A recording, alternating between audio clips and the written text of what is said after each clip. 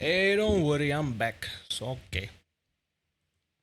It's okay. We're here. I'm fine.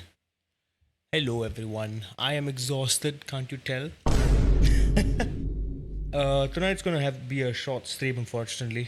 We have to see what we can work around with. But yeah, welcome in, everyone. We're back in iRacing. There isn't much happening this week in terms of what races we can do. So there isn't much we can grind anyway. And even though the things that we can grind are quite high risk, our goal is to just get out of C and then get out of B into A class. But right now, it's not like we have a choice. We just have to do what we are given, stick what we're given with, and just pray to the iRacing gods that none of our races get ruined. But yeah, I did leg day today, so my legs are quite jelly. Like Ed Sheeran said, if my legs don't work like they used to before, you know why, right? Just a heads up, just a heads up in case you see me doing some natural ABS or natural throttle blip action going on. Yeah, just be reminded that it's not me deliberately doing it. It's a natural condition of me being me. It is what it is. Oh boy. Anywho, I thought it would be fun to take this wheelie boy for a spin somewhere because right now there's really not much that we have. Well, yeah, I'm so like washed and tired today. Also, I know that the chat is working because I see you there, Narop. Yeah, how you all like the new profile? By the way, changed my picture. That was one of my mug shots from the Porsche Esports tournament. Well, that's the only good thing that came out of it, to be honest. That and that I kind of know how to drive the Porsche Cup a little bit better. I guess that's another plus. I don't know why my chat is not working in Streamlabs. Streamlabs can bugger off respectfully. It's like why are there so many problems with Streamlabs? I don't know.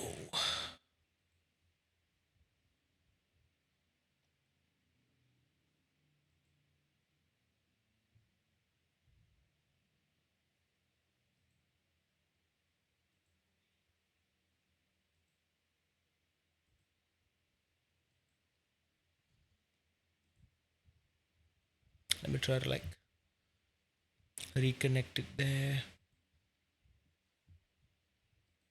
But yeah, as you can see, there isn't much anyway. Let's jump right in. There's not much happening here. We only got GT4, LMP3, Ringmaster, Sport Car Challenge, which is GT4 and LMP3 combined, and of course, my favorite, your favorite, all of our favorite, but not the best for farming safety rating. The Global Sports Car Challenge, the Optima and Cadillac, also happening at the Nürburgring. So it would actually be pretty fun to do that, frankly speaking. And I realized I just missed the qualifying like by like 3 minutes. If I didn't know, I did not know. I did not know that was a thing. But never mind. We'll do one of those for sure. Happening at 9:30. We will be doing one of those definitely. Is this thing okay? We're just loading in there. So I have to wait and see. It looks good and professional. Not gonna lie. What looks good and professional again? What were we talking about? Were we talking about something? Oh, the picture. Right, my bad. Yeah, I'm washed. I'm cooked. Yeah, yeah. Also, new schedule is out. We will try our best to follow it. So we've got a non-sim racing stream planned for this weekend, which is going to be Ratchet and Clank, another game of my backlog ticked off the list. Just another thing that we can kind of just have some fun with before we dive in fully serious sim racing. This week there isn't any GR86 races that we can do if you notice. In fact, for the next couple of weeks, there aren't any GR86 races that we can do because I don't have the tracks. It's going to be Imola this week and Suzuka for next week. So only in the third week of July, we will be going back into Osha the OSHA track, OSHA but by then it'll be too late. We're not going to be doing any racing probably. And then next week is Silverstone. There's 3 weeks for me to try and save up enough to get Silverstone so we can at least complete the full series. It's either I try to save and get Silverstone, or at the very end at week 12 I try to get Road America. But ideally I would like both. I like to figure out a way to get both so that I can at least not just finish this, but I can also finish another series, which is the Global Sports Car. I can finish Global Sports Car as well. Advanced MX5 is at Canadian Tire. Don't need that. 1, 2, 3, 4, 5, 6. Yeah, we need Road America and Hatch for advanced. Yeah, it's just a lot that can be done, but nothing that I can do right now. Not sure why this is taking us forever to jump in the qualifying session. I literally just pressed this like 5 minutes ago. It's not putting us in the qualifying session. I was about to jump in the qualifying for Ringmeister, by the way, which is this one here. Hang on. This one is happening at 9 p.m. and 10 p.m. This one happens every hour. Global Sports Car happens 9:30, 10:30, 11. This one happens every... Oh no, this one happens every 2 hours. Oh dear. Okay, it looks like we will need to prioritize that instead.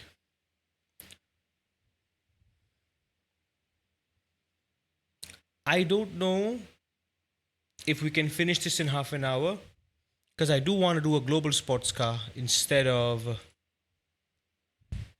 It's 4 laps of the Nordschleife. I would rather do this than do Ringmaster.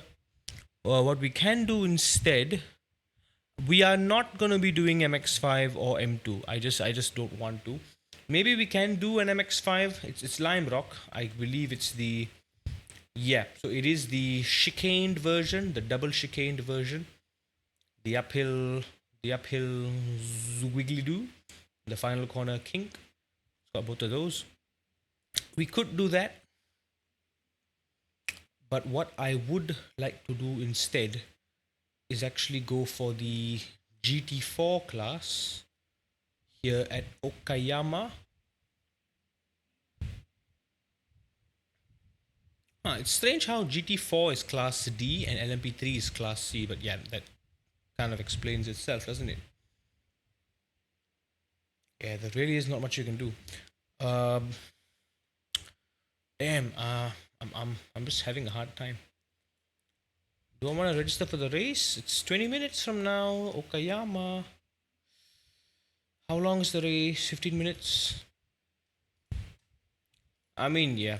You know what? I'm feeling good with the GT4. It's a lovely car to drive, especially the BMW. It might not go well, but I guess we'll just have to see. Okay, so this one just puts us immediately, but the qualifying, okay. Damn it, if only I knew earlier we could have qualified for with the Optima as well, because it's half an hour before the race starts.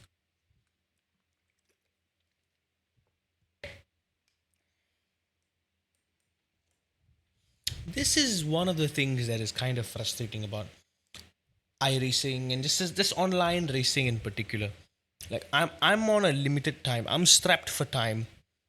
I only have 3 hours at most. 4 hours at most, 3 hours on average. I can't like just sit and wait for the next race to come, you know. It's like I either do a race now. So that was kind of my mentality this entire time. But now that we've remember our principle, right? We won't be pushing races too much. We'll just do 2 at most 3 races that we are confident with. So this one technically we are not prepared. I have never driven this car at Okayama. I've never raced in this car, and I'm about to jump in a race in the next 20 minutes. So it's just not a safe combo at all. This is a bad idea. On all fronts, this is a terrible idea. I am not competent enough, but just because of that reason, we're not going to qualify. I'm just going to start from the back of the pack. We are going to go for safety rating. I rating, honestly, be damned right now. I am not the slightest bit worried about I rating. I rating will come. I rating will come later as we find opportunities that fit. Like I really wish we could do GR86. I really wish we can do GR86. Imola is not very high on our priority tracks for this season, so it's not one of the tracks that I want to get, frankly. I am gonna leave the racing line off. It is fixed setup. Someone has done a 34.8, 1.7k field. Okay, so not very fast, these guys, but this is a rough benchmark, I'll say. I think if we can do a 35-ish, should be good enough. It's my force feedbacking. Yeah, it kind of is. Either do global or GT4. Yeah, that's fair enough. That's definitely something that we can do. Hope audio's all good. Just want to check everything. Okay, okie dokie, bacon and smoky. Okay, so we got a bit of time. Can whip in a few laps here. Now's the time I want to push and actually make mistakes while we're still in the pits, you know.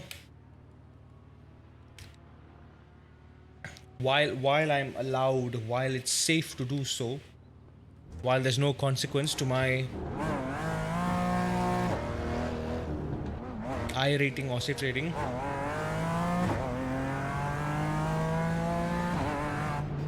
I want to be pushing as much as I can.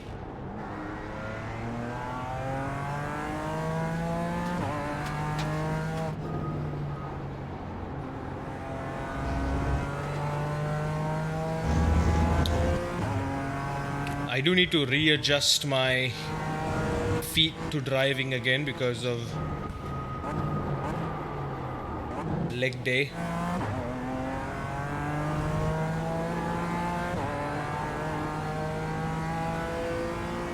Don't forget, this is a mechanical car, means it relies a lot on mechanical grip.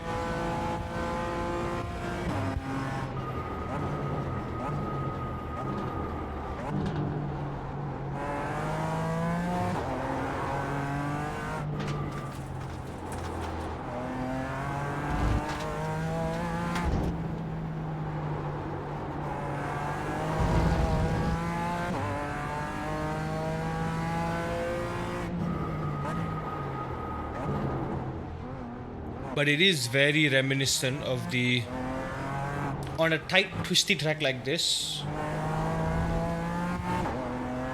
where the true nature of the BMW comes alive, I'll say. I don't think I can take this flat out. Yeah, just take it easy, it's okay.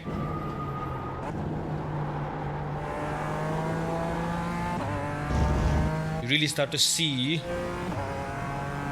its true colors shine through. Okay, where do we brake for here? 42.032.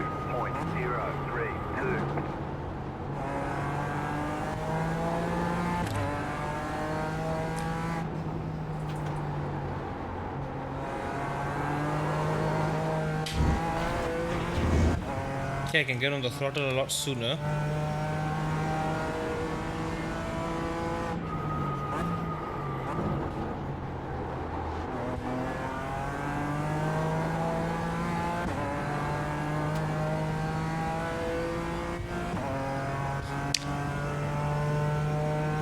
It actually feels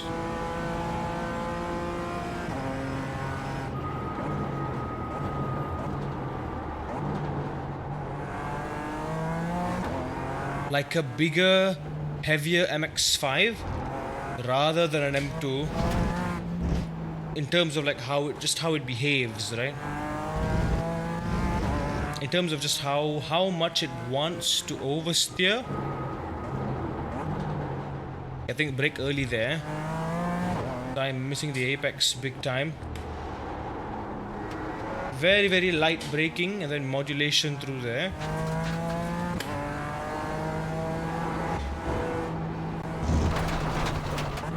I'll try to go flat out. I think I can get a much better exit out of there as well.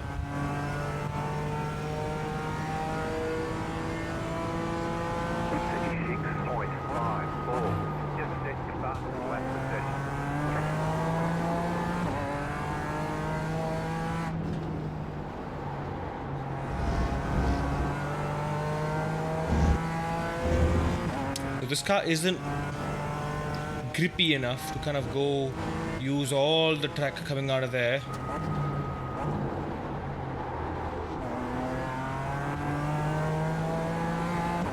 So I just need to take advantage of what I can, where I can. 2 seconds behind now, so it's not... I'm not very hopeful here. So we don't really know where the braking references are.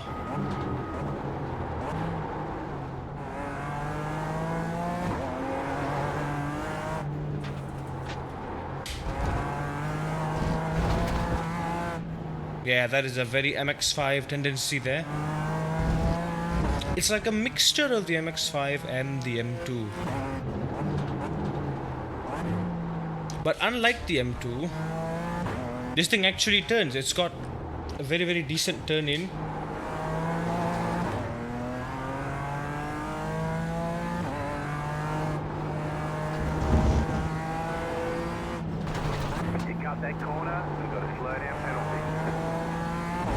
The understeer is actually very, very minimal on this.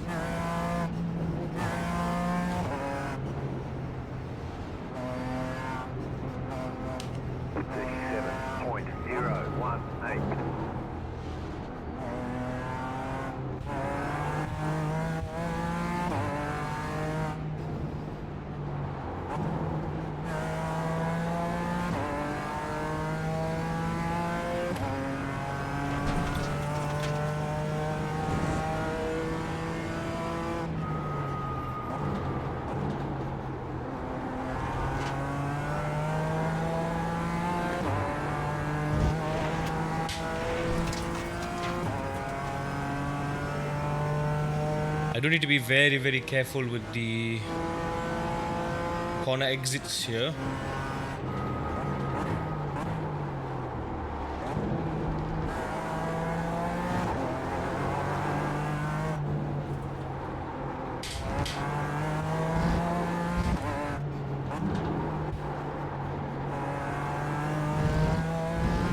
You do get that nice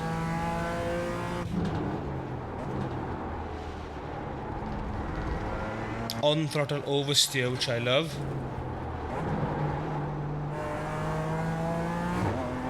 It's always nice to have that for a little bit of extra rotation, you know. You got a slow car on the left. Car stops on the left.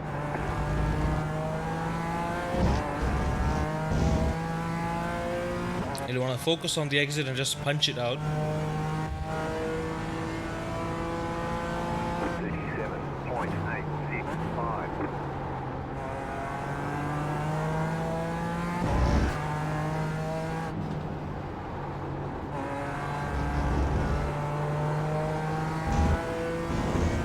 If I'm being honest, it feels like I'm braking too late for turn 1 as well. Because I'm over-slowing.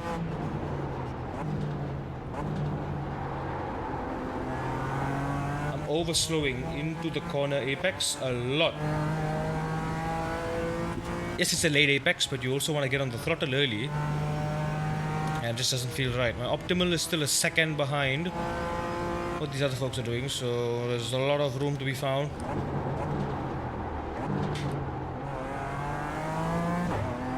Open up the wheel here.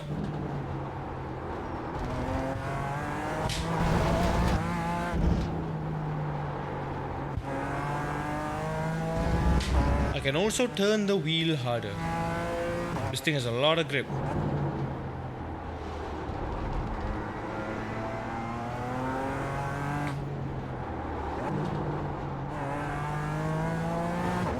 It's very, very light, gentle braking over there. Just to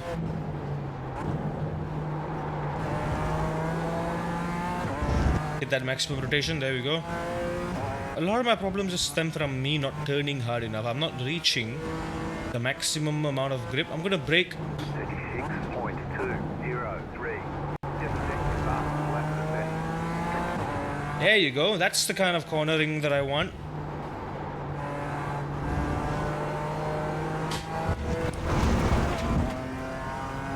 There we go, there we go. Pushing the limit here.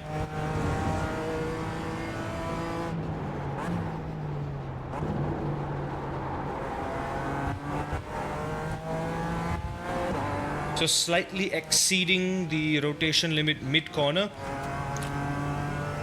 I'm just trying to think about how I can play around with the grip there. There's not a lot of opportunity to deviate. Slow car ahead. Slow car ahead. Car right. Still there. Sorry, Mr. Merc. Clear on the right. Didn't mean to do that.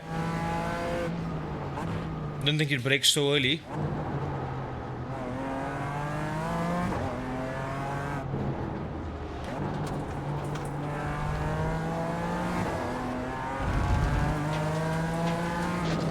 Car right. Clear on the right. You don't brake that hard for this corner, my guy.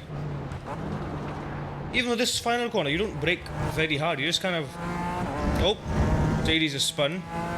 You just kind of 50% brake and then you just kind of trail off into the late apex and just gun it.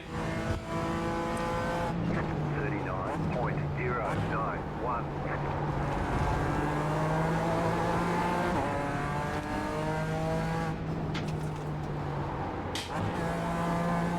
Car right. Clear on the right.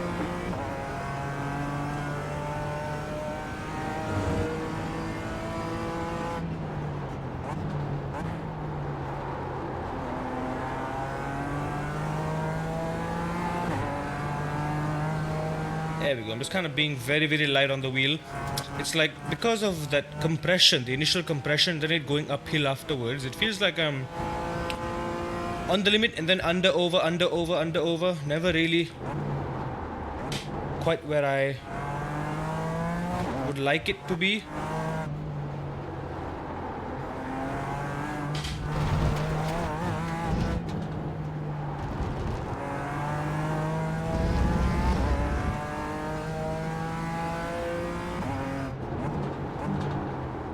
But yeah, very much like the M2.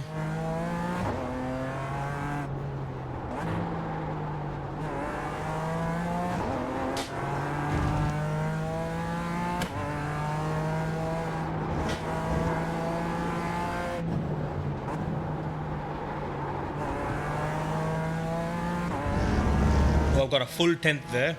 A full 10th on the final two corners. That brings me up to a 35. 36.26. Maybe not.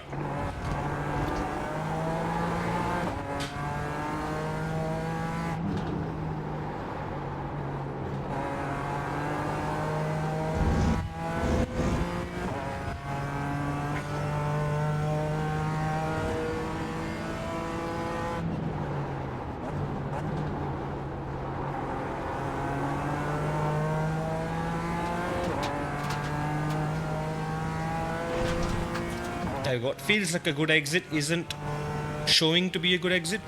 Yeah, my optimal is exactly a second behind that guy now. The problem is I have no idea how good that time is. I don't have a real reference. Oh, I messed up the corner badly. Car stops on the left. I've barely got a reference myself.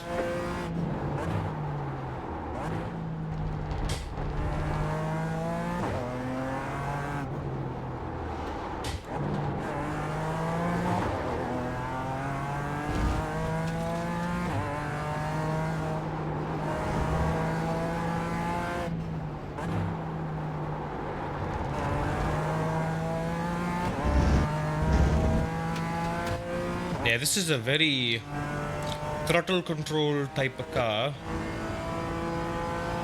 36.579. How you dance around with this car, it all comes down to your throttle. You can't really just kind of punch it and just hope it'll stick. Because it's heavy, it's got plenty of mechanical grip, make no mistake about that. We lost half a tenth there. Make it a tenth going down the straight. So you want to be confident, but you also got to be mindful. The traction control is helping you as much as it can.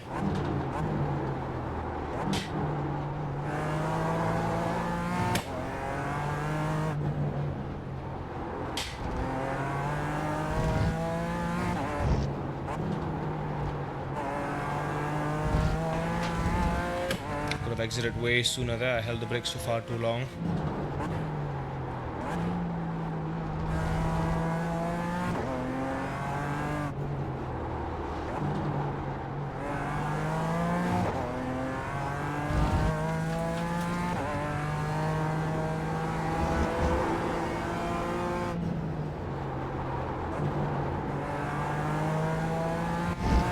Missed that apex big time.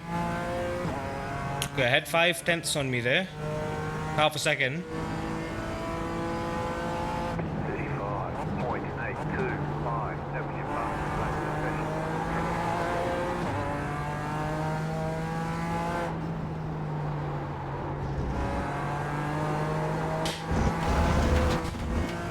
There we go. We are precisely a second behind Mr. P1.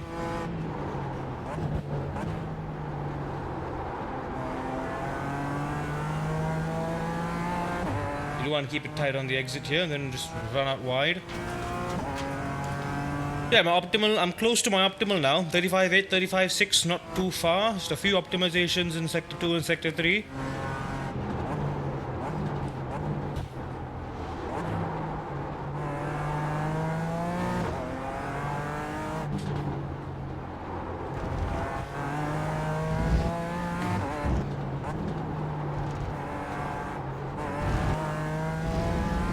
That wasn't good. I probably lost 2/10 there.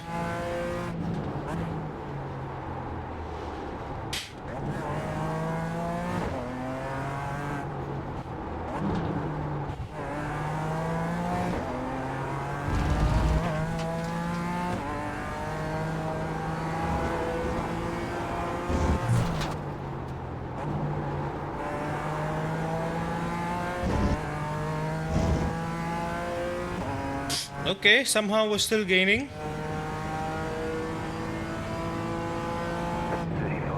35.895. Somehow that wasn't too far off.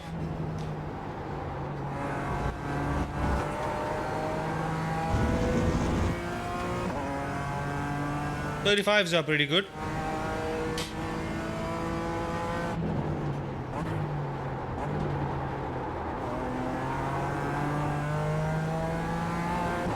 Even though this is fixed setup, turns out I can still adjust the brake bias a little bit. I didn't know I can do that.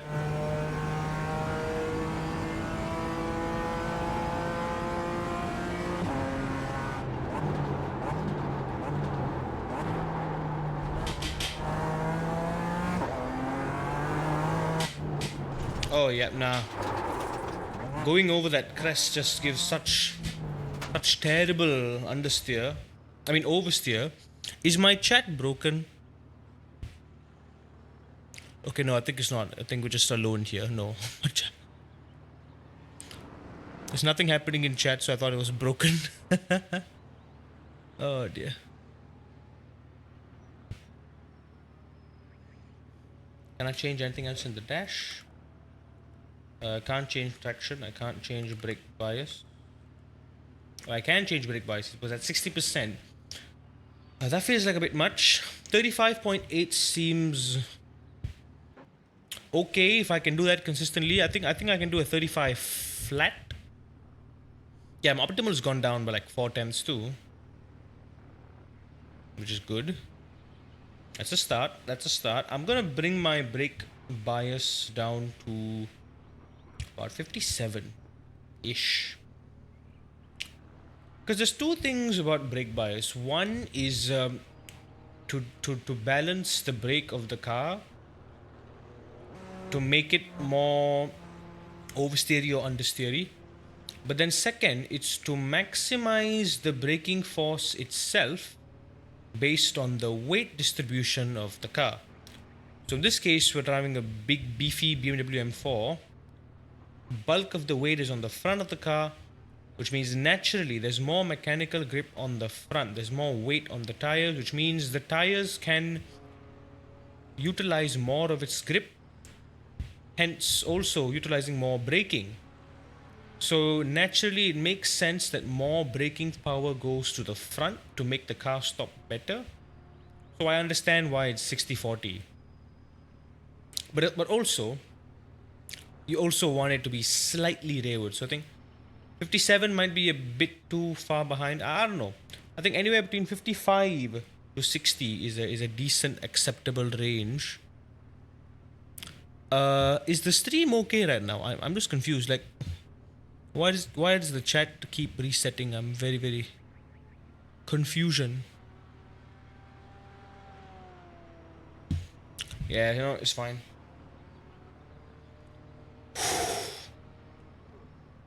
Oh, unfortunately, session is over.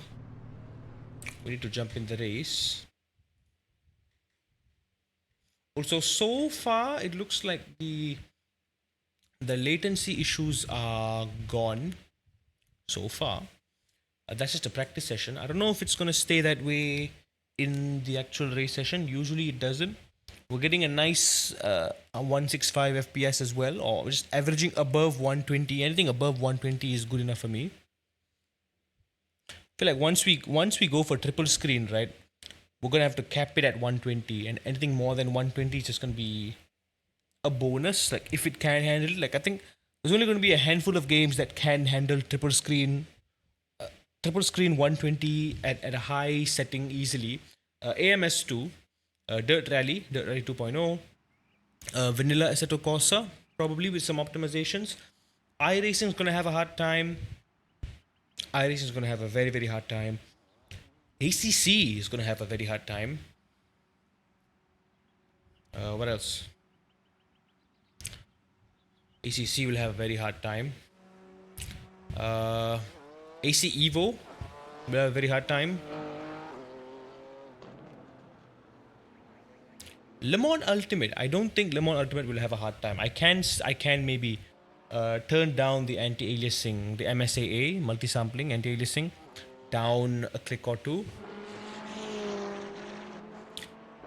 Yeah, oh my god, I am so exhausted today. I'm not even kidding you guys. Like if you notice my energy is just a little different today because I'm just exhausted. I'm not even trying to talk in like the way that I usually do, like a high energy and all. Okay, temperature of the track is hot. Very hot. I'm gonna do the thing where I leave a minute. Oh my god, there's so many cars. There's like what, 27? Yeah, there's 27 cars in the back. 28 cars. Okay, here's the risk though. I feel like half of these guys won't qualify, and if we don't qualify as well, we're gonna be stuck somewhere in the middle to the back, not really in the back. Chances of starting from the back where it's safe is very low. That was what I was gonna do. We're gonna just kind of leave a minute pass in the qualifying first. Let the guys qualify. See what the pace of the field is like. See if anyone's doing 34s, then we back out immediately. Play it safe where from the back. Let people pass us. Can't be bothered because there will be carnage, obviously. If it's 35-ish, 36, because it is 1.5, so it's very low. I feel like there's going to be like 5 or 6 people who are going to be really fast. But yeah, just have to be very careful.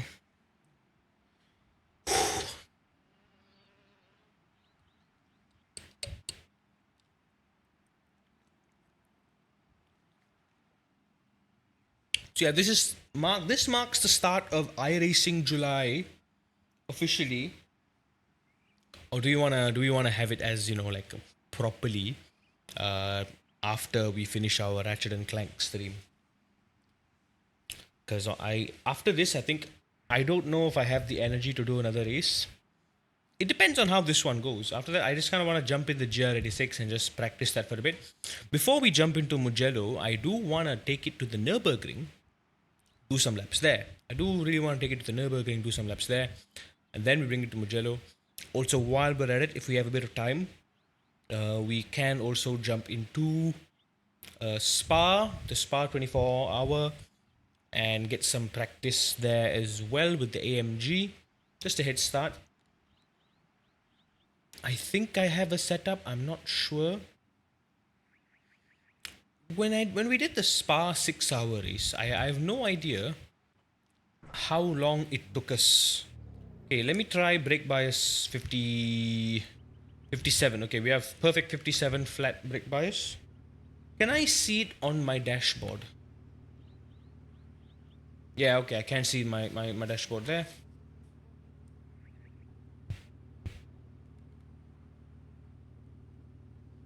Okay, on my dash it shows as 56.9.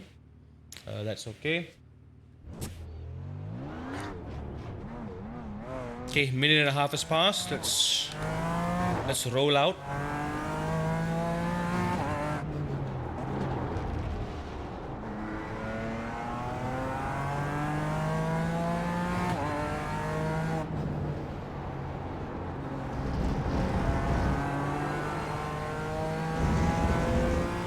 Warm the tires, warm the brakes.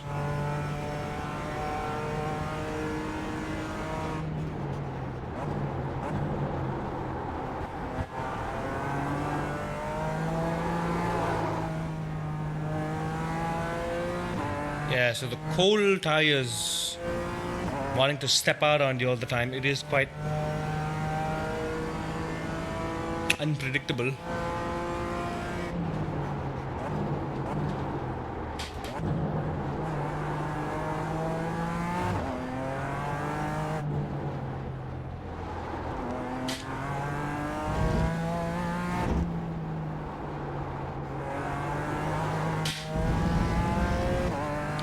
Can be a lot quicker through there.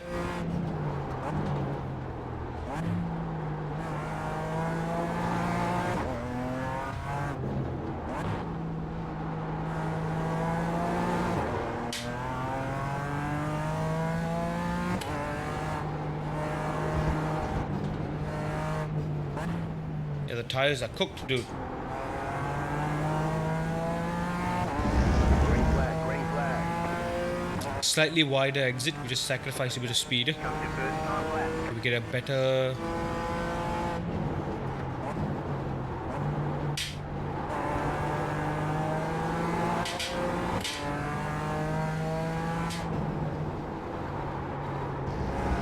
That was not very good, that turn one there. Okay, we got a 36.1, 36.7 so far. Let's see if we can match it.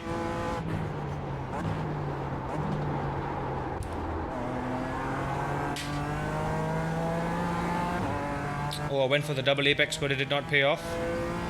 I'm trying different things. I don't know, like, what are the odds they're gonna do like a faster lap 2, for instance.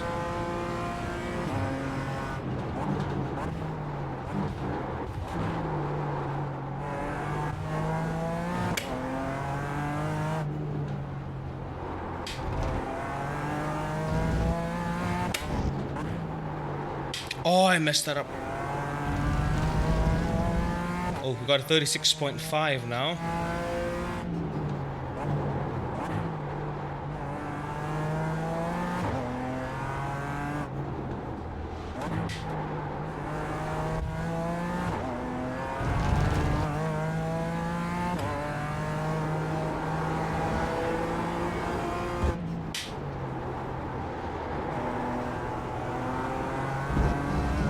That was a terrible lap, that. Terrible lap. Gonna be a low 36 though. 36.533. Yeah, scratch that. That was not a low 36. I think it's. No wonder.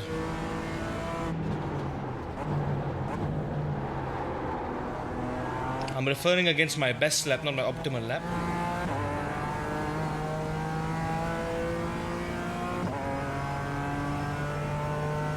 Aru Hui, welcome in.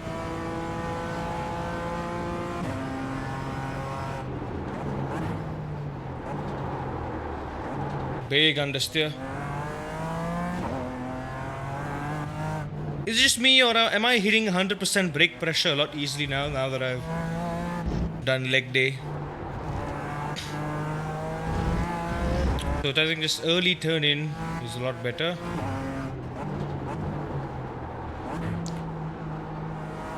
For safety reasons, Aru, I don't usually go around adding random people, but you're more than welcome to join our Discord. It's down below in the About section.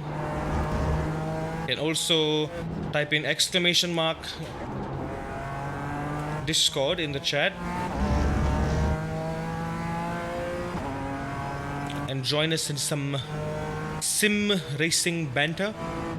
Alright, looks like we've managed a P2. It's over. I think it would have been an easy P1 if I didn't mess up the second lap. I kept locking up a lot.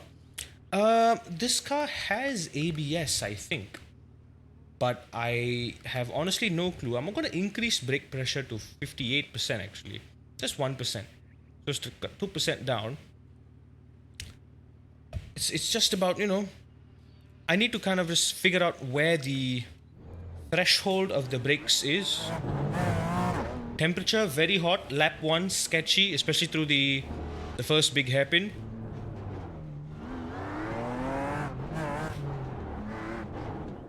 Like, I don't want to be braking at 100%. I think 100% is just bad. But like, I think... Yeah. I think 80% is ideal. 90% feels like too much, so 80%. There's too much crawling around.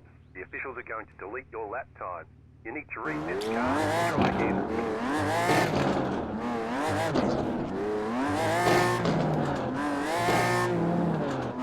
Also, why are my cars...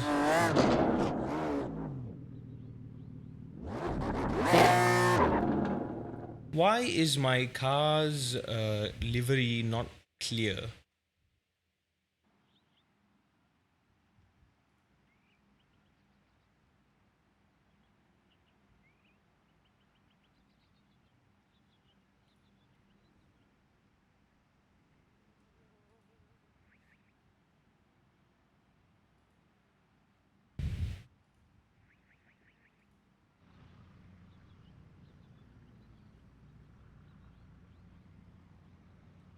Yeah, I don't know why my car's... Whatchamacallit. Yeah, now Rob, this is going to be my first ever race with the BMW too. 15 minutes, so I'm guessing about 7 laps, 7, 8-ish laps.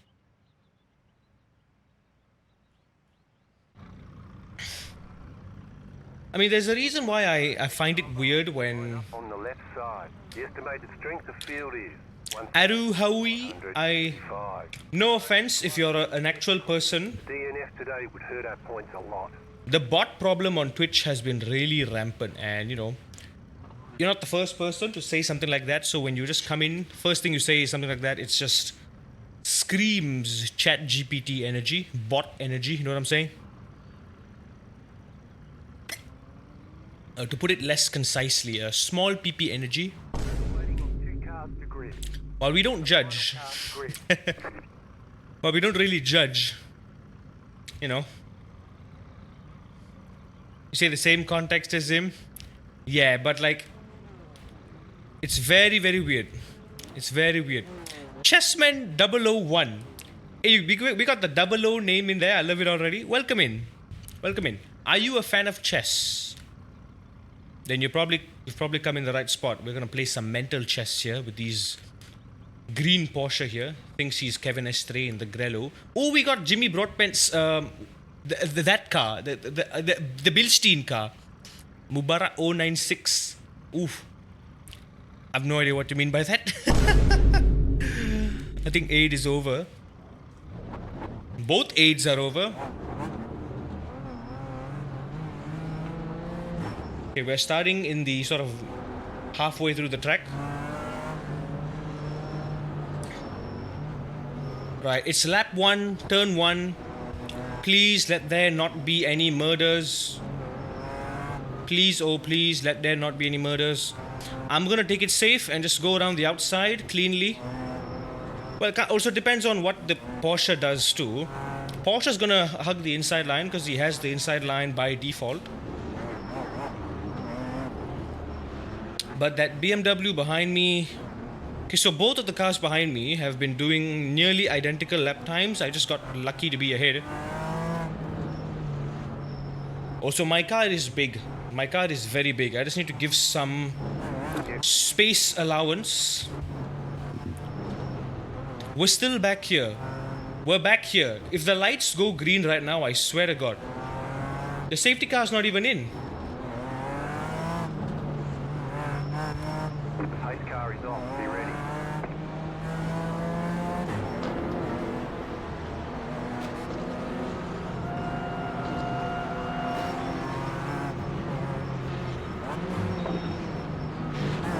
Green, green, green. All ready.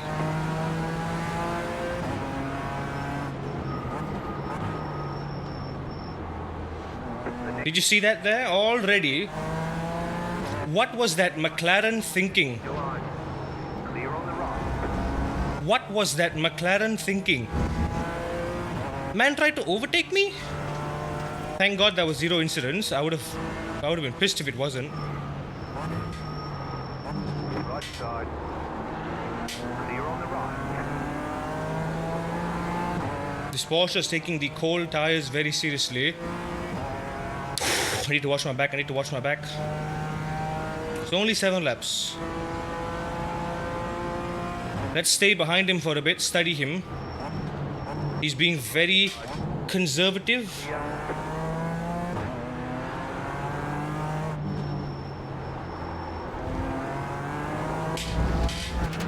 Doesn't even seem like I need to push too much because he's braking very early. I think more importantly, I need to Clear. risky defense from that guy. Stay on the left. Keep to the left. Clear.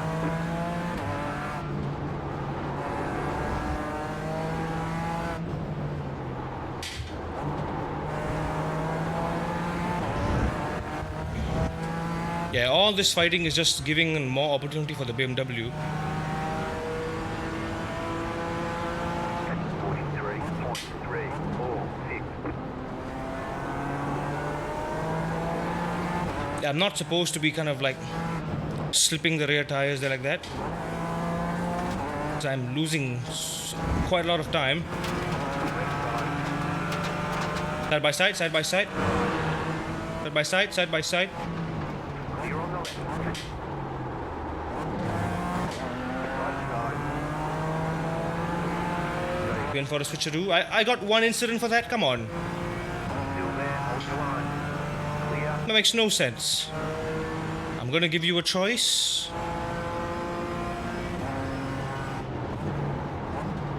Car on your left.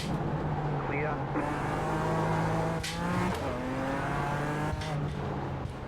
You see this thing wheel spins.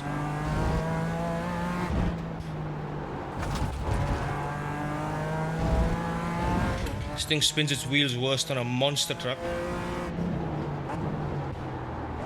I don't feel like I deserve that one incident point. There's barely any kind of contact at all.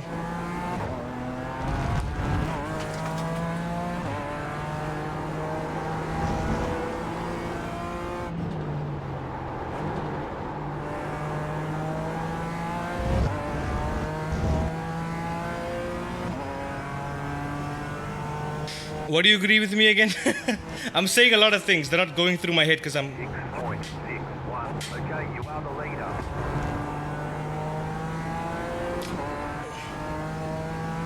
I'm not mad, I'm disappointed. I'm not mad, I'm disappointed. I'm not mad, I'm disappointed. I'm not mad, I'm disappointed. I'm not mad, I'm disappointed. I'm not mad, I'm disappointed.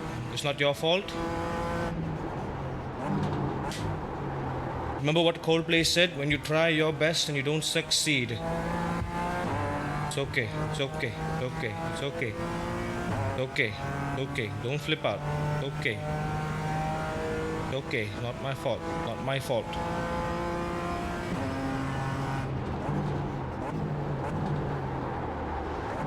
You're not an idiot, the game is.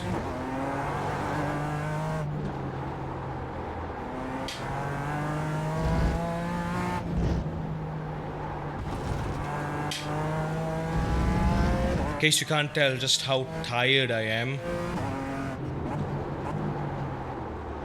Not just physically, but mentally. I'm just done. A big reason why I didn't want to bring back the incidents for push-ups thing was because of dumb stuff like this.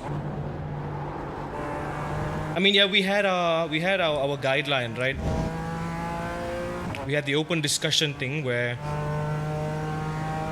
if I feel like I deserved it, then I would give myself. 6.253. I would give myself the push-ups. If it was unwarranted, we would kind of omit it. The car in P4 just left past the flat. 36.273. But I didn't want to risk it just because.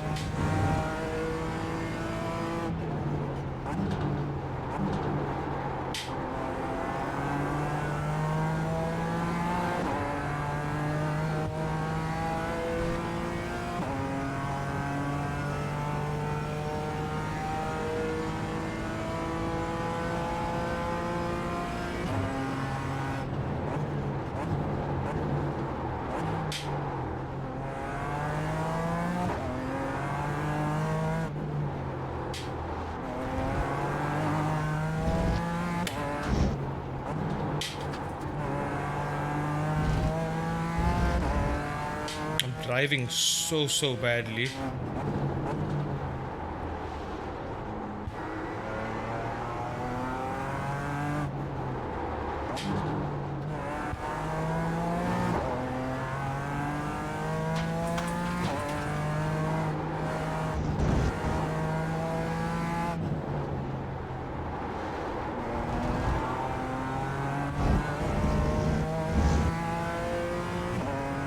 The car is misleading me. 35.999. You've got the fast flat.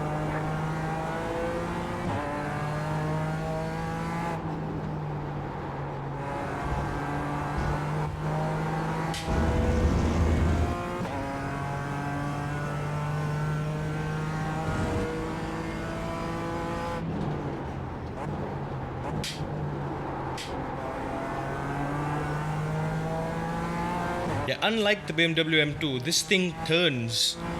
This thing actually turns. It's got so much rotation under braking. The car in P26 just left past the flat. 35.677.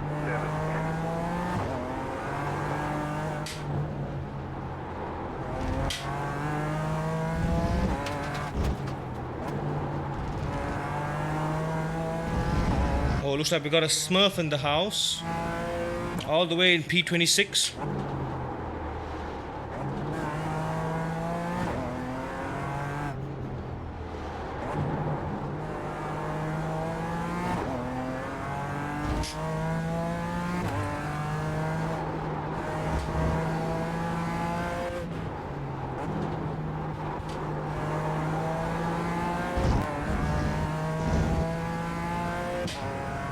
We should be able to take fastest lap back from him. 35.547. You just hit the fastest lap. We barely do.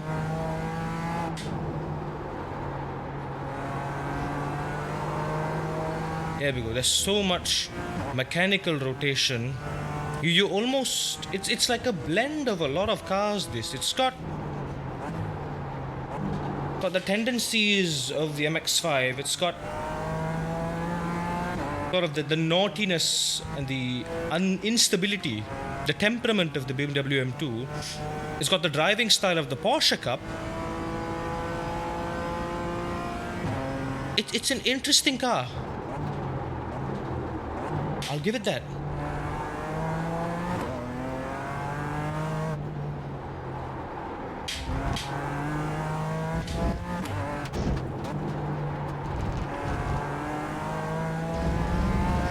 is a very interesting car.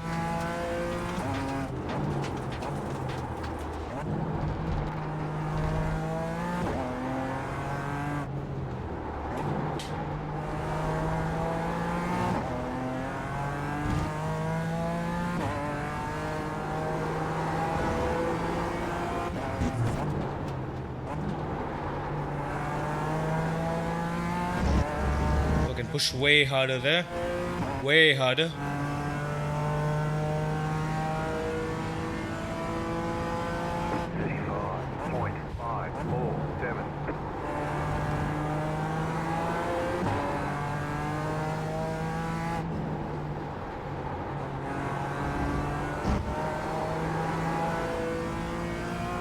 I've still got a full second.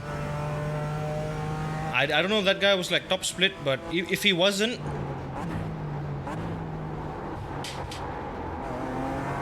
I would say realistically I've got maybe 1.5 seconds.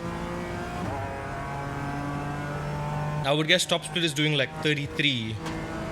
I would predict 33.8-ish.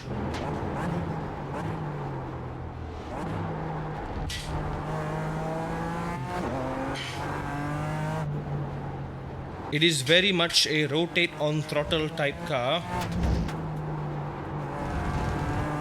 The grip stays fairly consistent.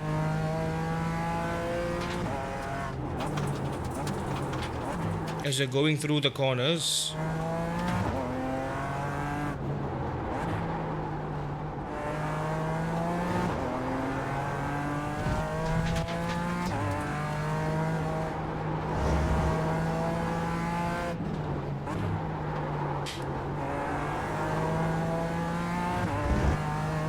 Only variable now is this could have been flawless. Could have been flawless. 35.998.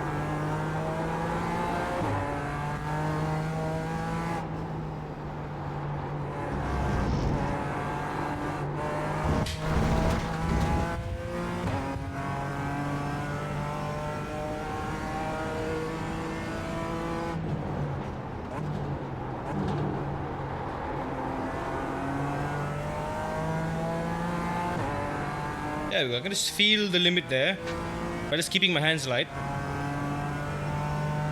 This car is heavy enough that it does a lot of the steering for me, which is good. I turned in way too late. There is a specific rhythm for this corner that you need to learn.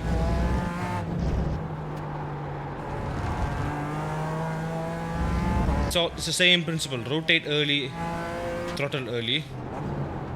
Same goes with this one.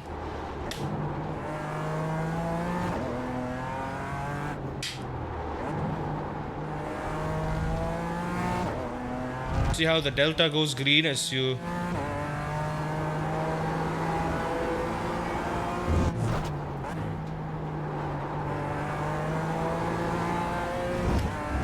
can go flat out there. I can punch it out the exit there, but I need to be slightly under the limit.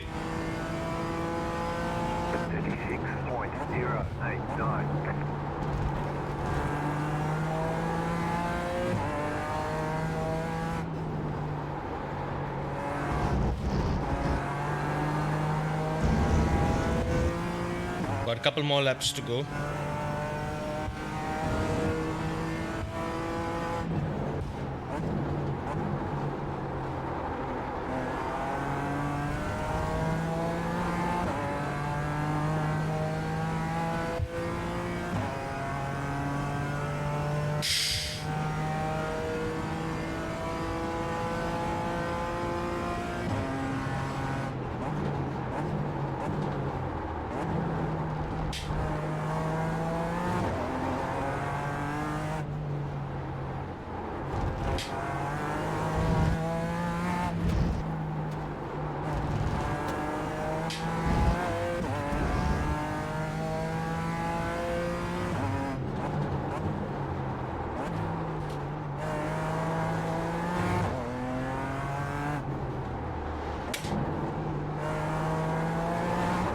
probably brake lighter to there. They're a bit of oversteer on the exit.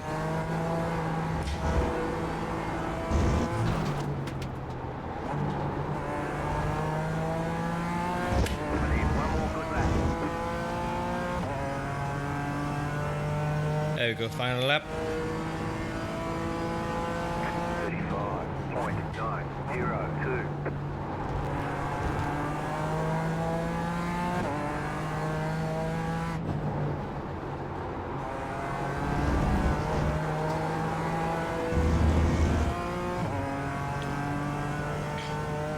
There's a lot of uncertainty with this car too, with the limit of grip.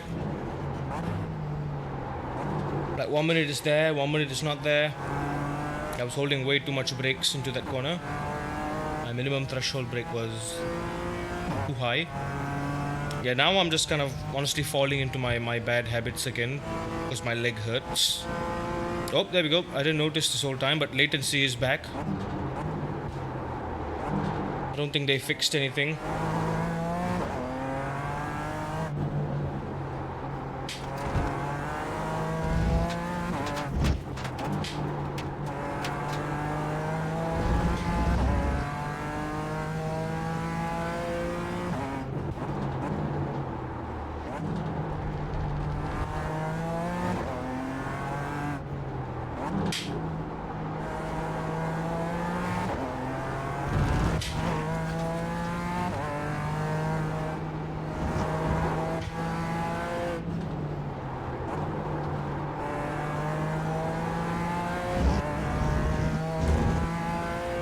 Try to be as smooth as I possibly could there.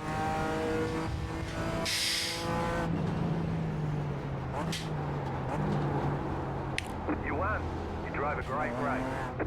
That being a terribly low SOF race, no surprise, we could have easily won that, but I'm feeling if this were even slightly higher, it would have not ended well in our favor. I don't know why. Is it trading paints? 22. Why is my car resolution so bad? Cars, is that why? Or should I go with like medium detail then? But this is the replay though. It shouldn't look that bad. I'm confused. I'm so confused.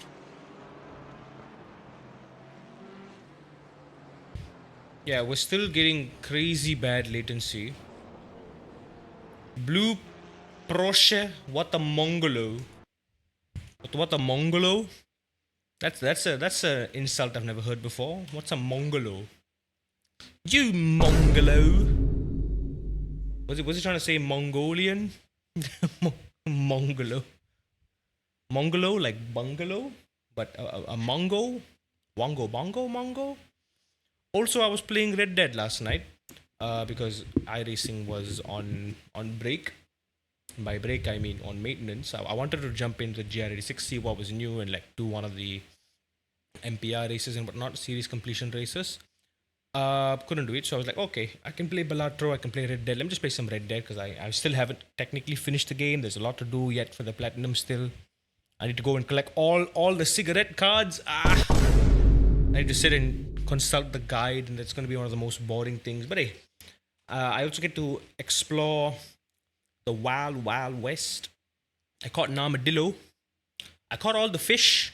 I caught all the legendary fish. I caught all the legendary animals. The aminal. I've caught all aminals. I've skinned all the aminals. We only got 0.08 from that. Yikes. Okay, that was third split. That was third from the top split. What is top split doing? 34-1. Okay. I guess that is like 1.5. Yeah. Oh, so okay. So not too far off. Exactly what I said. These guys are all 1.5 second quicker than me. Top split. Yeah, 35-3. I think I did a 35-5. Close enough.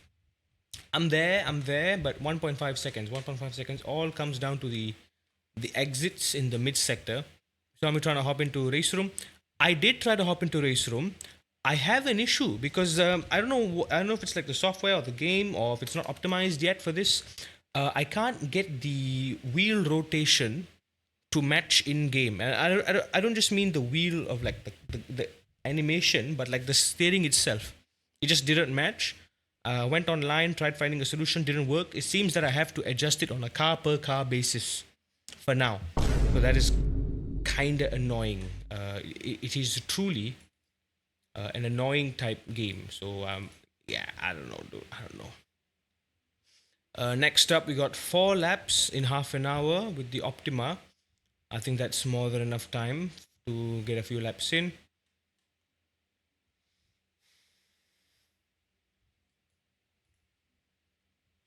Four laps, fixed setup. Yeah, I really, okay, we did not qualify. We did not get a chance to qualify. This can potentially be a good way to grind safety rating. 4 laps, because it's four laps of the Nürburgring cleanly, honestly will be a very, very good boost, along with it being multi-class as well. That'll be awesome. That would be awesome. So yeah, it's a bit of a shame now. This week we can't do GR86. For the next 2 weeks, in fact, we can't do GR86. We can't do PCC either because it's at the Bend. Can't be bothered with the Bend. And next week it's at the Hatch. Can't do Hatch. We've already missed one round of Monza, so it's like I feel like if we don't get Road America or Silverstone, we're not even going to be able to complete the full series for GR86. And honestly speaking, I don't think I can. I don't think on my own anytime soon I will be able to buy another track. I'm just super strapped. We can jump into that. Also, did you guys see the Discord and on Instagram? I mean, I didn't share it on Instagram. I shared it on Discord. There is a new indoor kart track literally in my backyard. Like there's a mall sort of like 5 minutes from where I live. And there's a go-kart track there now. Like on like in the parking lot. And it's a big one too. It's like 1 kilometer long. 10 horsepower rental car. It's not bad. What is bad though is the price. Makes me want to choke up. Puts LYL to shame. I thought LYL had some expensive pricing, but nah, this one is like it's as expensive as LYL. Yeah, I don't know how to feel about that. It's like it's so pricey. It's like 10 minutes, $75. Yeah, nah. Even if I wanted to go like once a month, spend like 30 minutes there, right? Just my monthly dose of karting. It's nah. I do not have we do not have the money. We do not have the capacity. There's no money, man. Just no. I can't. Not when I'm in the position that I am right now. As much as I would love to. Like for folks who can afford it, like it's easy. It's like nearby. Just go and practice as much as you want. You know. Exactly. I mean, I've got this. What I can drive karts on the sim. I can just pull up AMS too. But karting IRL it's a nice. It's a different feeling, and also it's relatively new. So I feel like maybe not all the pros have jumped in and heard of it yet. So maybe while there's time, maybe I can jump in, set a fastest lap record, and then just just leave it there. See how long it takes to dethrone it. I doubt anyone fast has ever gone there. It looks like it's just full of like casuals and kids. I've not seen anyone that I know of, anyone fast that I know of. Like, usually if they go karting, they like put it on their Instagram or whatever. I'm not seeing anyone share anything about going there. And yeah, and okay, now there is this. Hang on, a quick story time. There is this kart track company, if you can call it. They're like a group. They're like a group called RUD. I've no idea what RUD stands for, but I think it stands for Racing Underdog or something. But RUD, they've got 4 tracks all over Malaysia. They've got one here, near where I live, in RUD Klang. There's RUD Gamuda Cove. It's like a half outdoor, half indoor, that one. They have RUD Sepang, which is like a miniature version of Sepang right next to the Sepang International Circuit. And then there's RUD Medini, which is in Johor Bahru, which is like south of Malaysia. So yeah, those are the 4 tracks, and they are all run by the same sort of group of company, which is RUD. And RUD, I don't know what's their deal. All of their tracks have insanely high pricing, like exquisite. Like it's a luxury to go and race there. It's for that only reason alone. I've still never driven at Sepang, at RUD Sepang. I've never driven at RUD Gamuda, and I don't think I will be driving at Klang anytime soon. Even if it's 5 minutes from my house, it's just way too costly. Like I said, it's almost the same price of just driving at LYL. I would rather just drive at LYL. LYL is amazing. That track is amazing. Like I would love to like that is a solid track that has actual, it's a real outdoor track. It's got a fun layout. Fast drivers have driven there. I can benchmark myself against some really, really fast drivers. Here, I just go for fun, spend that kind of money. It doesn't really justify it. You know what I'm saying? So, yeah, I don't like the pricing, how RUD prices their kart sessions. Clearly, they're getting a lot of money. I mean, people flock to these places. It's like a tourist destination and also like a casual spot. They could very well just knock a few bucks off like how much a session is just to make it a bit more accessible. But it's unfortunate. It's a flat rate everywhere, no matter what. So yeah, and yeah, especially not for like the next, I don't know, 4-5 months until I pay this off, because I am in debt because of this sacrifice that I have chosen. Until I pay this off, yeah, like I said, no luxuries, no karting, no shenanigans whatsoever. The only karting that I may go for is I have 3 sessions. I have 3 sessions on standby for 2-stroke race karts at the Kuala Selangor Lita Lumba Rakyat, the LLKC, LLRKC. It's a funky name. There's no real abbreviation for it. It's a quite interesting layout. They've been upgrading it, and I think they have started to allow 2 strokes there, which means I can definitely just go in and drive 2-stroke karts for like a full 30 minutes, which is going to be fun. So I definitely want to go do that soon when I have the time. We don't have the time, nor the money. Is what it is. Yeah, that's just how it's been so far. But yeah, I've got that just stocked up. Because I bought the tickets on the last day when the Shah Alam karting circuit was about to close, so they kind of gave some tickets away for cheap. But it rained on that day, so they didn't allow us to drive the race karts on that day. And they were like, you know what, you just carry this forward to the new circuit once we've moved, once you got everything settled down. Just hold on to the tickets, and I still have them. So I'm gonna cash them in soon. I do want to try to get footage of it. I want to try to get footage of it. Like rent one of those GoPros. Those are a thing. You can just rent a GoPro, strap it on, and just get some footage of it. It'll be my second ever time driving a rental car. It'll be fun. A race car. It'll be interesting to say the least. Anyway, have we yapped enough? I'm just gonna get a few laps in here. See how we fare. I think last season I did this once. Yeah, exactly. Nah, it's a very hell nah type of track. Just for context, right? Driving at any of RUD's tracks for 10 minutes is the equivalent of like I could bring the missus to a very nice 3 or 4 star type dinner. You know what I'm saying? Yeah. Or I could get, that's my food for like 3 days. So yeah, call me poor, because I am. I'm not denying it. I'm not denying the broke allegations. But it is what it is. When you have to choose between like having enough to eat and get through the week to survive, right? And spend 10 minutes go-karting, it's a no-brainer, dude. RUD is way too overpriced, but I would love to try it out. Like a missed opportunity. Of all the tracks that could have come here, like I'm kind of disappointed. Why did it have to be RUD? Like even if it was slightly more affordable, maybe I would consider it, But now it's just, it is literally up there as one of the priciest go-kart tracks in the country. along with Morak Langkawi, LYL, and now this. The cheapest ones is still Kuala Selangor. Kuala Selangor, Pinnacle, they're like $50, $50, $55 for 10 minutes.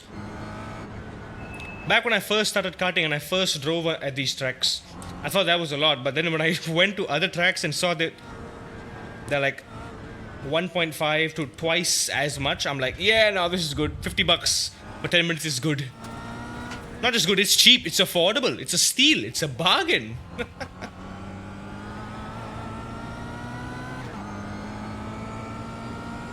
And then there are a handful of track, very, very few and rare, like Branang. Lovely track there. You all know Branang because I actually streamed IRL there once, you all might remember. The time we did Branang. Branang has a nice structure where if you just take a single session, it's quite expensive on its own. But like if you take 2 or 3 sessions at once, it is slightly more affordable. So it kind of takes a bit of burden away from it.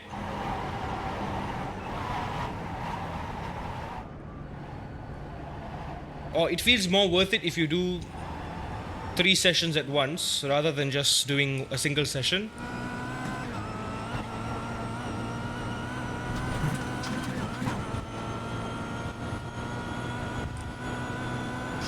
Okay, I know how to drive this car around the Nürburgring. I suppose there's one thing I just want to kind of wrap my head around. It's just making sure I got my braking references right. Yeah, I'll leave the brake bias at 62. There's nothing much I can do about it, technically speaking.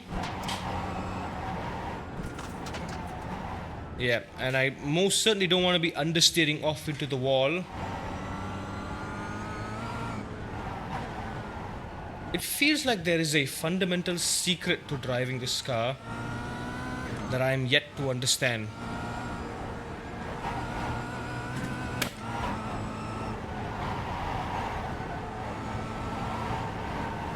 Like the understeer is just...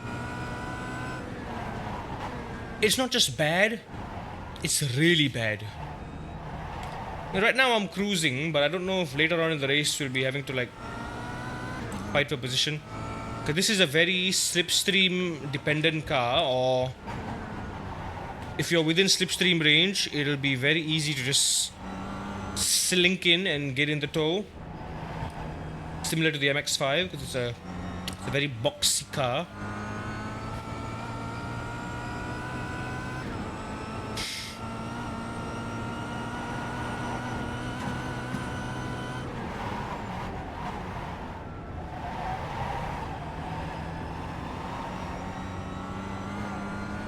Yeah, I just understeer so bad. I don't even know if I can go flat out through this sector here because there's not enough grip loading on the tires.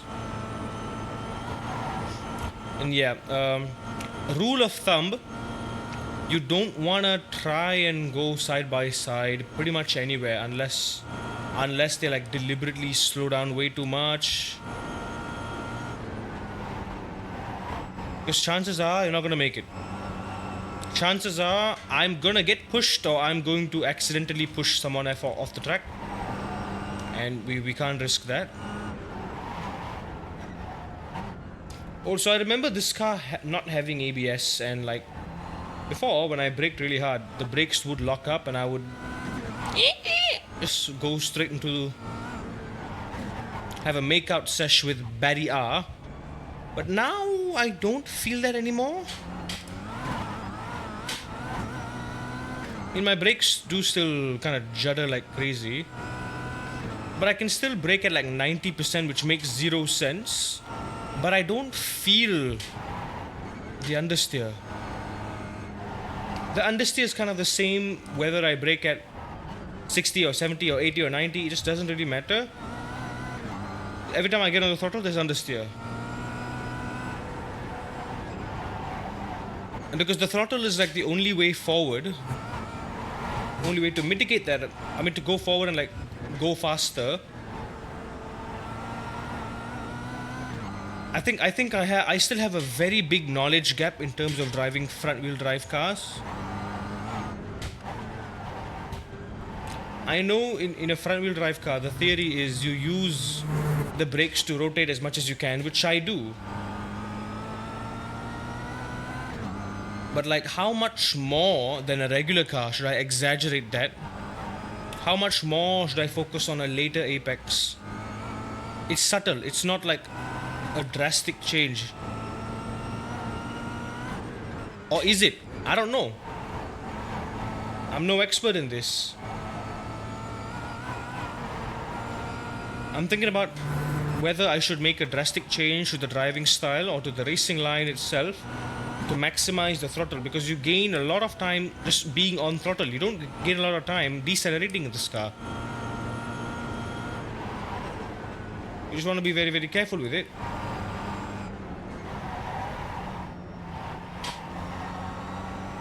The understeer is the double-edged sword. It both allows you to gain time and lose time at the same time. If you understeer too much on corner exit, you lose time. If you hear those tires scrubbing,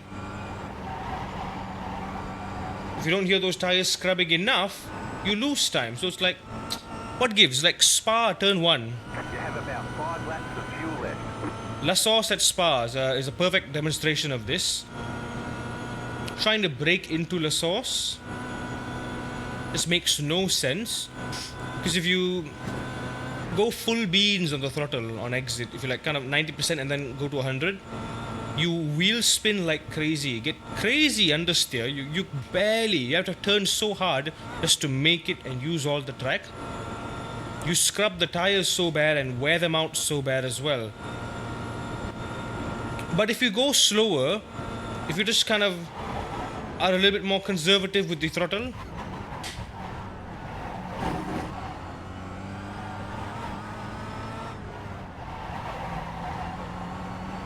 you won't even carry the same amount of speed as you did. So it's like, well, what's the catch with this car then? You want me to slow in, fast out, but when I go for that slow in, fast out, it doesn't work. So like, how do we counter it, you know? Well, what do I exactly prioritize? And how do I prioritize it?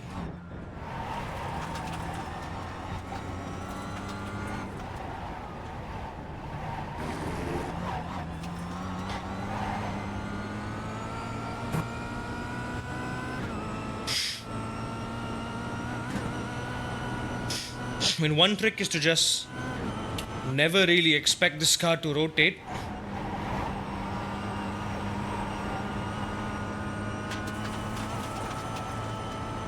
I mean, here's the theory. Here's the theory, right? In a heavily front wheel drive biased car, where you need to have a lot of the brakes forward as well, but because the rear end is kind of light,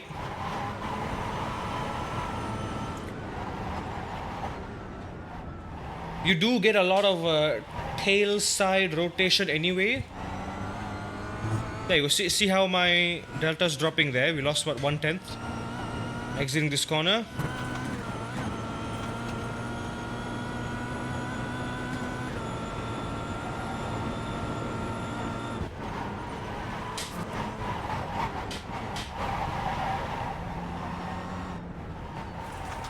Big scrub there.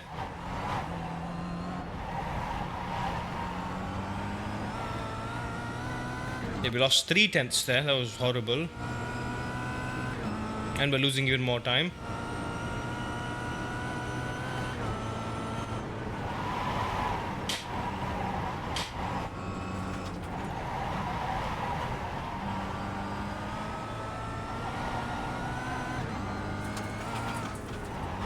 There's one thing with this car I can't really pinpoint. It's why am I losing so much time? I don't know if it's how much I'm braking, or if it's the way I'm braking, how much I'm turning, or the way I'm turning. There we go. We had 7/10 just now, and we lost it all.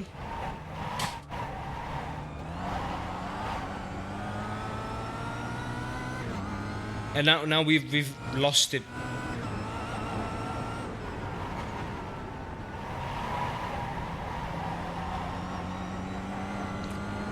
Like, I want to get on the throttle as early as I can, but if I want to get on the throttle, I need to straighten up the wheel. And a lot of the corners just don't allow you to straighten up the wheels because the corner is a long corner, or it's like it's really, really tight.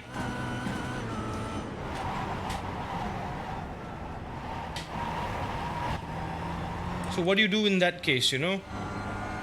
I'm really, really uncertain. And it's something I want to figure out. I want to figure out how to drive this car.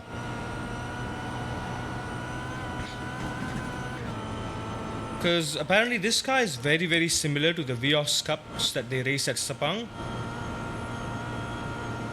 Those are also front wheel drive. I don't know if they are this powerful. Actually, no, I don't think they are nearly as powerful.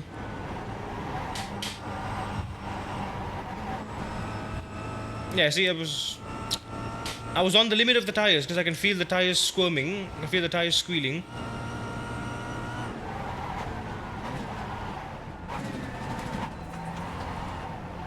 Now I'm 6/10 behind now.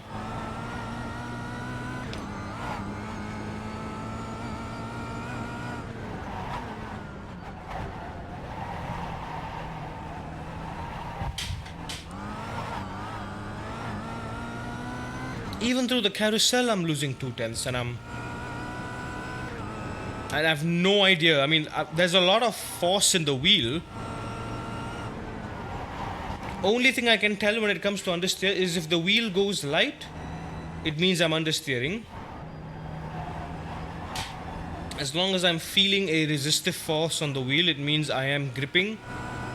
But as long as I'm turning and I feel something, I feel the wheel go light and the force kind of diminishes, that means I am understeering and I need to pull back immediately.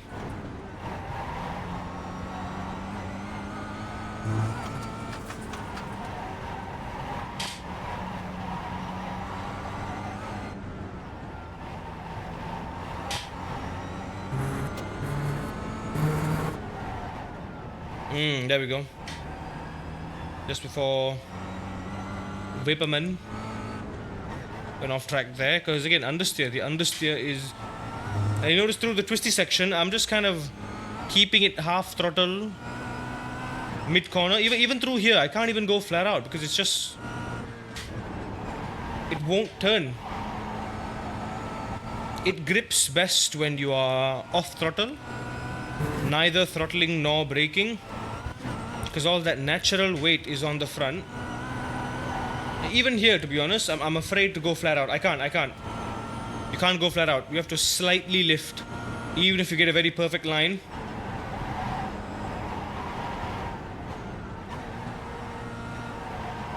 And if you do kind of drive this aggressively by getting some swing in the back end,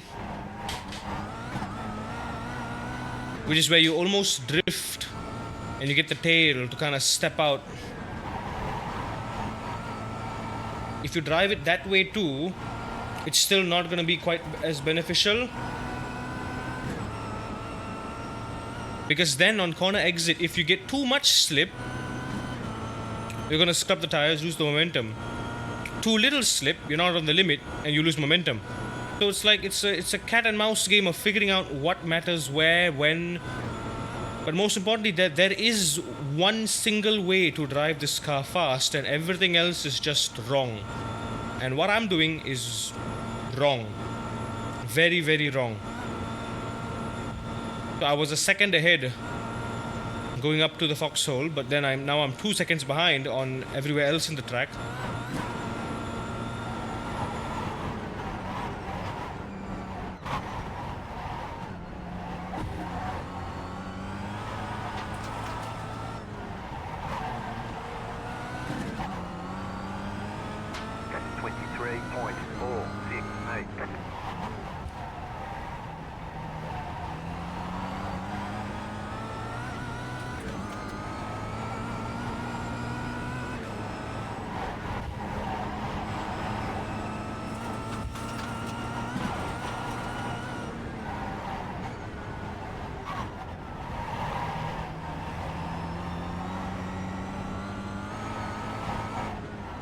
Could braking earlier be the trick?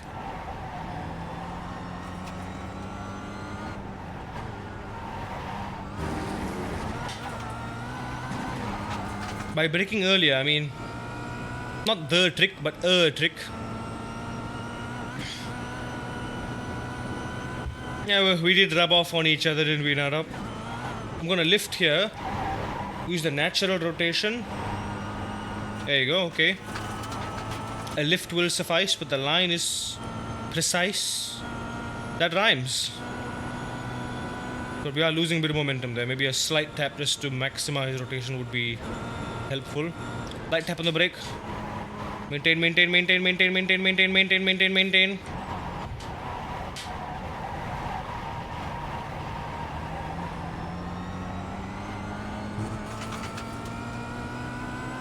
Or maybe there's just something fundamental about driving a front-wheel drive car that I don't yet understand. Because like I said, coasting in this car actually helps it maintain rotation.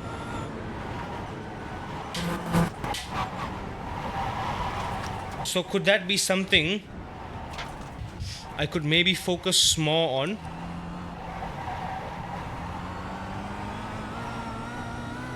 Because what are the facts? The facts are, when I get on throttle, I understeer. Sometimes when I brake too hard, I'm still understeering. Sometimes slowing down doesn't even maximize my rotation.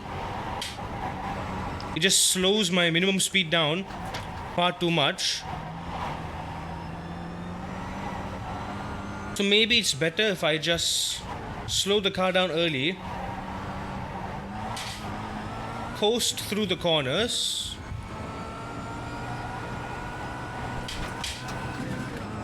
so I can then focus on getting a better exit.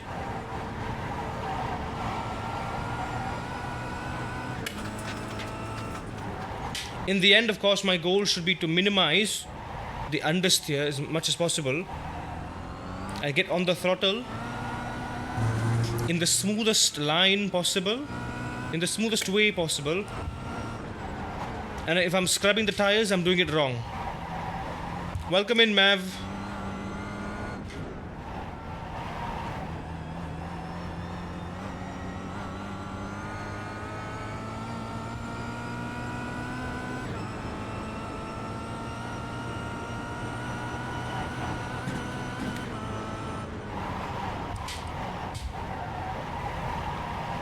Very late, very late, very late. Somehow faster. I don't understand this. I do not understand this. Hola, Mire. Gamer, welcome in. Hola. Hola, gamer. Welcome in. Happy Wednesday. Hope you're having a good Wednesday. My optimal is down to 719. That is top split time. That is top split type of time we're looking at here. Ooh, edging it, edging. We're edging the grass.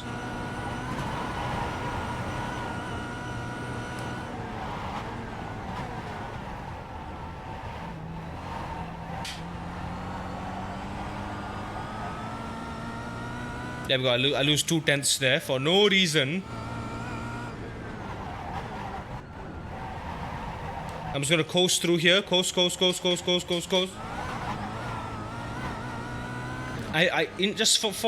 don't know why I'm losing the time. Is it that bad that I'm scrubbing the tires?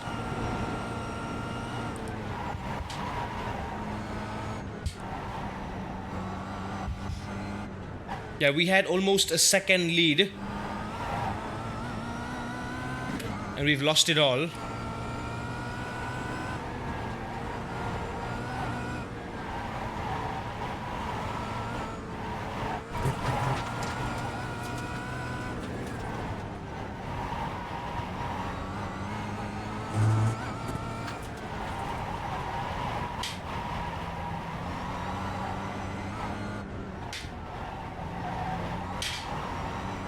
Yeah, I honestly think the goal should be to minimize the tire scrub as much as possible.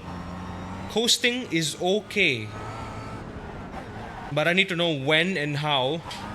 And while I'm coasting, I need to make sure I am getting the most rotation. I'm not just gliding for the sake of gliding.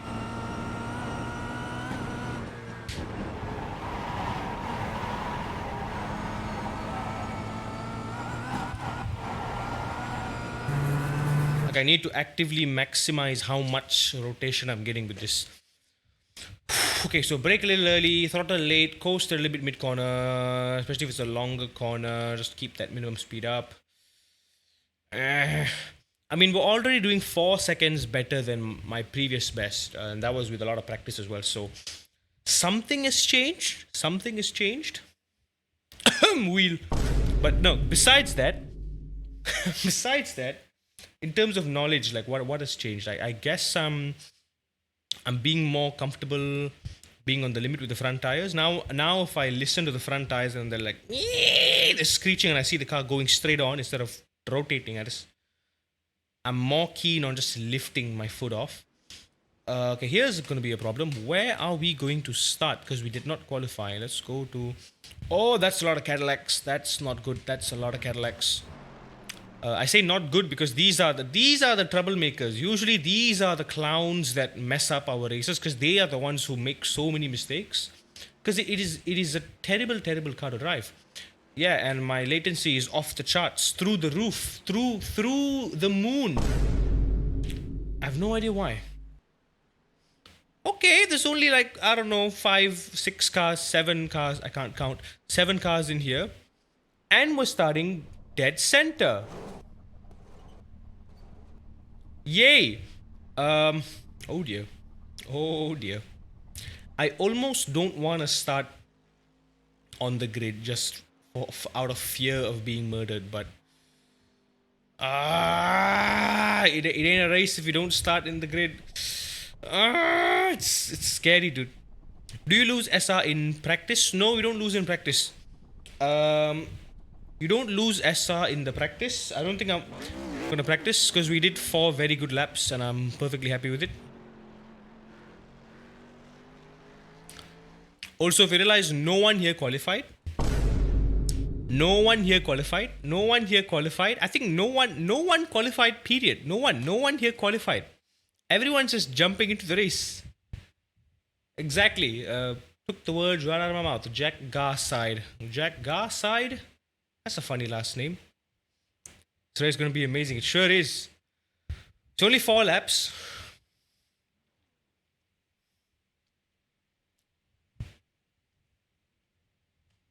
We shouldn't catch the Kias in 4 laps. Yeah, you should. Good luck, boys and girls. And everything in between. Stay safe indeed. Is my latency bad in iRacing? My internet is flawless. My internet is good. I think it might just be network traffic.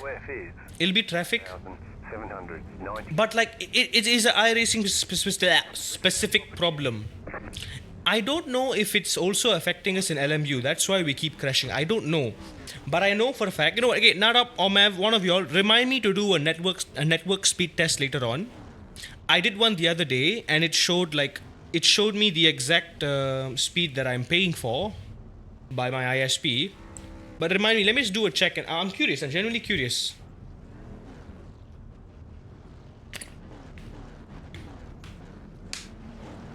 Okay, thank God there's no one behind me. I think they are also starting from the pit.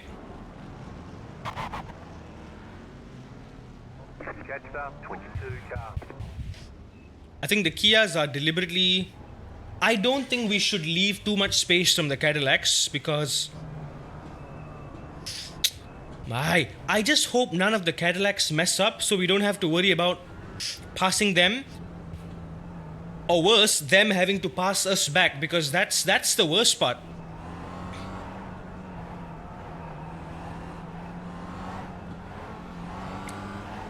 $1.8K split, so not too shabby. But still, we gotta get out of this, man. We gotta get out of this. I kinda wanna just hang here. Yeah, this guy knows what he's doing. This guy behind me, he's just hanging back there. The final 2 are also just hanging in the pits, I think. If you look up here, there we go. My FPS is fine. 150 FPS on average. Love that. There we go. Already. There's an incident ahead. Yeah, I'm just gonna hang back here. If the guy behind me tries to go, I'm gonna let him. Car stop on the left. Already. These Cadillacs, man. Car stop on the left. Go right.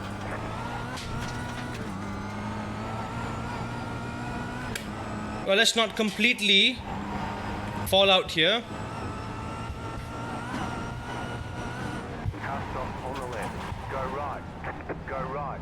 Let's try to stay within the tow at least.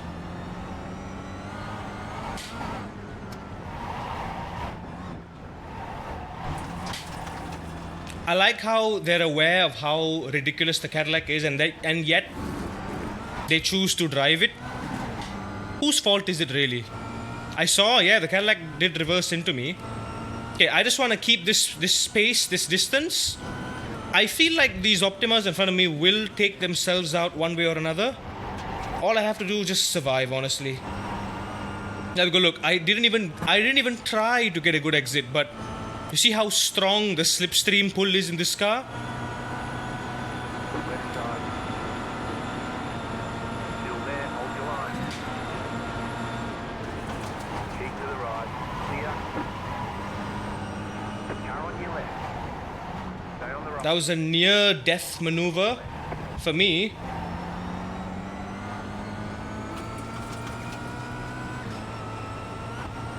Okay, we can just chill here.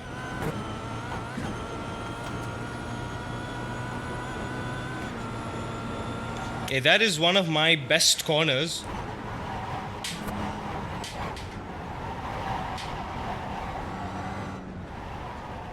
Remember what I said?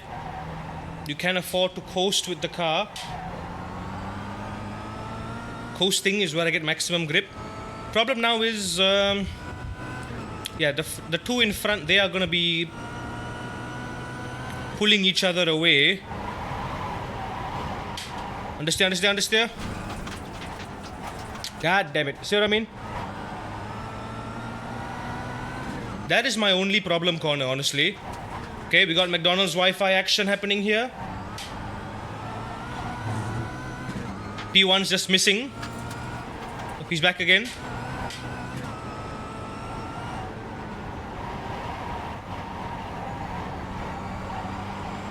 Okay, I need to tuck in the slipstream of P2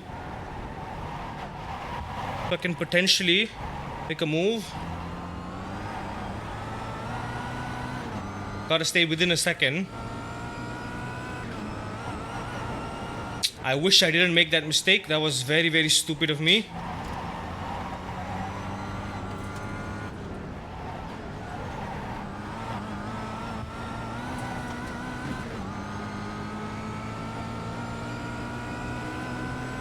Oh, Cadillac behind me. Car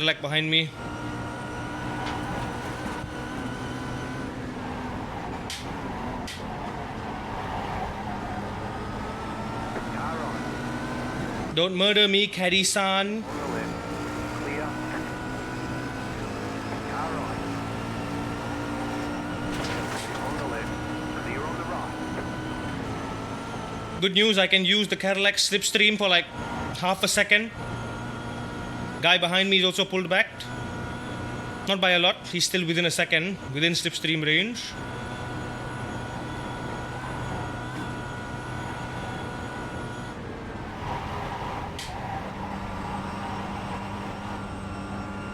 Yeah, almost gentle nudge.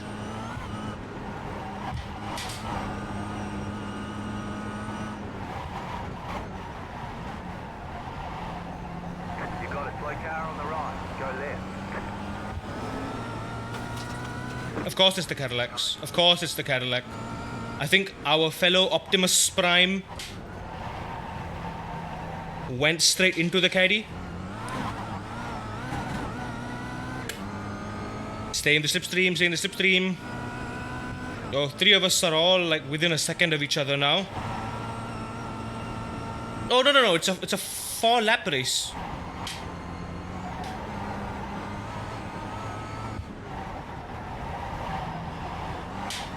iOverlay doesn't show you lap count for lap races. For some reason, it only shows you the maximum allocated time, which is weird. So there.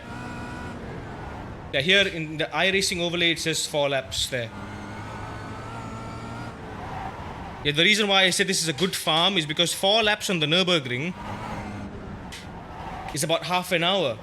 Half an hour of clean racing can really skyrocket your SR and IR if you do well. So that's what we're trying to do, aren't we? And it's not like it's difficult. The only real difficult thing is staying out of trouble. Being clean yourself, staying within is fairly easy. Not too much trouble.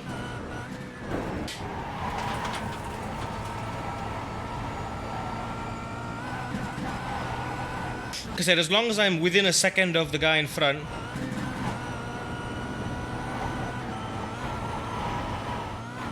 just look at the power of the slipstream, how much I'll pull to him on the straight. You got about 5 laps of fuel left.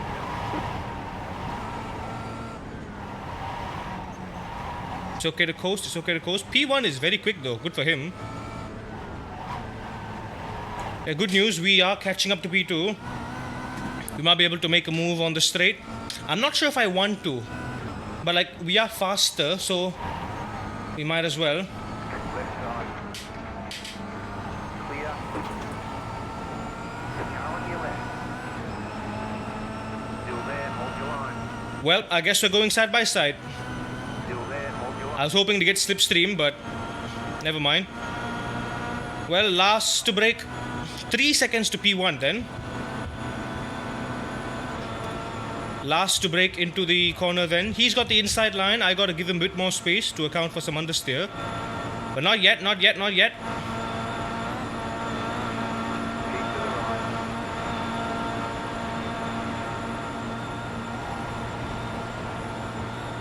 Okay, he pulled back.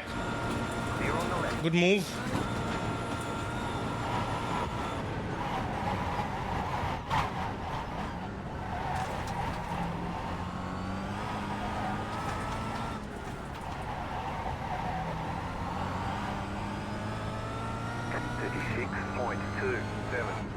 You're in second position right now.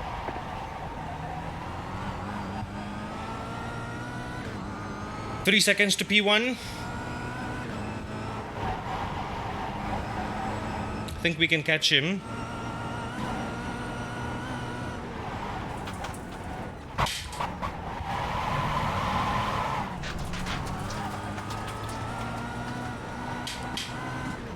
I have no idea what happened to me there.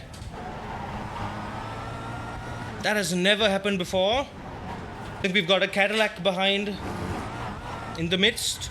That lost me a full second to P2, P1. The sounds aren't playing? I thought I fixed it. Damn it. I'll fix it later. I'll fix it later.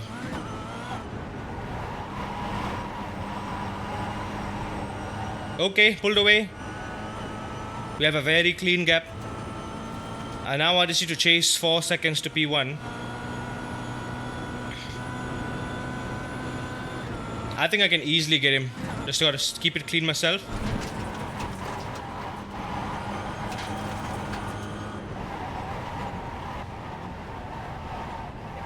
Roll, roll, roll.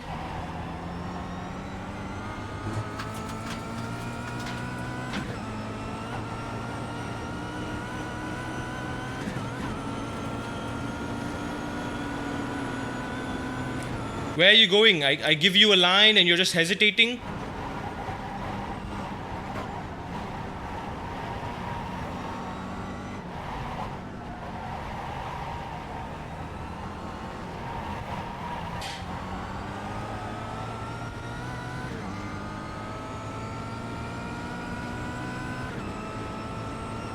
Oh, don't disrupt my line here. Please don't disrupt my line here. That was bad, that was bad, that was bad. That was bad. That was horrific.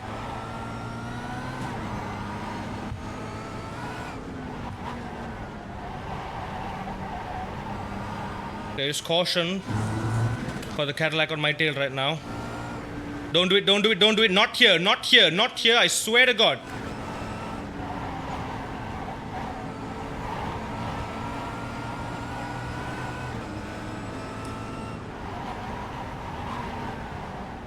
Time and place for everything. Now is not the time nor the place. Because of you, P1 is pulling away. It's not 5 hours, it's 4 laps. iOverlay is a bit drunk when it comes to displaying lapped races.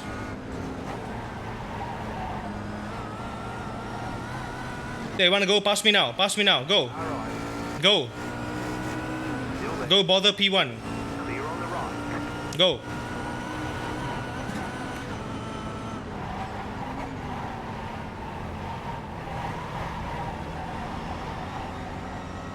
Hold up, hold up, hold up. Give me slipstream, please. No. Never mind. Okay, 4.5 still. So I'm kind of averaging the pace of P1, even with the disturbance. But I think I can win.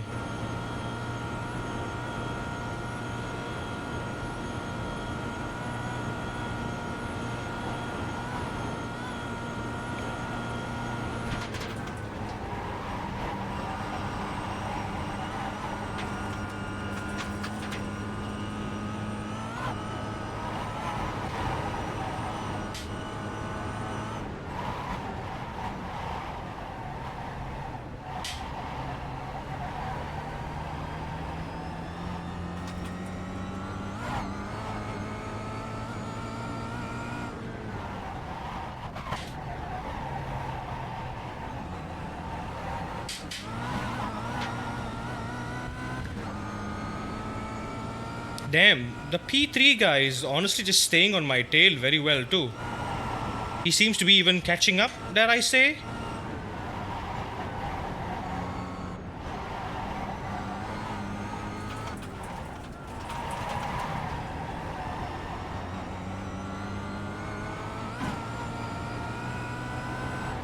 Yeah, I'm equally matched with P1 and P3 right now, which I don't like, but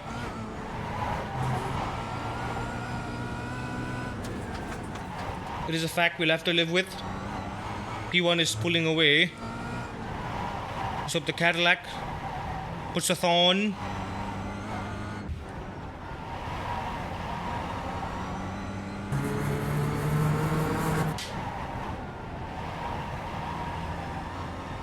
The understeer. This is only lap 2.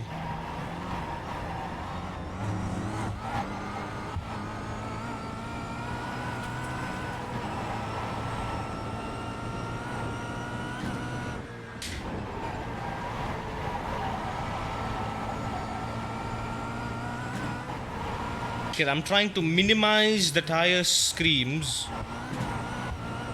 Have to brake here, so have to turn in early, lift a bit. Curb a bit, lift a bit. Shimmy shimmy a little bit.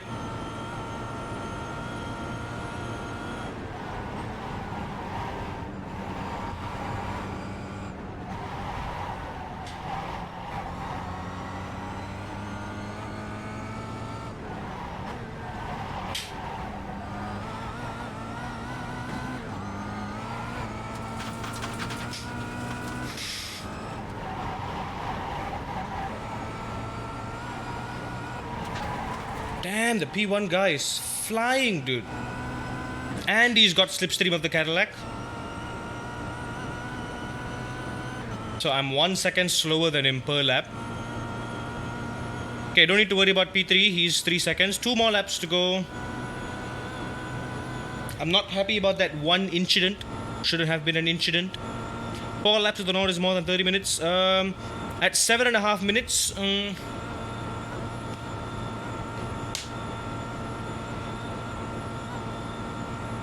at 7.5 minutes, yes, it is exactly 30 minutes. A little over. Slightly more.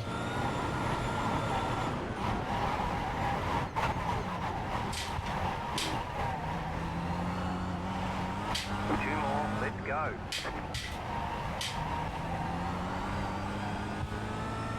21.122.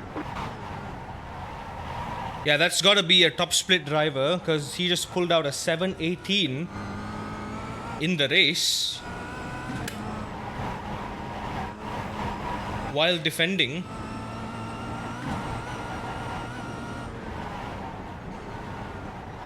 He's gapping me.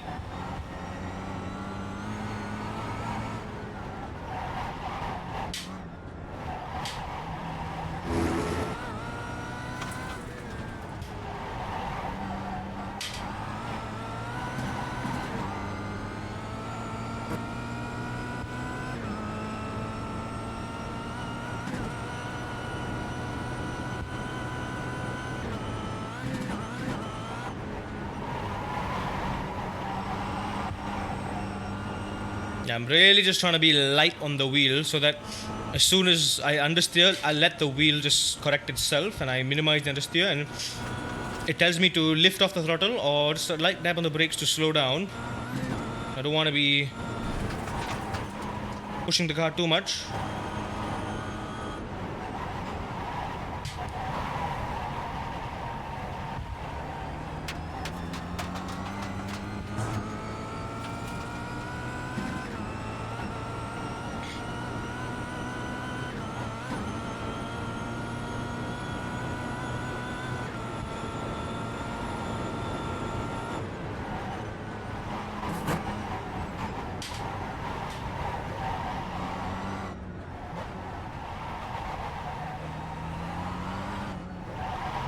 Another thing I need to learn about front wheel drive cars is, and I seriously can't fathom this, I probably need Nat to advise me, or someone who's more well versed with the front wheel cars than I am.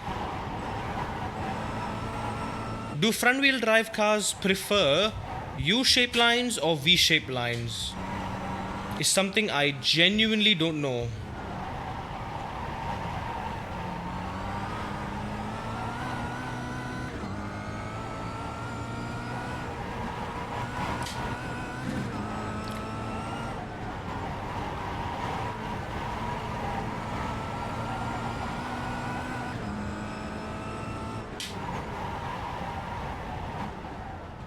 My baseline logic says that V-shaped lines are better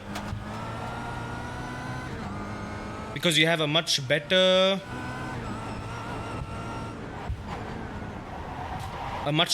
defined maximum rotation point.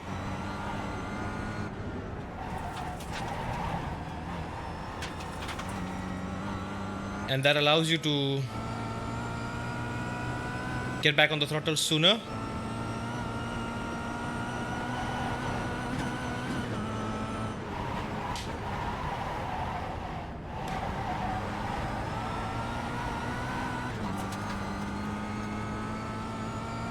But because it's also front wheel drive, it's hard to get to that maximum rotation point or that maximum steering point while you're hard braking into there. So in terms of slowing down, it makes sense to use a rounded U-shape approach. Lana, welcome in. Thank you for the follow. Is it call me Lana? So I called you Lana, eh?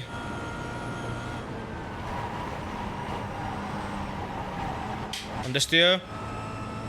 I wouldn't want to say your name in reverse, that's what. I'm sorry. It just popped in my head. I am a naughty boy.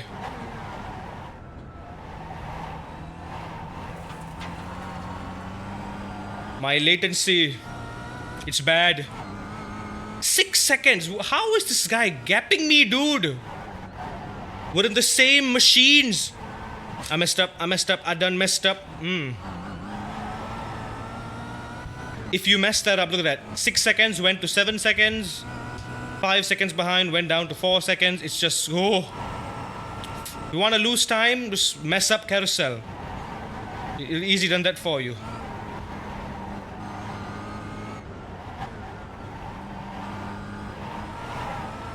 You've been judging me for a while?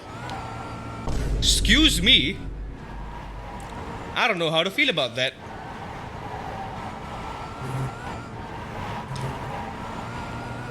Good thing you weren't here for our 6 hours of Watkins Glen.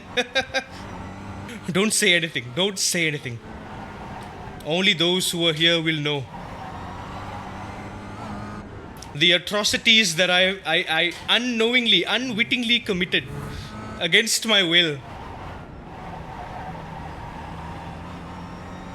I still feel so bad, man. I went back and I watched the VOD and I might have killed like what, 6, 7, 8 GT3 cars? Not a single hypercar, which is good. But the GT3s were just behaving like, I don't know, dude. And they got real mad, and like, I can't get mad at them being mad. Like, I understand you've put a lot of work into this, preparing for a big endurance race. I've been there. I just can't help but feel bad. Sometimes it's netcode, sometimes it's clearly a mistake on my part. Sometimes it was just actually not my fault at all, but to them it seemed like it was my fault because I'm the faster car. Just because I have the responsibility of overtaking a slower class of car, it doesn't sort of cut me all the slack. Like, it's still your position, your responsibility as a slower car to be mindful of my presence and whether or not I'm going to make a move. Like, if I'm going to make a move, I'll flash you. You hold your line. Don't hesitate. For the love of God, do not hesitate. The more you hesitate, it makes it harder for us to cleanly pass you. I passed the vibe check. Yes! Wow. Vibe certified. Lana approved. Thank you. In a good way. Now you want to hear the story? Yeah, I just said the story. Yeah, it didn't go well. I went from last place to like P2 or P3 though. Fighting for P1. But all those murders, it was just really setting us back. Now, there's two sides to a coin. Right? 23 points. I really beat myself up really hard for the Watkins Glen 6 hour. Like, one thing I kept on saying was that it was my worst race of the year. And at the time it seemed like it was. It was the worst race of the year. Just in 3 hours, I got 70 incident points. Half of which was netcode. A quarter of the remaining which was like just things that weren't even my fault. Yeah, my latency was like, if you look at the bar up there, it's glowing red.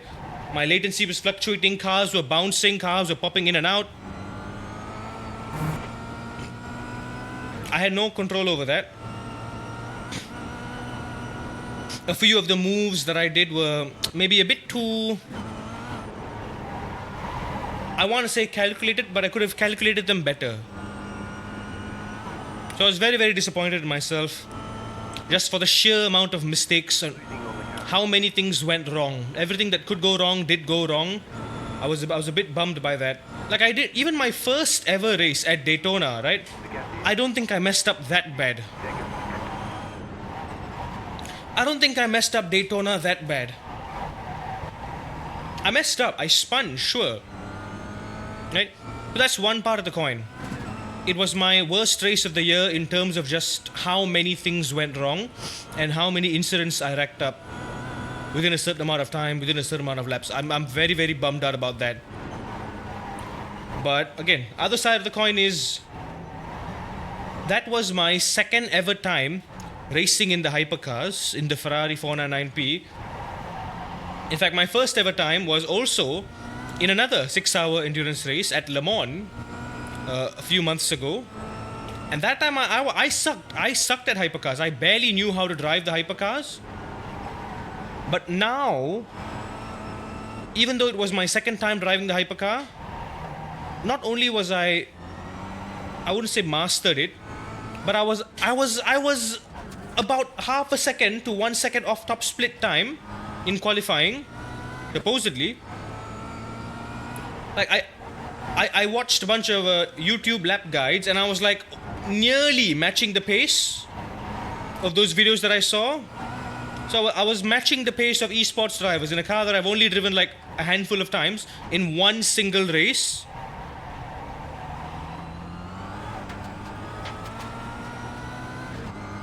And then just... ooh.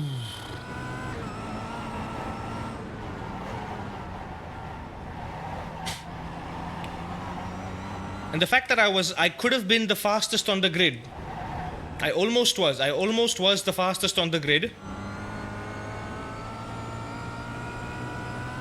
By a pretty big margin. But as things started to go wrong, I think my mental state was also declining. Like I just lost focus. I was like, okay, I got to lock in. I got to stop pushing when the GT3s were around, because like 20 minutes in the race, there was no clear road ahead. Every single corner you had to navigate your way through a GT3, and then halfway through the race the pack was spread. Like you couldn't catch a break. Every single corner you had to sacrifice your lap time just to navigate the GT3 safely. And when the GT3s hesitated or they would make a last minute line change, it just made things worse.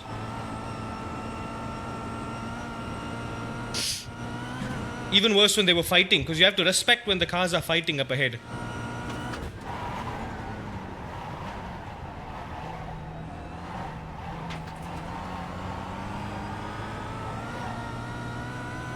But yeah, the plus side is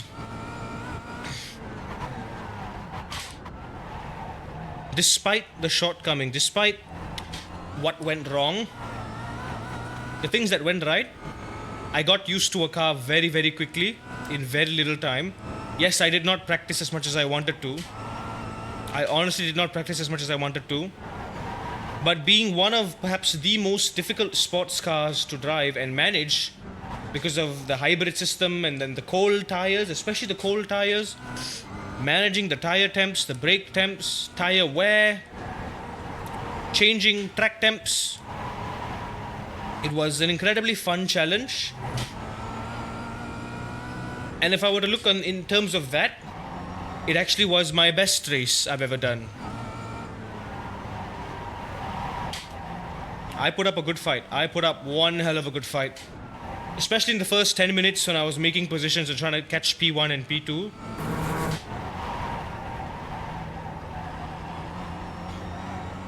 Only when the first unintentional murder started was when I started to lose it in my head.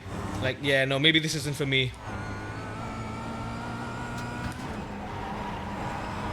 How's the game treating me so far? iRacing, we've been doing this for about half a year now.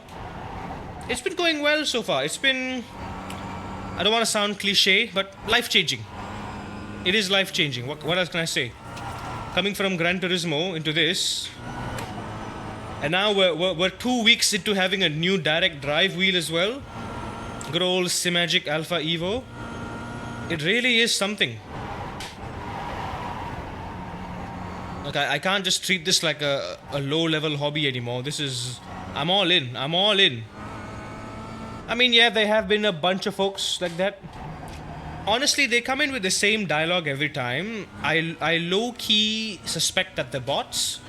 But in the event that they are real people, I don't know, in the event that they are real people, I like the way the stream looks right now. And if I were to change anything, I'm more than capable of making the changes myself. So I generally just, don't really care for it. This is enough. My face, alert, game. That's all you need. I like a very minimalistic look to the stream, because it helps with making future content, putting it up on YouTube, making clips. There's not a lot of faff on the screen. Keeps it very clean. Still 8 seconds to P1. P1! Good on him. Good on him. Very, very quick fellow.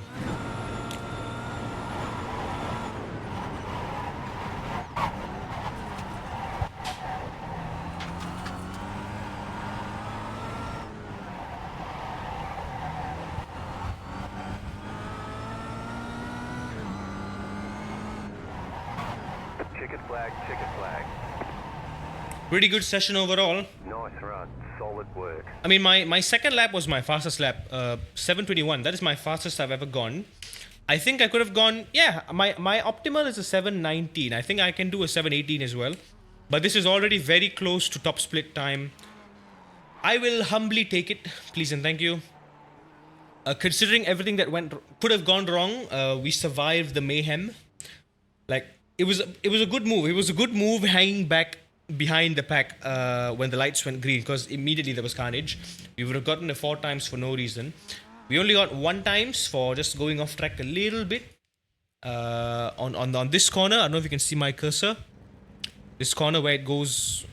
Was it here? Was it here or was it somewhere else? I don't know. But it was a corner going left, and I put my wheels on the outside a little bit too much, so that was something. But yeah, Lan, I hope that answers your question. Results ready for that. We gotta just wait for the results and see. Welcome in, Eric. Hope you're doing good. Hope you're doing good. You know, honestly, this thing has even turned down. This thing has doubled the force feedback of the old wheel, right?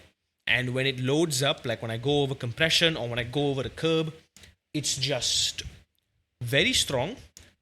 But it also feels like I've been doing this for so long that it doesn't faze me in any way at all. Like I'm not surprised by it. Like, yeah, this is how it's supposed to feel. I just feel everything now. I love having it. I love all these sensations. Also, I just realized what you said. You said my rig is clacking now, Rob. Oh dear. I thought you said my rival is clacking. Don't mind me. ADHD, dyslexia brain. My paints that are supposed to be traded are not working. Let me just turn it off. Close the program. Close the program. Okay, yeah. Wasn't y'all supposed to remind me about something? Okay, the results aren't out yet. Let me disable.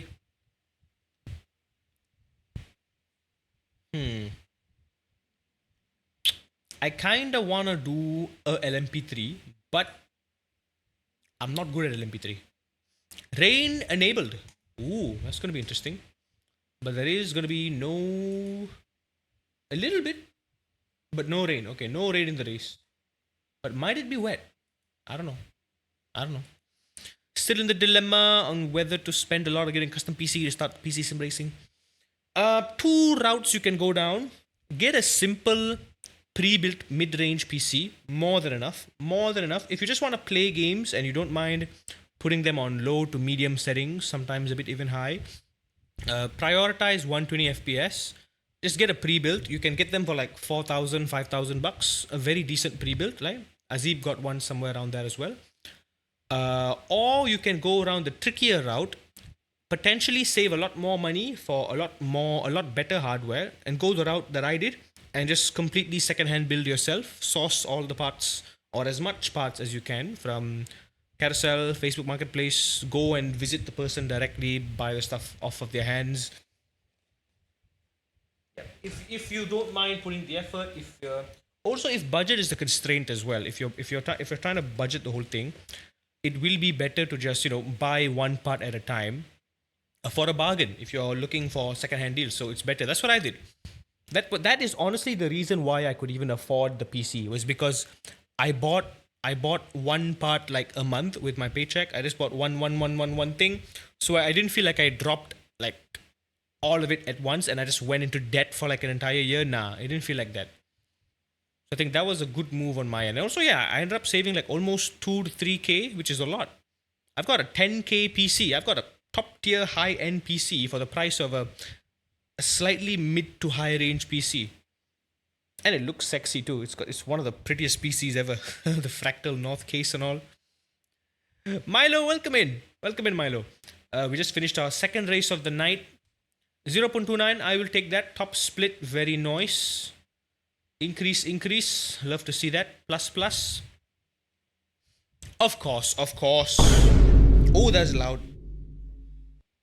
Of course, look at that. This is a 3K. Okay. 3K driver. P3, also a 3K driver. I'm only like a couple seconds off a 3K driver. Not bad. Jordan Pizza mozzarella. Jordan Pianzola. I don't know, maybe his parents, his mom liked pianos and his dad liked mozzarella and then Pianazola. I don't know. Very fast, very, very fast. This is actual proper top split time here. I would say, I think I might have seen like 15 or 16, even lower, even. But yeah, the fact that I'm inching towards there just out of the bat, 4 seconds faster than my previous best, that says a lot. Damn, how? Oh, just Facebook Marketplace. The Facebook Marketplace haul is real. 10k in Malaysian ringgit, please. So yeah, in case you don't know, the value of my PC, if I were to build it brand new from scratch, would indeed be 10k, which is about $2,500. Yeah, that's a lot. $2,500 if I were to get it brand new. But the way I built it, I saved about $2,500 on it. So I saved about $600 to $700 equivalent. Dollars as in America. Freedom money. Freedom money. And if you focus on iRacing, you'll need more money. Yes, definitely more money. More money. Do we have money? No. I have $4 sitting here and I can't do shit with it because I don't have no money. We need to rob a bank, Arthur. We need to rob a train. Rob something, Arthur.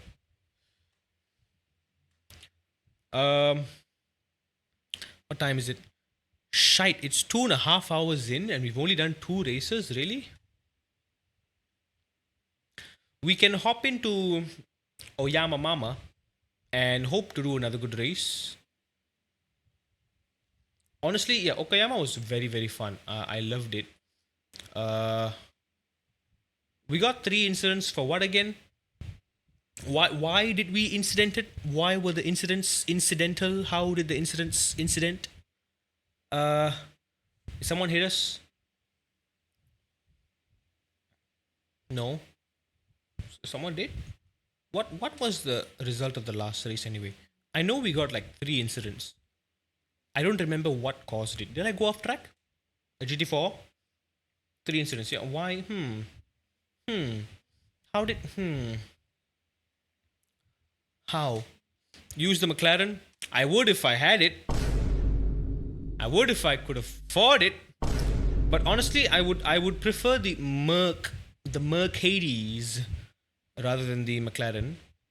Actually, you know what? No, scratch that. I would actually love the McLaren. McLaren or Porsche, just because they are different engine layout. It'll be a nice, different thing.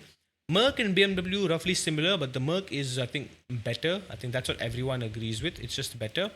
Aston is a nice wild card. McLaren is popular because it's got a lot of mid-corner rotation, very stable, very predictable, a lot of weight on the rear. And then yeah, Cayman is just a better version of that.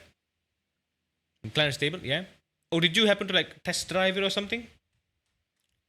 Did you give it a test drive? Testicle drive? Did it tickle your tickles? Try the Aston Martin Vantage GT4 for a change. I would if I could. All I'm going to say is I would if I could. If I could, I would. But we can't, so we won't. Simple as that. End of story. Also, cars are just not a priority for me right now. I think I have enough cars. I've got 3 GT3s, and I only use one of them on at any given time. And we are particularly prioritizing the AMG GT3 because that's what we're using for the big endurance races. McLaren on the side because I like that. A Ferrari rarely. Also, the Ferrari, I feel scammed. I feel scammed for getting the Ferrari. The only reason I got the Ferrari 296 GT3 was for sole utility purpose, just so I could use it in GT3 series and also for the Ferrari 296 Challenge Cup. Now it's useless because now you have the 296 Challenge car. So the 296 GT3 is kind of obsolete. Maybe like one off. The odd chance that it happens to be like a meta car, like at Bathurst or something. The one off chance that it happens to be meta. It's just, I feel like I could have not bought that and literally bought anything else, like a track. I would have loved a track. Like right now, we still need Silverstone and Road America. I do need it, but I can't get it yet. Of course, after I did 2-hour practice on the F4. Just want to follow Jimmy Brody. The BMW M4 GT4 was a choice. Yeah. I mean, the BMW M4, the only reason I got this car as well was because I wanted to get at least one GT4 so I can do GT4 races. And on top of that, the GT4 also had bonus utility because there was a separate BMW M4 specific series, GT4 series with that car. So I was like, okay, maybe I can do two. Little did I know that I had none of the tracks, so I ended up not doing that race at all last season. So it was I didn't think it through. I didn't think the BMW M4 and the 296 through. It was just like a desperate thing, spur of the moment thing. I just got the car, but I had none of the tracks, so it was like, what's the point of having this? Just sitting there. Same goes for LMP3. I've got the car, I don't have the tracks, and also the LMP is just. I need more time with it. I definitely need more time with it. I'm not even confident driving like 10 laps cleanly with it without spinning because it's so complicating. So yeah, I need more time with it. I have not done a race with that yet. You heard the 296 is tricky but fun. It is. Draven said it's very good, very fun. Yeah. I mean, revamp is one thing, but I just wish they would. Like now they have a summer sale. I wish it just goes on sale. Like let it go for cheap. People will gobble it up. If now tracks are $15 and cars are $12. If they just made it like, I don't know, if they made tracks $12 and if they made cars like $9, just chopped off $3 or even more, right? On average, just chopped off $3 off of each. Gave it like a 25% discount, right? No big deal. I think people would gobble it up. I would gobble it up. I would sacrifice more than what I already have sacrificed to get a few more tracks. I wouldn't. And yes, exactly. They don't lose money at all. The subscription itself is keeping them alive. But then again, because iRacing is a service, the money doesn't go directly to them. You have to look at it from a developer's point of view as well. The money goes into keeping the game alive. There is a profit margin, of course, as with every business does. I don't know how big the profit margin is. It's got to be big because the things that they're doing here. And then you got to understand licensing as well. iRacing has a lot of tracks. Licenses cost money, a lot of money. And a lot of the time, these licenses have to be renewed over a period of time. That's how they get like track updates and sponsor updates and track refreshers. It's money. They need money for that.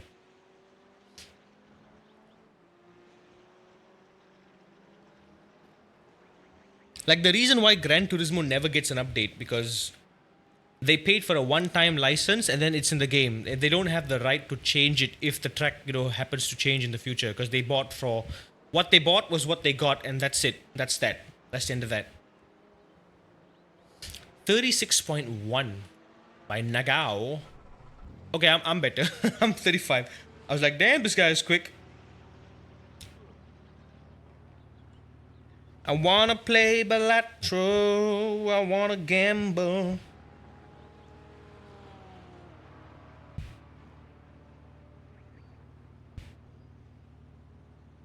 I wanna hunt armadillos. On my horse, ride my horse.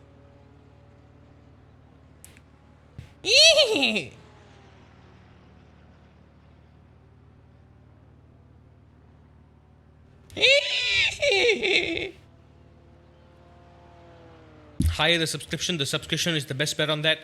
I still disagree. I still think the barrier to entry needs to be lower. Because even right now, if you asked me to jump into iRacing, I wouldn't. The only reason I'm on iRacing right now is because someone was kind enough to give away their 1-year subscription to me. That's the only reason. So now I have incentive to renew it when Black Friday rolls around. I'm not going to pay the full price. Of course not. I can be rich. You can give me money, but you can't take the broke out of me, alright? It's always about optimizing. It's about cost saving. I'm gonna take a quick wee woo break. I'll be right back. Download the mobile version. I was tempted, but like nah. I'm not that gullible. I'm not that dumb to buy the same game twice. Do with that information what you will. Judge me all you want.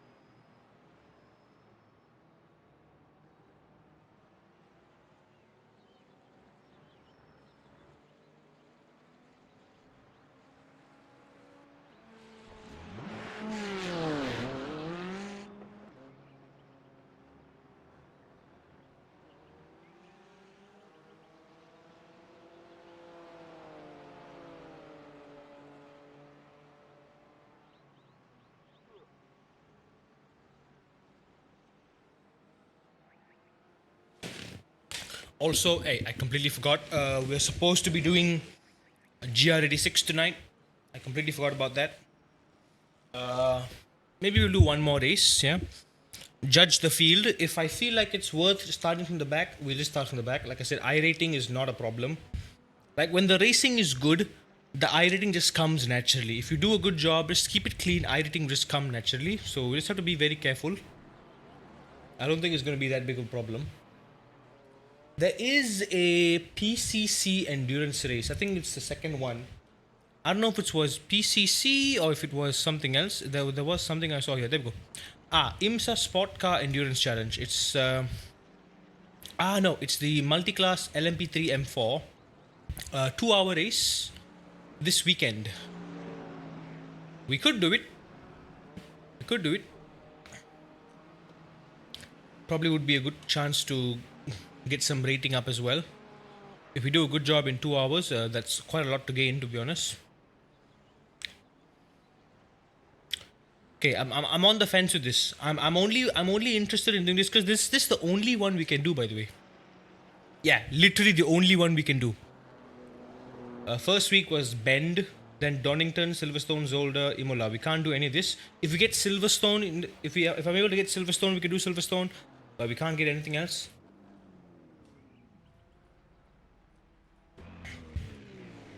Yeah, I'm just doing it for the sake of potentially being able to get some good ratings. I'm on Android. I'm already supported. Nah, I don't like APK. Also, my phone is full. Like, my phone's storage is just full all the time. Every single time, it's just full. I don't know how. I don't know why. It's just full. I keep deleting all my apps. I've deleted all the apps I don't use. I've deleted all so many pictures, and it's just still full. Also, I finally, after 5 years, I broke my phone. There's a crack on its butt. There you go. You can see there. There was a big crack from the bottom. Big old crack. Ain't as big as your mama's butt crack, but still a crack.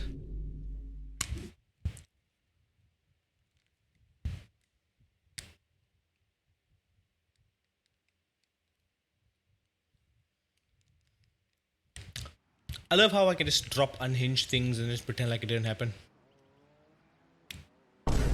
That's how we roll. That's how we roll. We ball. We ball. Oh, this is gonna be harder because temperature is very temperature. The track is very temperature.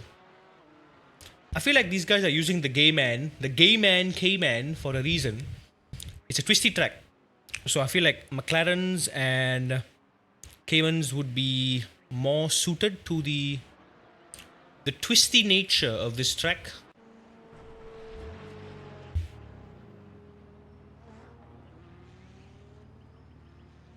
Also, we won't be doing telemetry analysis tonight. Boy. I mean, we will do a track guide. We will do a track guide of Mugello. Or at least I'll try. We only have like an hour left. I honestly don't know if we have time.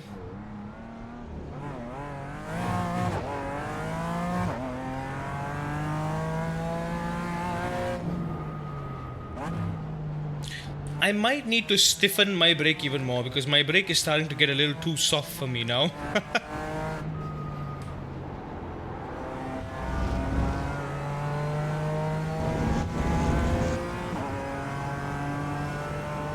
But I feel like I really want to relax this weekend. Oh, massive understeer. What was I thinking? Yeah, I really want to relax with Ratchet and Clank. Just take one solid weekend off.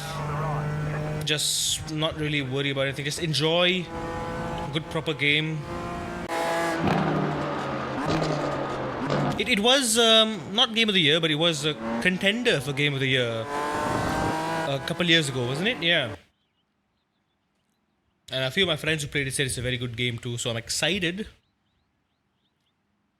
But honestly, it's a lovely thing that it's how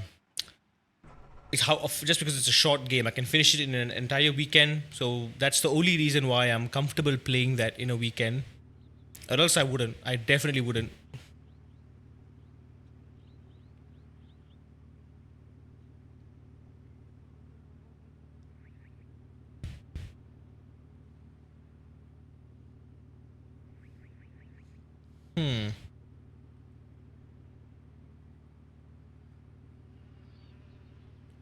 Yeah.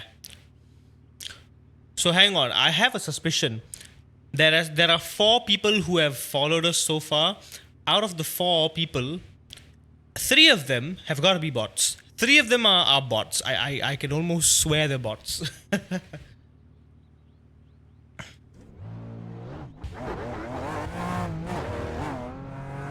The same formulaic stuff.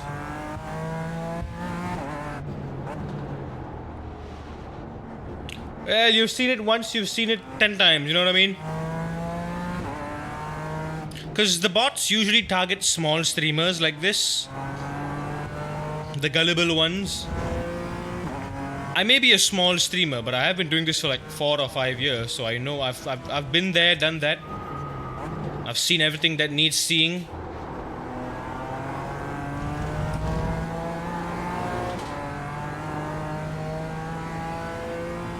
But yeah, the botting problem is getting more and more serious on Twitch. Have you all heard about the whole Ray J viewbot allegation? That was a whole dumb fiasco, honestly.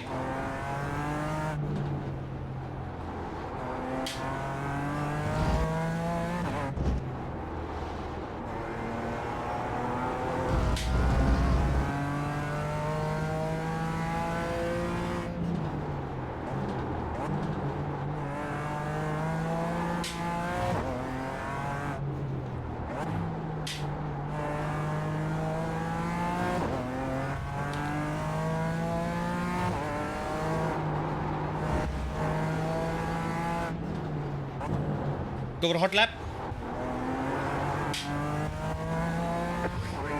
How does it affect me? I will explain after qualifying. Give me a couple laps. That was a bad run. I tried to get a...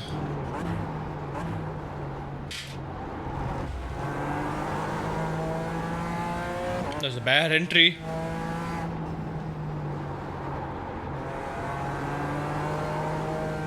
That was bad. I lost 3 tenths just in two corners. That's really bad.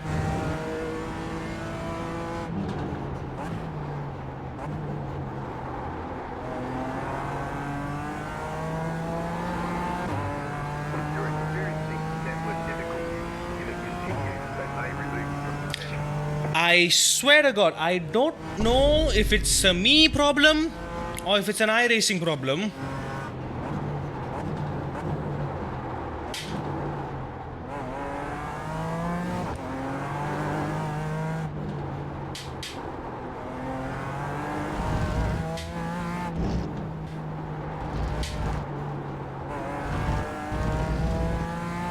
Okay, this lap is going to be completely rubbish.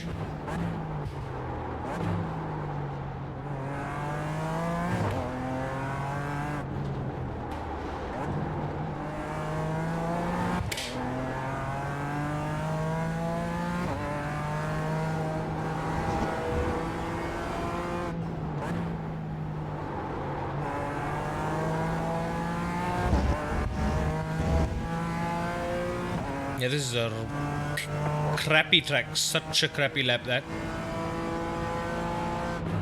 36.859. Terrible lap, that.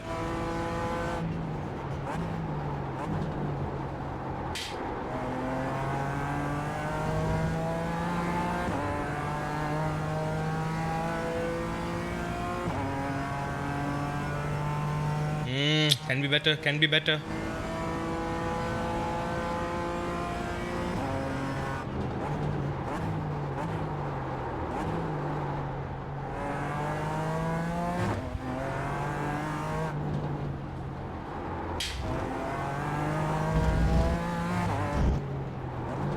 Lost some precious time there, lost some precious time there.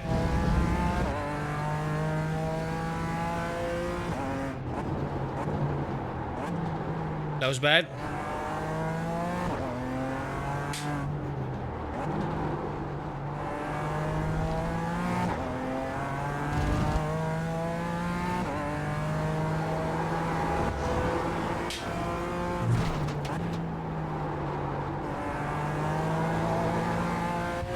That was bad. Oh boy, 35.6. That's bad. That was really bad. That was really bad. Almost a full second slower. The flag. It's over. I can easily do a 35, but yeah, that should have been a P1, but P4, okay. Not quite like last time, but not quite like the previous race in P2. So we still have to be careful. At least now there's one more row of cars in front. Got to be mindful of the rolling star as well. Right, how does the whole view botting affect us? Right. So the only way Twitch streamers get paid passively, like the only pure passive way of earning money while streaming is ads, advertisements, right?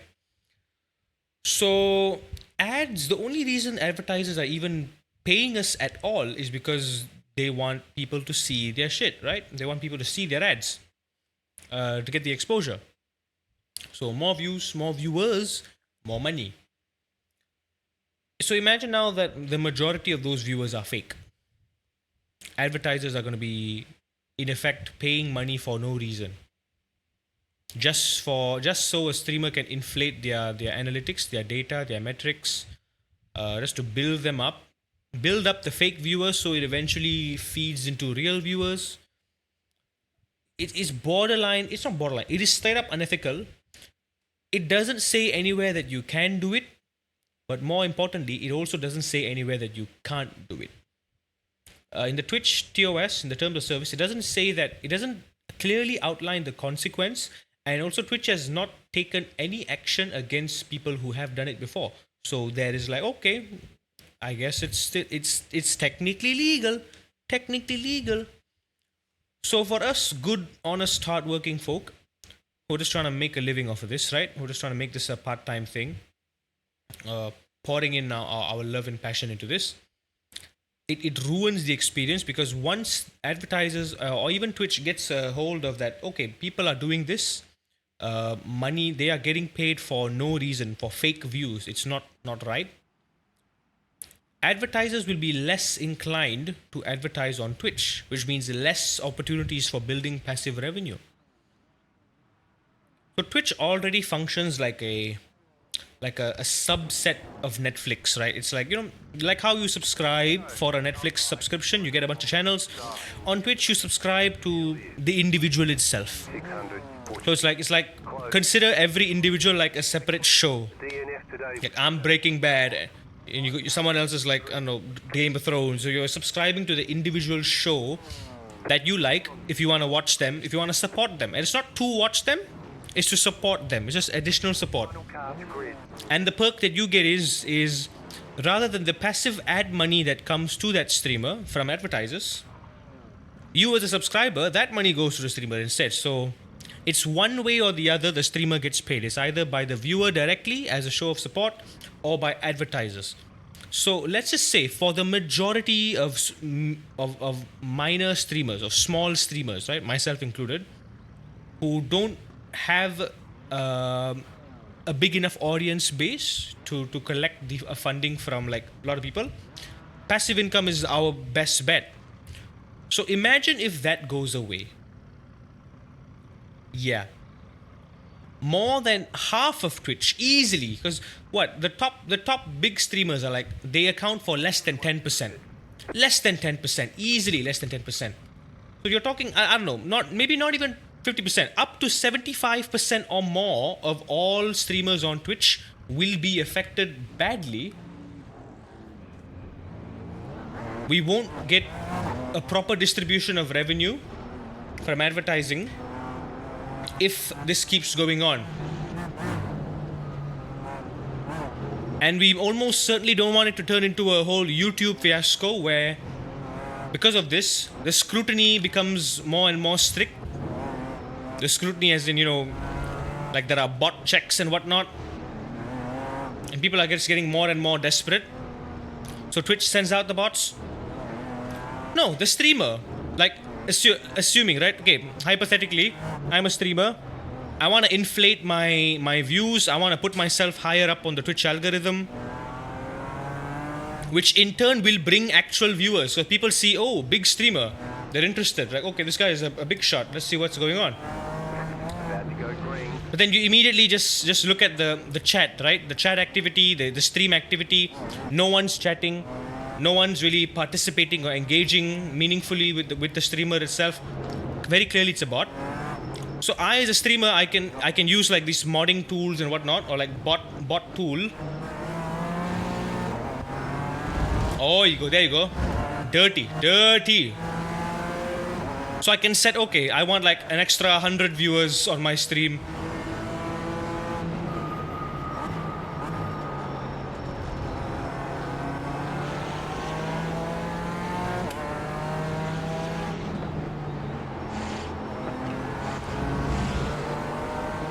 Keep it clean, folks. Yep. But that about sums it. You get the idea? Car right. Clear on the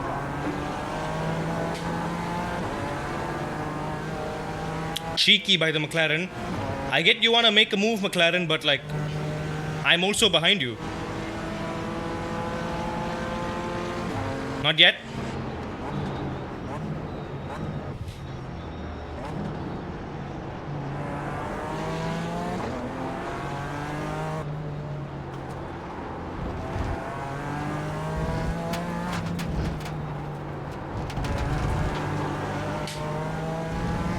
Darn it. You'll have to slow down and give us the time going.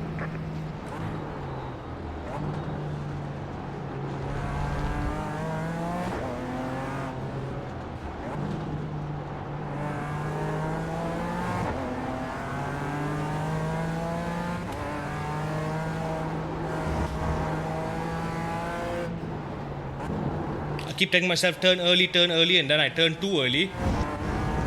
That was my mistake. I just want to stay here. BMW, work with me. Let's just stay here. Let's not fight each other. 40.983. If these guys are smart, I feel like they will also go for a move on toward the final laps. So let's just see what they do. 7 laps after all. Let's just keep it steady. Hold our pace.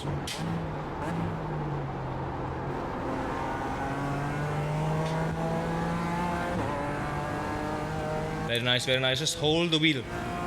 Keep the wheel light, Equal gap to the front and back. Let's just keep it there that way. P1, P2 going for a fight.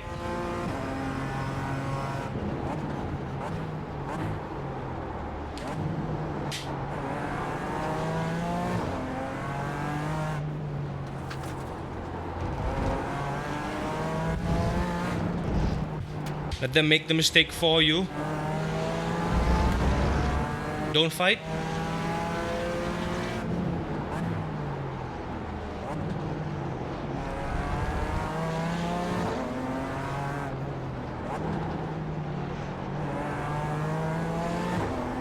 Extract the mistake out of them. Don't force it.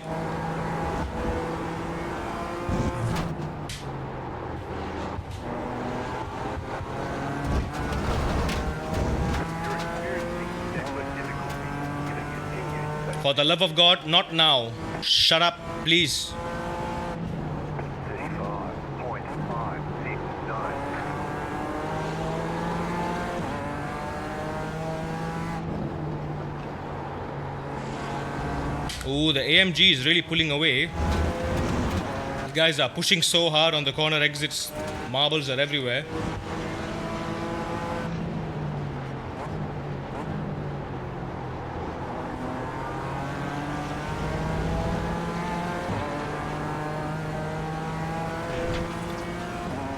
Yeah, BMW behind me is also trying to squeeze in an advantage.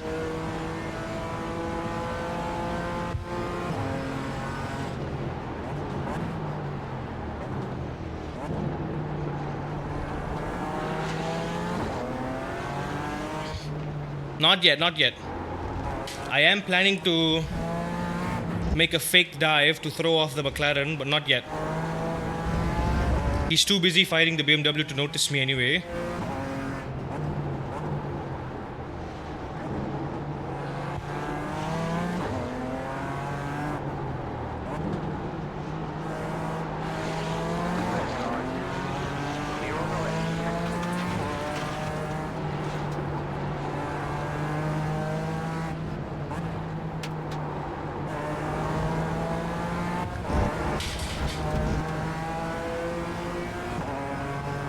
A bit too ballsy there. 36.453.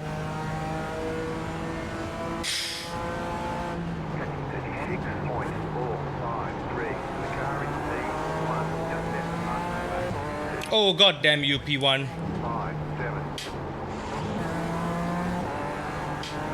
I had the fastest lap for a single lap there.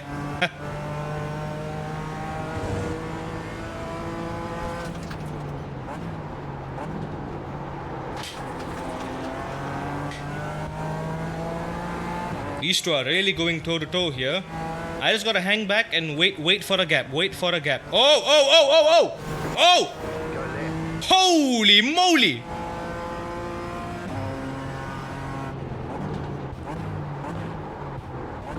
We are fine.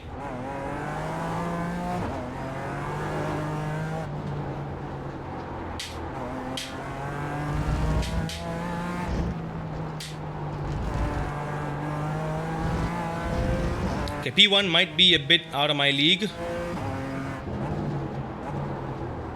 Let's just be content with defending P2.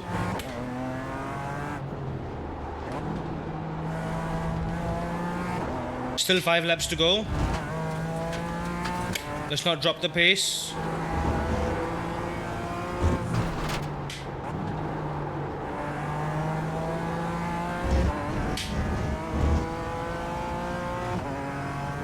Woo! We survived. I'm only like half a second. Oh, nope. 35.846. The car is P1, just left the lap. Can you slow down, mate? 7. You're in second position right now. I see it, John Spotterman. Okay, we are lapping on average slightly faster than everyone else, except P1.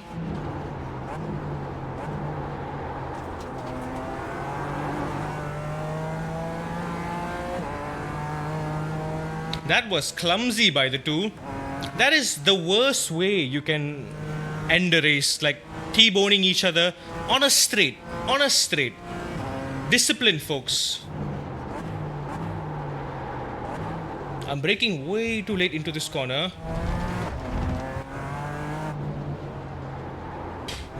I'm messing it up very badly.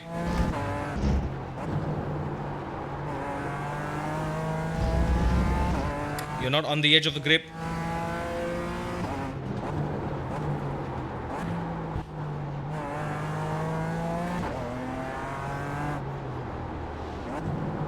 I might be braking too much, activating the ABS.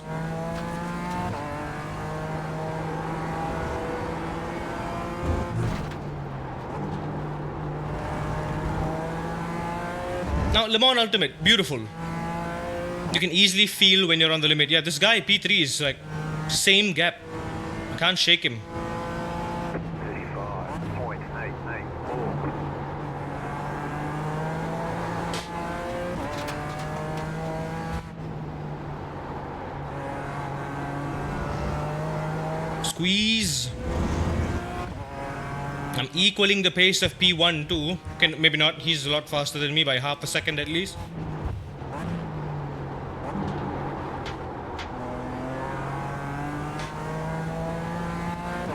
A little late on the throttle, but never mind. You love the feeling of the LMP2? Yeah. One thing I love about the LMP2 and the hypercars is you can instantly tell when you're locking up the brakes.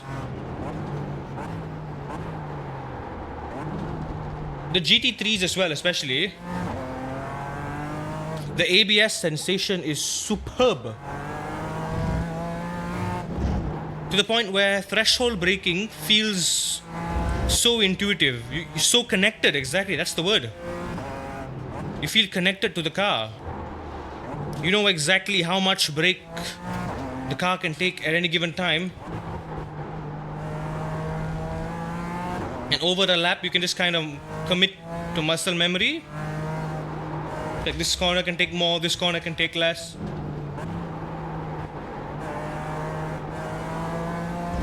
Yeah, it does seem like I am braking too much. So the braking too much in this car, I can tell already, it's giving me understeer. So I'm gonna reduce brake bias slightly rearward. 0.732. Leader is running 35.415.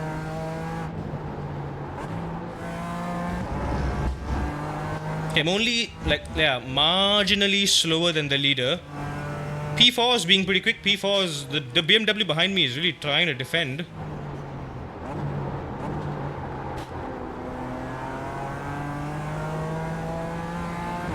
Light hands, drift out wide, beautiful. Okay, I don't think P3 is going to be a problem. Is that a back marker? Oh, no. Thought I saw another car.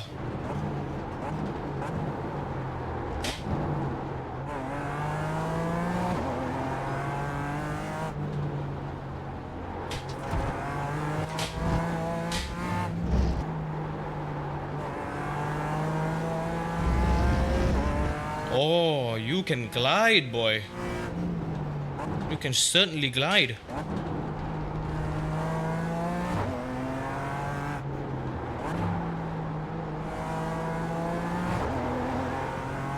Yeah, I'm gonna just let the BMW behind me fight whoever's on his tail. He's got bigger problems.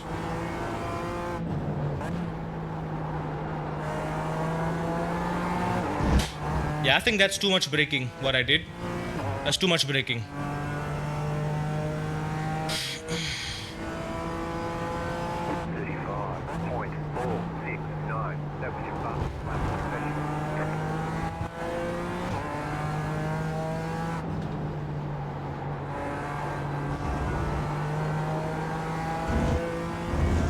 Yeah, I gotta embrace some more Porsche Cup type driving, you know?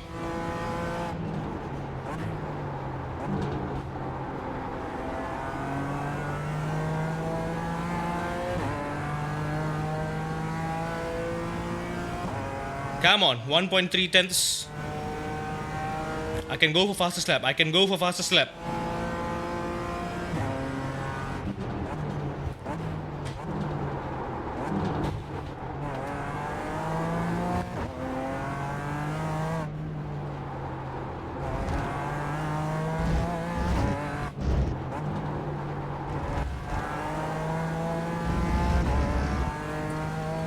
Could have been better.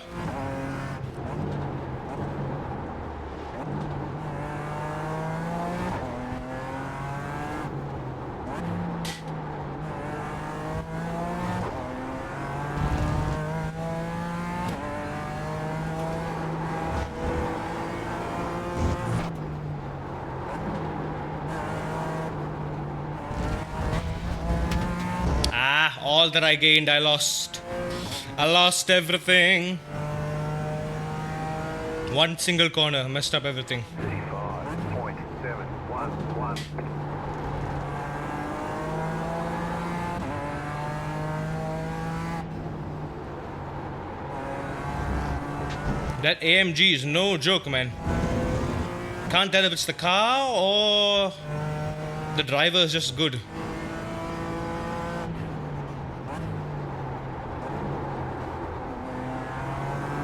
I really need to work on my braking. I'm still panic braking. I'm very aware of that. I'm still panic braking. Okay, lap 9. Oh, 9 laps. I thought 7 laps.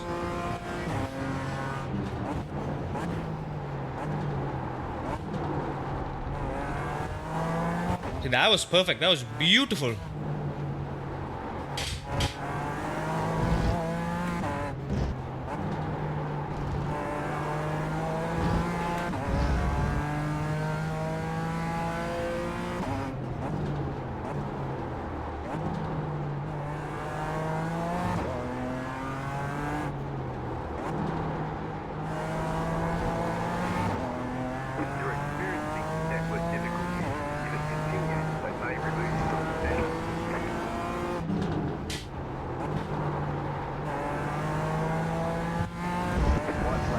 Final lap.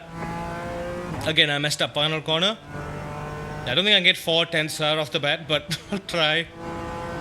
35.462. Just next fastest lap session.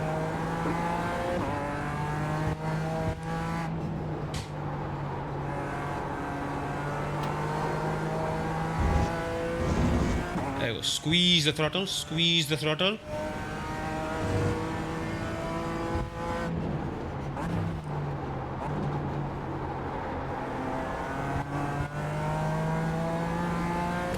Oh, yes, once you know how to glide with it.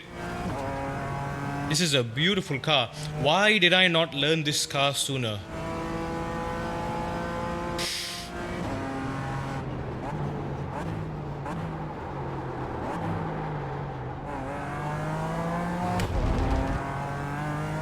Yeah, me not braking properly is why I'm messing up this corner all the time. I messed up this corner on the first lap. That was clumsy. Yeah, kudos to the P1 guy. Very quick.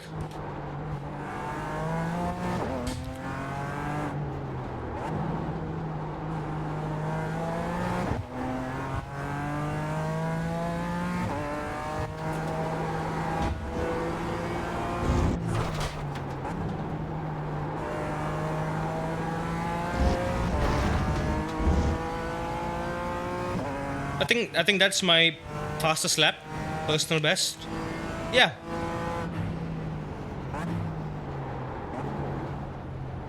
There's the flag. It's over. 35.461. Yep, that is my personal best lap. But it didn't update here in my optimal because it's a race session, even though I didn't slipstream anyone to do that. Not bad, not bad. So I probably have a 35 flat in me, same like this guy, which is just 1 second behind top splits. So for just a few short tries, not bad at all. Not bad at all. Nice indeed. Anyway, back to story time. But yeah, I think I've explained it quite detailed, quite elaborately, of how that the whole thing works. It's one of those like it's like voting. It's like voting. You vote for someone to you know. It doesn't affect you directly, but the ripple effects will affect you in one way or another. And look, Twitch just rolled out, I think like about a year or so ago, or maybe more. I'm not entirely sure.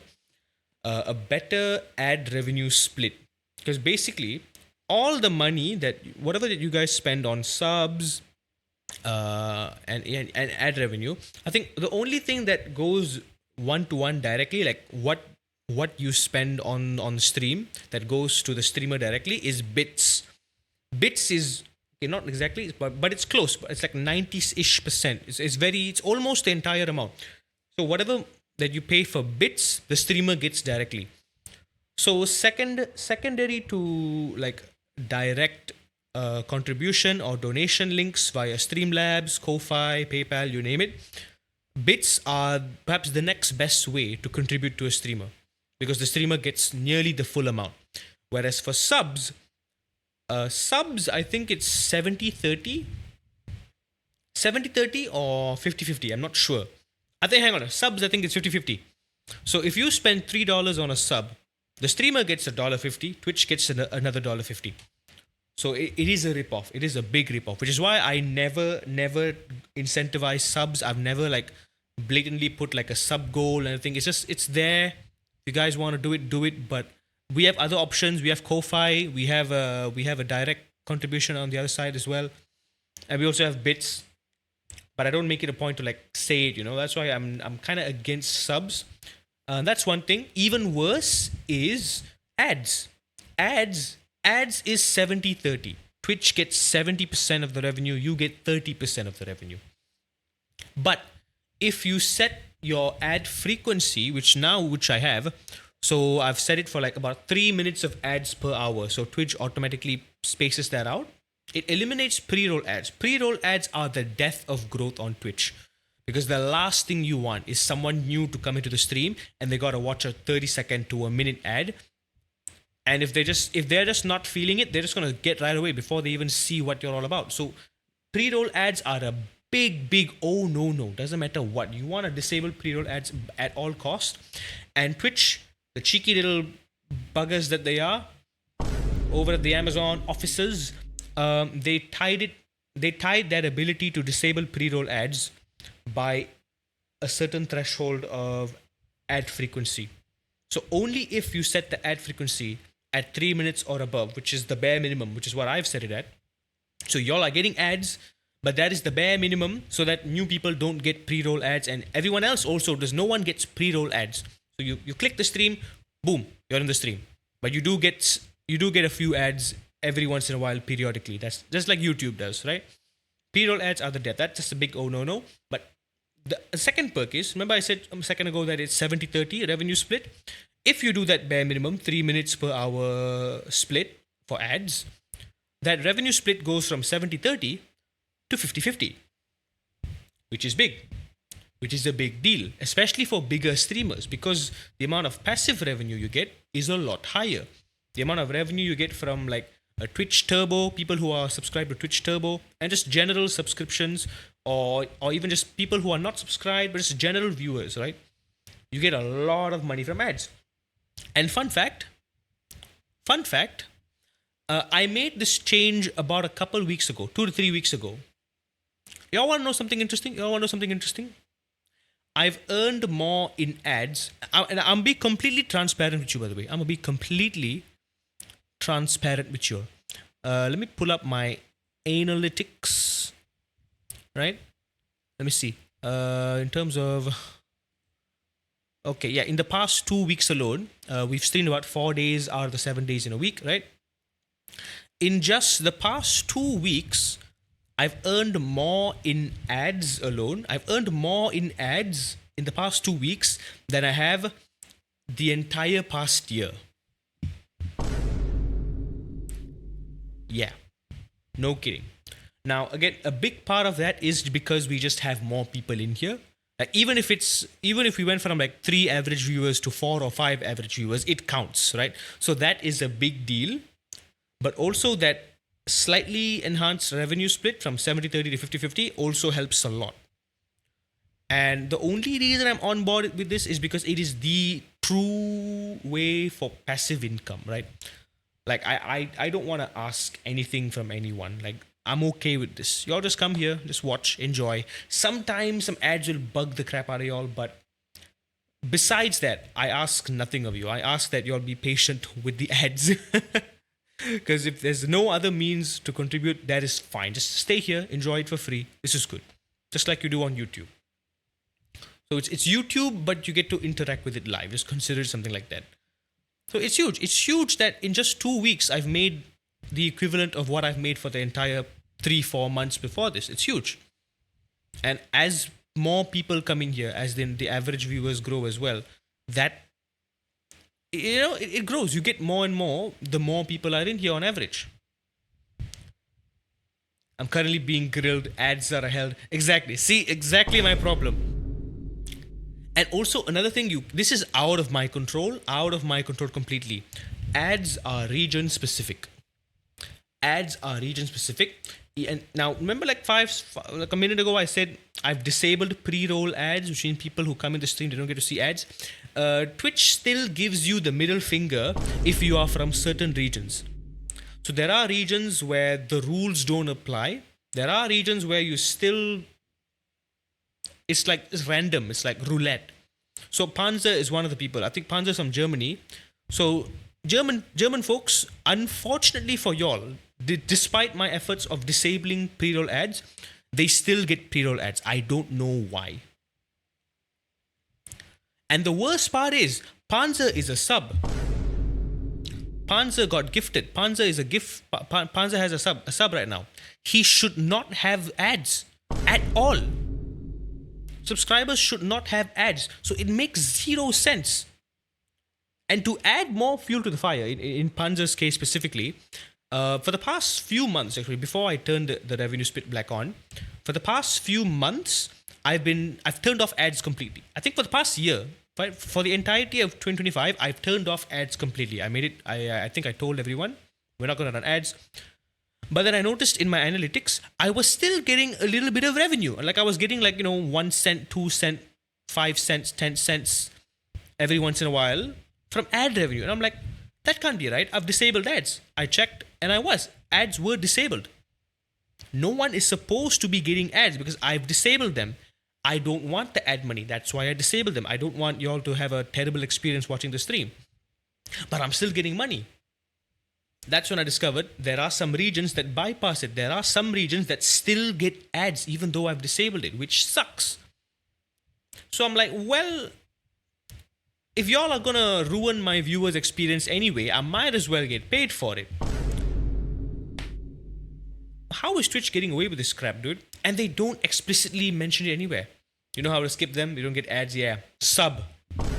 Got a sub. Nah, I don't live for that crap. It's bad.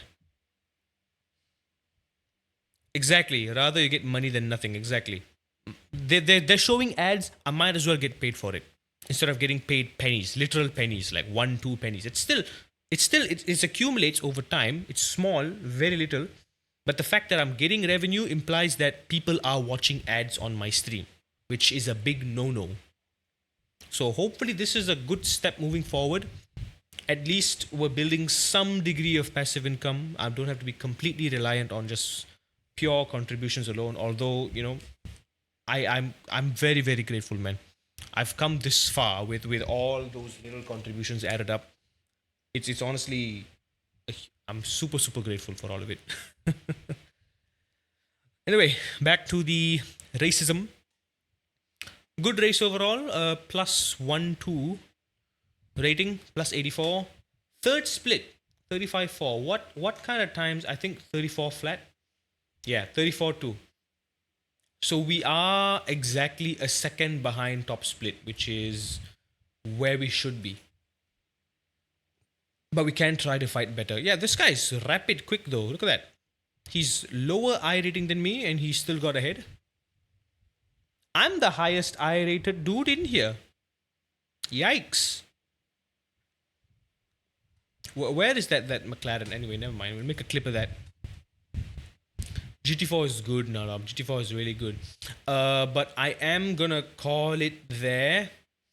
We do have another global sports car challenge. But unfortunately, it is with great unfortunatement that we have to abandon that. And we will have to do some Mugello at Spa. I mean, at this place with the GR86. Before that, though, I want to take it for a spin at the Nürburgring.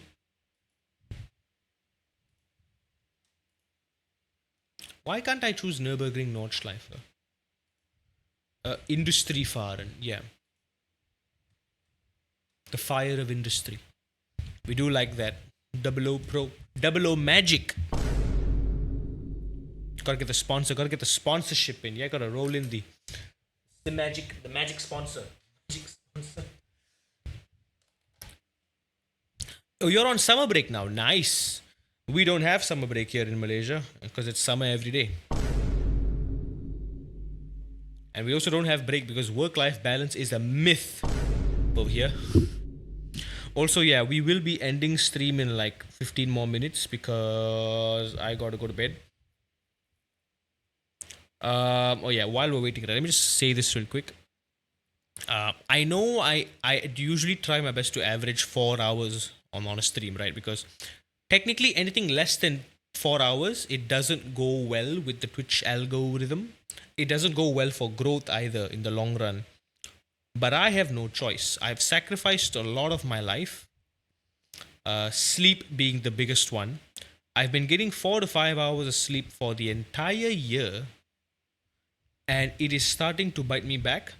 My diet isn't working. My exercise workout routine isn't working. My healthy eating isn't working. Nothing's working. And we're at an impasse.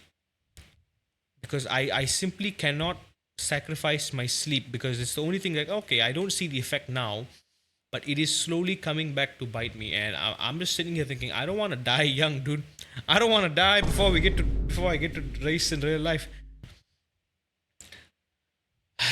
And the only, like, what else can I sacrifice right now? What else can I sacrifice, man? Okay, let me just break down my day, right? Let me just do a quick rundown. In fact, let me just show y'all.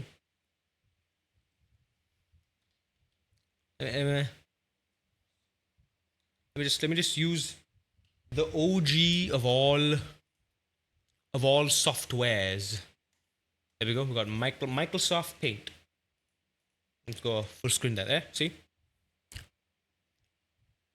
I genuinely appreciate it now. That's why I genuinely appreciate even the smallest contributions, dude. The smallest things that you guys do is I feel like I don't deserve it, but if you guys feel like I deserve it, I feel grateful for that. Like what I'm doing is bringing some value to you, some meaning of entertainment. And I've been being better as well, not just in sim racing, but I've become a better entertainer. Like if you see my streams from like 3-4 years ago, it's like, what am I doing talking to myself? I wasn't half bad, okay, but like I'm getting more and more comfortable with this. I love doing this. It's all the things that I love. I love driving. I love playing video games. I love talking to people. I can't do that in real life. God knows I don't have any friends, but this is all I got. Anyway, rundown. Here's what a day of the double Chan man looks like. That is wrong. Hang on. Shape. Circular. Right? Alright. So imagine in a day you've got 24 hours, right? Got 24. 00, no friends. Yeah, you're not wrong. I do not deny the friendless allegation. 24 hours in a day. This is 24 hours in a circle, right? I work a 9 to 5 job, but the 9 to 5 job is 8 hours, but it's technically closer to 12 hours if you consider my lunch break and also the 2 hours it takes me to go to and from work. So that's 4 hours just getting to and from work. Right? So my 8-hour job becomes closer to 12 hours. So that's that. In fact, no, let's use a brown color to indicate third / wasted time. This is my job. I can't do shit about this. I don't have a choice. I work in the city. The city is 2 hours away from where I live. 2 hours to go, 2 hours to come back. Nothing I can do. I sleep in the train. I can't be productive while I'm stuck in traffic. So I'm literally wasting 4 hours a day just going to and from work, being stuck in traffic, being sandwiched like a can of sardines in the train. There's nothing I can do. That's my job. All right. And then on days that I stream, I stream for 4 hours. So this is good. This is stuff that I enjoy. I don't even get time for myself. I barely get any time for myself. So the stream time is the me time. Stream time is me time, right? Now, there's a 1 hour slice in here within the job slice, where I work out. So in case y'all didn't know, I am sacrificing going for lunch. I'm sacrificing lunch so I can work out during the 1 hour that I am going on lunch break. I have no other choice. Because if I stay late at the office just so I can work out after work, I won't come home in time for stream. I will feel incredibly exhausted by the time I reach home, which makes my workout feel pointless, right? Where's the fill button? This thing, right? Boop, boop, boop. Yeah, okay, so that's my job, okay. So let's just go workout blue, right? So this is my workout. I squeeze an hour every day. I've been telling you all for a bit too. I walk for half an hour. I'm kind of doing like intermittent walking, inclined walking, and a bit of weightlifting on the side as well, just to keep I'm trying to increase my metabolism, right? So what you have left is, let's say that's 12 hours, right? 8. Okay, wait, no. Miscalculation on my part. Make the job 13 hours. Because 8 hours plus 4. 8 plus 4 is 12, plus the 1 hour for my lunch break is 13. So make it 13. So technically 13 hours I'm working. Oops. That I'm working for 13 hours. That makes sense, right? So all this time I have left here. I'm streaming for 4 hours on average. Let's put in like a couple more hours. In fact, let me just write this down so I remember. 13 hours here. Yeah, including the workout. 4 hours on stream. So that's already brings us to 13, 17 hours. So what's 24 minus 17 here? Carry the 1, 14, 7, that's 7. Yeah, I have 7 hours remaining. Right? 7 hours remaining. So you'd think I can just get a full 7 hours of sleep. Now, 7 hours is a healthy amount of time, is the healthy amount for an grown adult to sleep. 7 to 8 hours. Perfect. Perfect. So you think, oh, just squeeze 7 hours here, sleep, just go to bed, all right? Just doze off. But it's not that simple. Because beyond my job and beyond streaming, I also have a life. I have a family to take care of. I have chores, responsibilities, the dogs to walk out of. So there's maybe throw in a couple more hours in there, right? Throw in a couple hours in there for just responsibilities and errands, right? Just chores, just responsibilities, right? I'm just gonna put it life. It's life. Looking after my family, doing what needs to be done, going shopping, spending time with the missus, stuff like that. So what am I left with? 5. That's my sleep.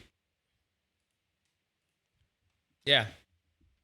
This is my life right now. This is my life for the past year and a half. The moment I started my job in 2024. But this is the one that this is what's been going on this year. Last year it was slightly better. I spent less time on the road because my office was nearer. I spent the same amount of time for streaming. I slept for maybe an hour more last year, but this year, so every time the stream timer goes more than 4 hours, that time is biting into here. Oops. I mean, that is fitting. It goes black anyway. So every time we stream more than 4 hours, we're cutting back this time right here. I can't cut back anything else. There are days I've only slept 3 hours a night, 2 hours a night when we go really overboard. But yeah, there's nothing left for me to sacrifice. I can't sacrifice my job. I can't sacrifice working out. Workout itself is a sacrifice. Okay, workout technically is the sacrifice within the job slice. I can't sacrifice my life. I gotta get shit done. I gotta clean the house. I gotta walk my dogs. I gotta buy groceries sometimes. Sometimes I have family dinners and stuff. I gotta handle the house, right? Things don't get done by themselves. That's a couple hours for that. And also, I just gotta come home and take a nap, right? If I don't have this, it's like I come home straight from work and I jump into the stream immediately, which is what I do a lot of the time. I just wash my face, get into my Pepega, chug a Monster Energy, make myself some mocha, and I jump into the stream. If I didn't have this nap, I would be cooked. I would not be in the appropriate mental state to race at all, honestly speaking.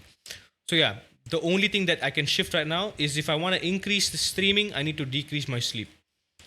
And already, I'm working with so little. I'm working with 5 hours of sleep a night. This is my schedule. What more can I sacrifice, dude? I'm sacrificing so much already. So the only thing I need to sacrifice right now is my stream. I need to cut back an hour, bring it back into my sleep. At least give me 6 hours. At least, like, we're halfway through 2025. From this point onwards, I need my 6 hours of sleep. And then on weekends, I get easily 7 to 8 hours, sometimes even more. I doze off. When we do long streams on Friday, Saturday, and Sunday, I doze off the next day like crazy, dude. I wake up in the afternoon. But getting 2 days of good sleep, and it's hardly ever good sleep. I still wake up feeling exhausted because my body is still lagging from all the sleep that I've missed throughout the entire week, right? And it always feels like I'm falling behind. There's nothing I can do to catch up. So I just need a consistent sleep schedule and then recover slightly during the weekend. And this is the reason why my diet hasn't been working, my food hasn't been working, my workouts hasn't been working. I'm the same weight that I was at the beginning of the year despite everything.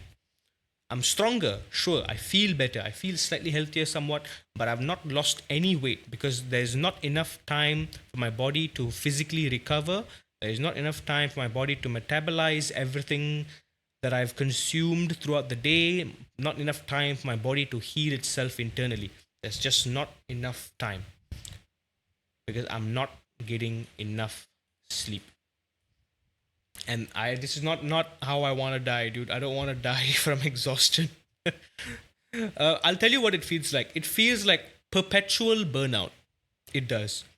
It feels like perpetual burnout, perpetual exhaustion. And because of this, I'm never fully present at my job. Sometimes I feel exhausted on stream and we mess up our races again and again and again. Sometimes I'm not fully present for my life. Because of this, I can't be 100% on everything, which sucks. Because some of these are responsibility. Like my job is a big deal. My job is a responsibility. I'm paid to do it. I need to take it seriously, right? Stream is important to me. This is the only thing that keeps me going every day, you know? This is the one passion that I have going besides everything else going on. My life, it's a must. If I don't do this, there is no out. There is no out from this. This is a do or there is no or. It's just option A. It's yes or yes, all right? No choice. This is the only thing that I've been sacrificing for the past 2 to 3 years, and I'm starting to feel the repercussions now. So yeah, just no. There's nothing I can do. So yeah, what we're gonna do moving forward on weekdays, every time I stream on Mondays and Wednesdays, I'm going to try my best to keep it within a 3-hour slice instead of 4. 3 hours tops. And then I'm going to hard stop the stream. Hard stop. If we're planning to do like another race that goes late into the night, I'm just going to say no. Sorry, we have to stop it there. Because I need to get my sleep, dude. I need to get my sleep. I need to recover. I can't keep living like this. I love streaming. I love sim racing. This is the only slice in the day where I feel like I can breathe. I get to be myself. I be myself, you know, and you get to see me being me. But at the same time, when I'm tired, when I'm exhausted, when I need to rely on coffee and Monster Energy every single time just to be present and just to show up for y'all and to do what I love, it feels like I'm faking myself, you know. I'm faking myself. And I'll admit, apart from weekends, y'all never see me fully energized, like fully rested. Apart from weekend, even weekends rarely. Even weekends, I still rely on substances. I rely on caffeine and stuff. I always rely on something because I'm never fully rested. And even on days where I have nothing, on public holidays and whatnot, I still get tired, dude. I'm playing Red Dead out here. I'm playing Red Dead. I'm chilling. I'm riding my horse. And a couple hours in, I start yawning and I just go take a bed. I just go take a nap on my bed, dude. And I sleep for like 3 hours. I'm tired. I'm very, very tired. And yeah, sometimes when I don't work out, by the way, I just take a nap. I just take a nap at work. I just find a quiet spot and I take a nap, dude. So yeah, I think yesterday and the day before I didn't go exercise. I went to the gym. I sat down on like the lounge area and I just slept for like an hour. Which is what I do often when I'm completely knackered, when I'm completely just knocked out. Instead of working out, I just take a nap. I just take a good 1-2 hour nap at work. And that's my lunch break. And I don't take lunch either. I just either take a heavy dinner and then I have a heavy breakfast and then an early dinner, or I just take that one heavy breakfast and then I take an early lunch before I eat at my desk, so I don't use my dedicated lunch break to eat. I just eat at my desk while I'm working. That's how much I'm squeezing things here. So yeah, and this is just the bare minimum. Bare minimum. On days where I don't stream, these 3 hours instead I used to sim racing. I use for sim racing. I use for playing other video games. Or worst case scenario, I sleep. I literally come home. This 3 hours goes into the sleep. I just sleep. There's nothing else I can do, dude. I do my responsibilities for the day, walk the dogs, feed them, take a shower, and then I just sleep. And still, it's not enough because one day of good sleep doesn't wipe away the fact that I've had like months of bad sleep. Like my body's just, it needs time to readapt to the healthy lifestyle, you know?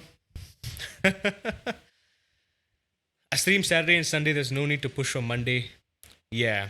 Because there's 7 days a week, right?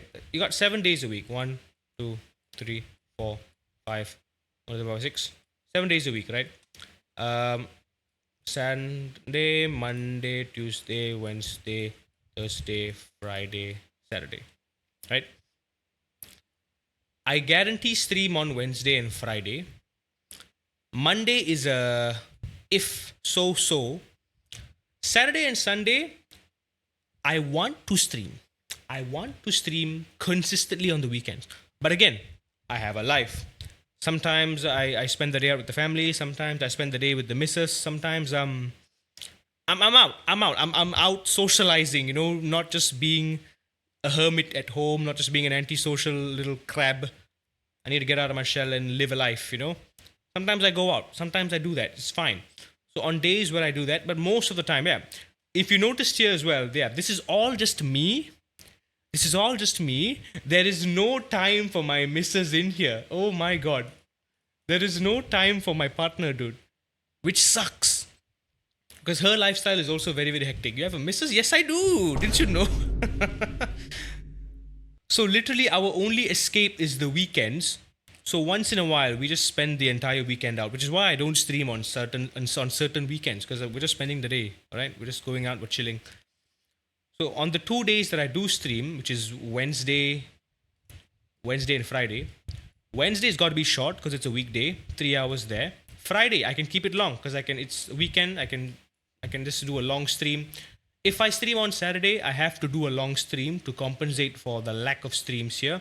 If I stream on Sunday, I will have to start the stream early, which I almost never do because I'm just an idiotic prick who doesn't know how to manage my time. So we don't bleed off early into the morning of Monday, so I end up going groggy and tired to work on Monday. So also we try to do a 6-hour stream to compensate. But yeah, you're right. I should not have to stream on Monday. Tuesdays and Thursdays I already skip. For many years, Tuesdays and Thursdays, the T days are already my no-no. There are still days where I push through and I do still do a stream on Tuesday and Thursday when I'm really desperate or when I'm on like a long break or whatever. But normally this is my schedule.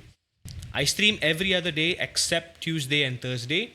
Mandatory on Wednesday and Friday. And then Saturday through Monday is just depending on what I have going on. But I try to stream at least 2 out of the 3 days. So if I'm spending the day out on Saturday, I try to stream on Saturday and Monday. If I'm going out for dinner on Monday, I try to stream on Saturday and Sunday. So I just kind of swing it around so that on average I get 4 days a week of stream. Because anything lower than this, you won't grow on Twitch. You will not grow. Not stonks. You will not grow on Twitch. That's just the hard reality. So what can I sacrifice to do? What can I sacrifice? I showed this to my life coach that I have thing. I am a psychology major and I have therapy. I have the rapist. I have a therapist. She looked at this and she was like, God damn, you live in life on the edge, boy. not verbatim, that's not what she said, but you get the idea. But yeah, I need to start making cuts. She really said I gotta prioritize sleep, man. Sleep comes on top. Can't cut this. This is the only thing I can cut.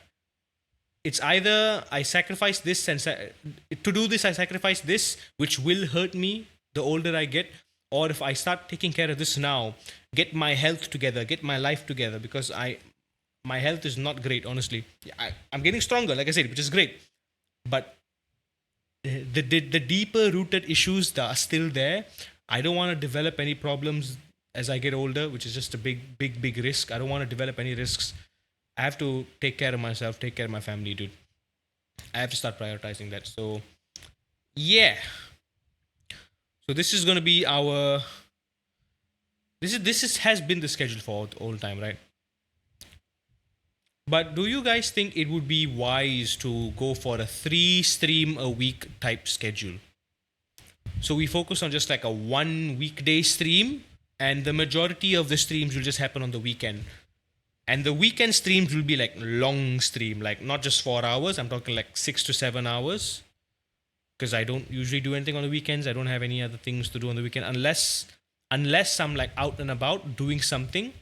I won't be able to do a long stream unless I get home in time, but I try.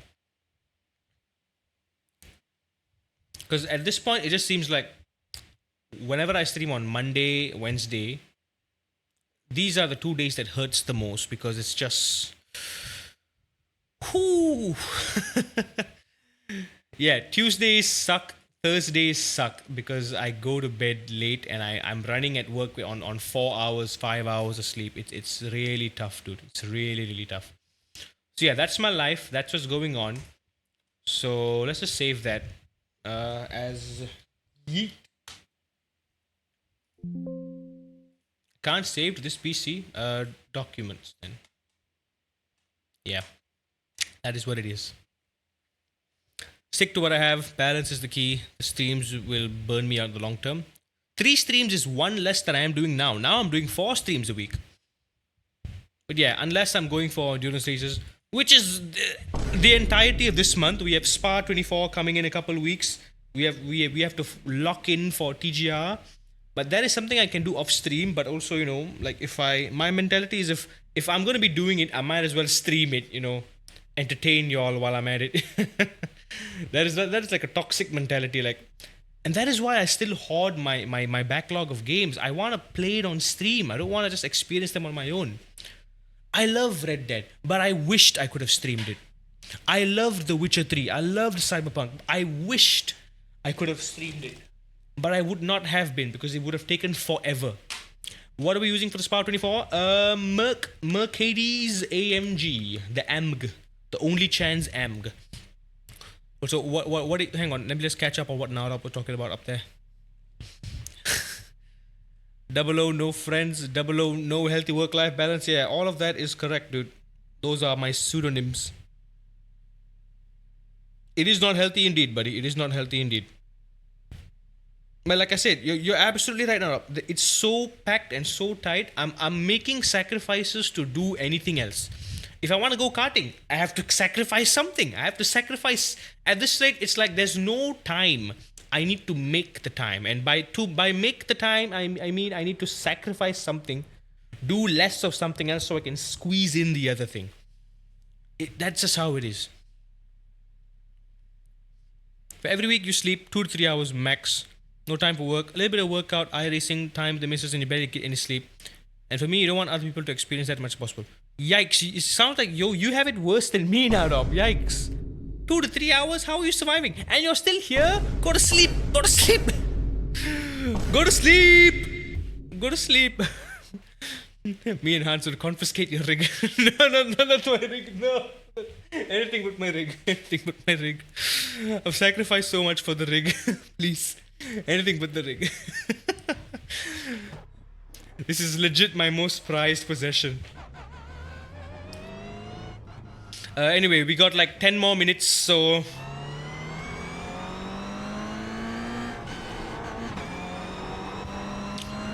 I guess we'll do 1 lap of the Nordschleife and then 1 more lap of... a few laps at Mugello and then call it a night. I think we're on the default setup.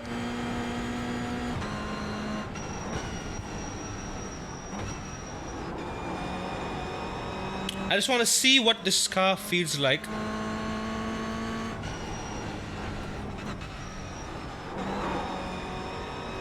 Under rough conditions. So I really want to get used to pushing this car uncomfortably around the limit. What better place to do that than the Nürburgring? Down with the ABS, down with the TC. Hey, no worries, Eric. Thank you for dropping by. I appreciate it, as usual. Hope you have a good night at work. Eric's the only weirdo. He works a night shift, so I have to wish him a good night. Good night at work. Yes, AMG GT3. So, for the next 2 weeks, we will be doubling down on practice for that, because I genuinely want to be prepared. I want it to be the best race I've done this year, because we've got potential. All of us in the team have familiarity. I'm familiar with the car, I'm familiar with the track. There is literally no excuse for me to mess this up other than sheer incompetence and carelessness. So I'm not gonna forgive myself if I mess that up.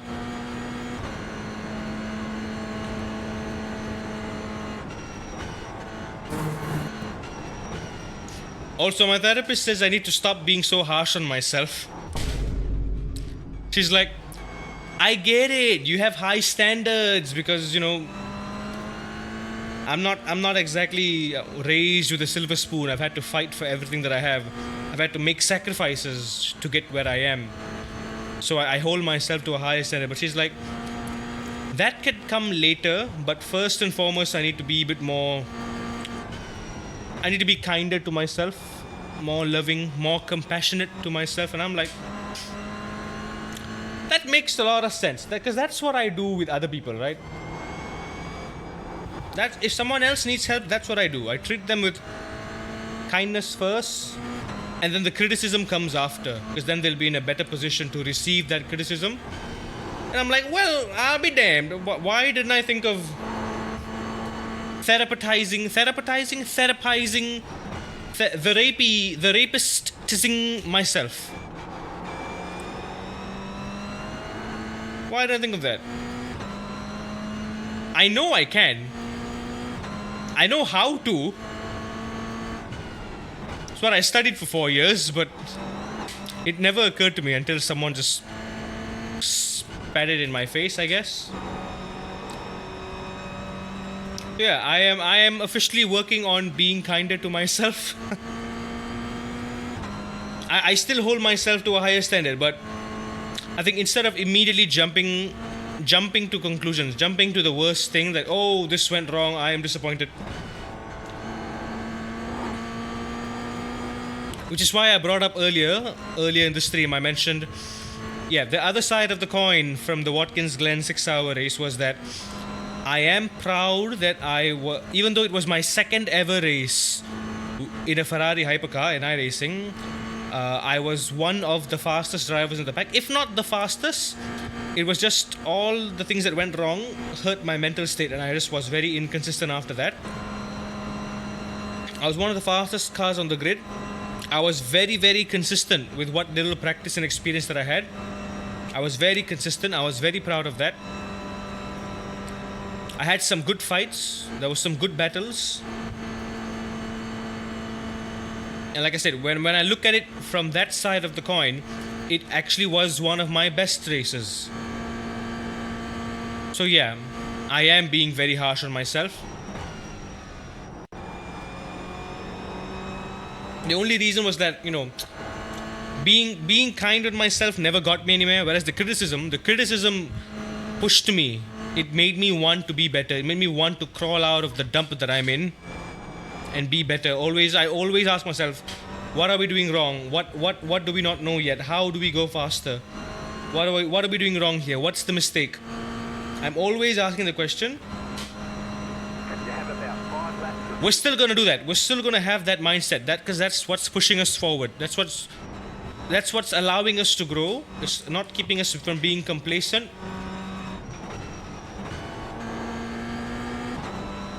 But this time we're going to preface it. I'm going to try better to preface it with a bit of compassion, with a bit of love, with a bit of kindness.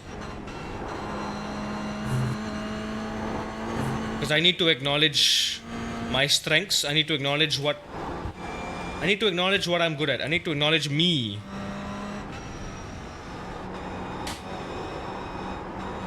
I used to do that back in school. I remember that's how I would get through like exams and stuff, or like, you know, competitions. When I'd fail a lot. But that's how I would get through the most part of my childhood. And it's surprising that I don't remember to use that same technique now until someone pointed it out right at my face. So it's I feel stupid for thinking that. I too am an idiot sometimes, and it's okay. It's okay to be an idiot sometimes. We're all idiots in the end. I mean, we as humans, we're kind of born idiots. We live as idiots. We die as idiots. The fact that we think it's okay to have a weapon that can destroy the entire world and we justify it. Yeah, yeah. We all have a bit of idiotism within us, so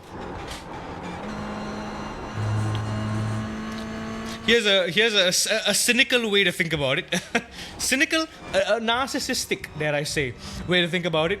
There are bigger idiots than me. Yeah, if I ever feel like an idiot, just don't worry. Just remember, there are bigger idiots than me. There are bigger idiots out there in the world doing more idiotic things. So you're fine. I'm fine. I'm fine. I've got a bigger brain than most people, and I'm happy with that. A brain that allows me to make right decisions, a brain that allows me to challenge when I feel like something's not right. A brain that constantly questions things. That's more than most people. A curious brain. I am very, very grateful for my curious brain. Anyway, emotional dump session over. Sorry about that. Probably not what you expected from an iRacing stream. For anyone just sticking by. Don't mind me. I just love doing this so much. I can't afford to stop doing this, especially now that I've reached a point of no return. I feel like I have to see this through. Yeah, that was a decent warm-up lap. Decent.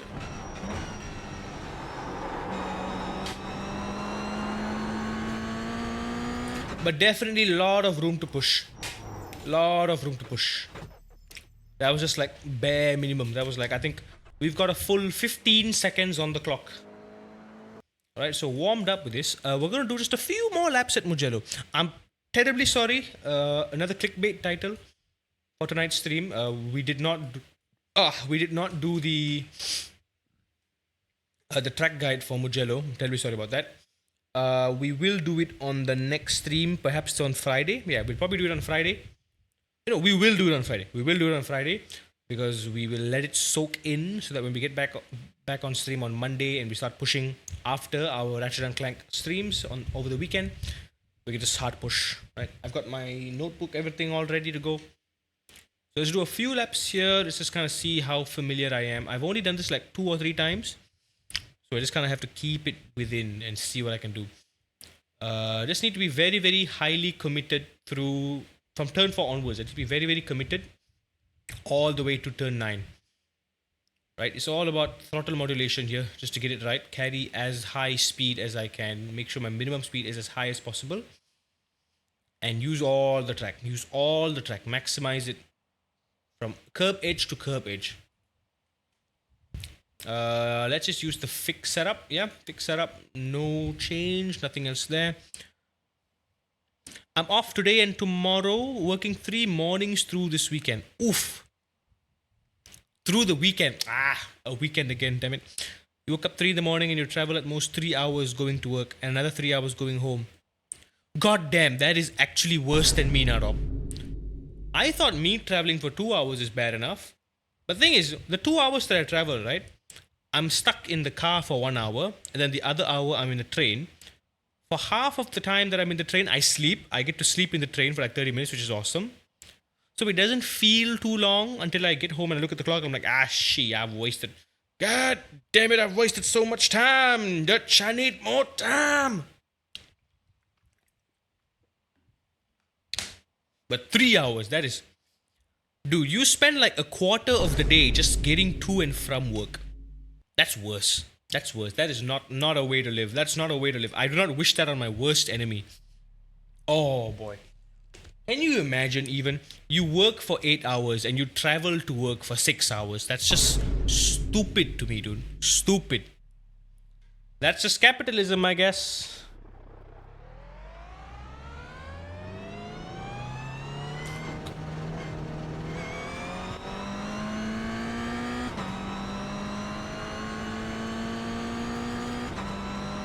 Here we go. It's okay if the pay is good. Is it though? Is it though? Is it worth the sacrifice? I mean, my job pays well too, honestly. My job gets me all the stuff I want, all the stuff I need.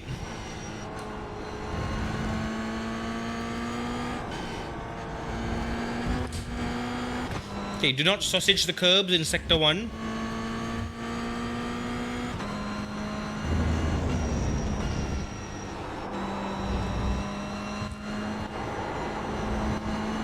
There we go. So from here on out, it's all about modulating the throttle.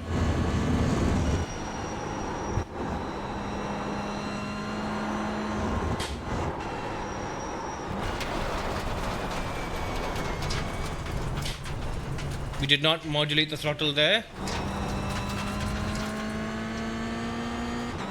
Here, I feel like you really can go flat out. Like, there's gotta be a way. There's gotta be a way.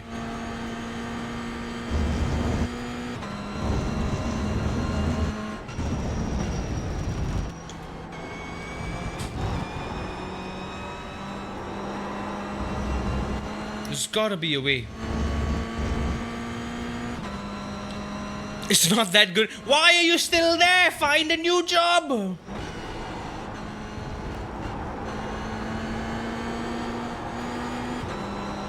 Like, the missus and my mom complains a lot too. Like, honestly, I've come to terms that if I ever get an opportunity, right, to work closer to home in something that I'm good at, like in a field, even if the pay is slightly lower or much lower, I would still do it, man. Just to reclaim some of my life again, I would do it. Once I've developed enough experience in the job that I have right now, I will definitely consider a lower paying job as long as I don't need to travel as far or as long. And I can the 4 hours I spend traveling, if I can cut it down to 2 hours, right?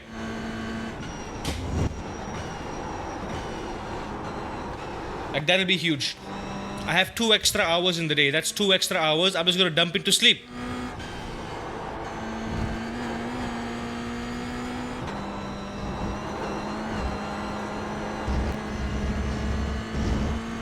I can get a healthy schedule and still do everything that I need to do. I can take care of my responsibilities. I can stream for 4 hours. I'm still making sacrifices, but not as much. Importantly, I'm not sacrificing my health. That's the key thing here.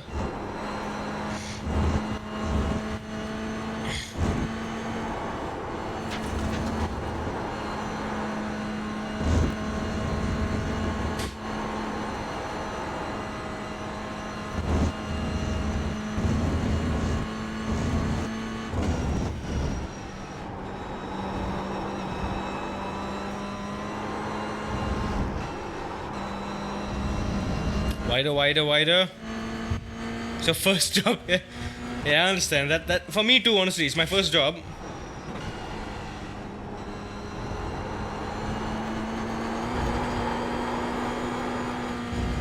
Big scrub. All this practice, right, is actually kinda low-key pointless because we don't know what the setup is gonna be.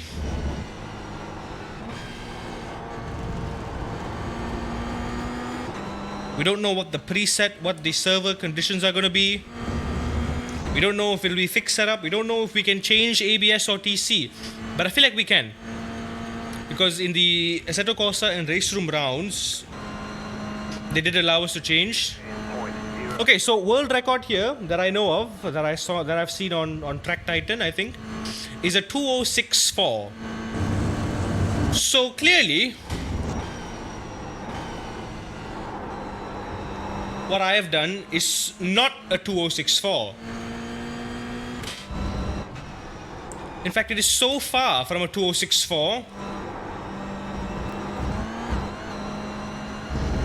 We have so much work to do.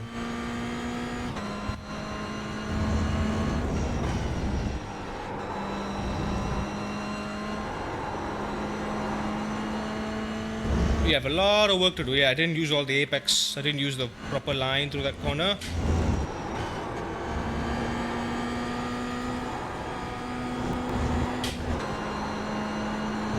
Commit.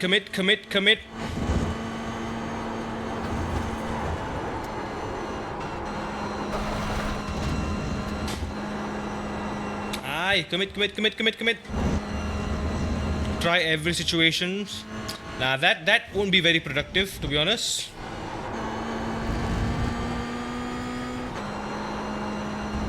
This one's flat out, yeah.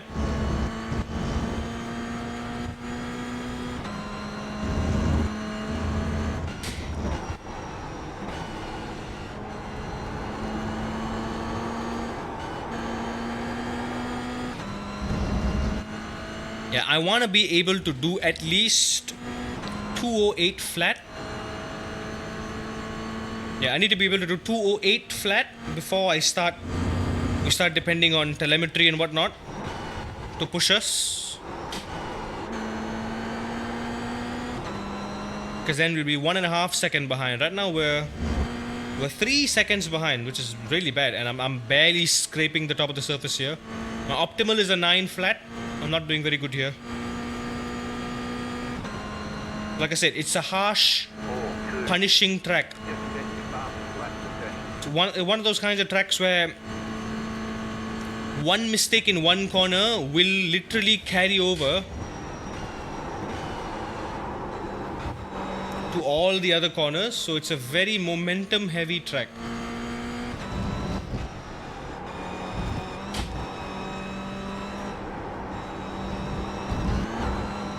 I don't want to bounce that, but I keep tempting.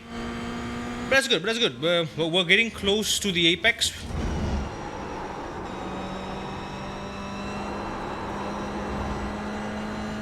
Scrubbed off a lot of speed there. You know what I mean by high commitment? You really gotta commit.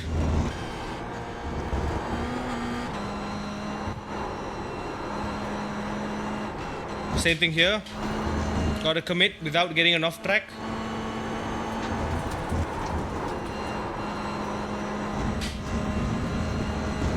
This one's easy flat. The first one is hard. Arrabbiata 1.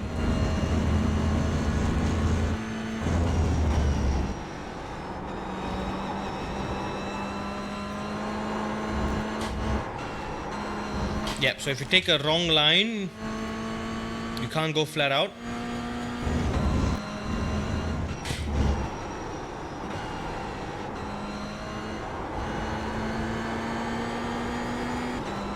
Really afford to push it wide. You see how we've lost 1 second already from over seemingly a small mistake.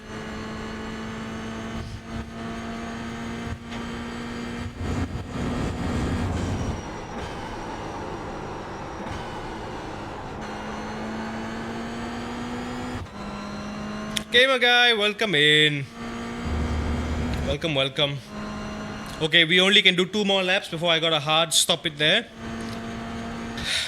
Go to sleep, gamer guy. I will be going to sleep too in like a couple of minutes. Don't worry. This is terrible, dude. I bet like Taj Ayman, Nabil Aslan, Lakib Aslan, they'll be easily doing 206s.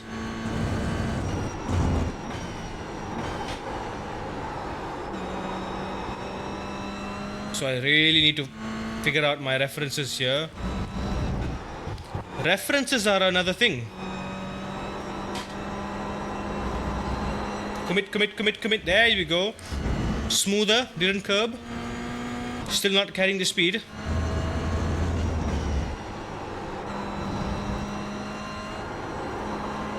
Commit. There you go. We played Modern Warfare for 7 hours. Yikes. That's commitment. Commit. There we go. Commit.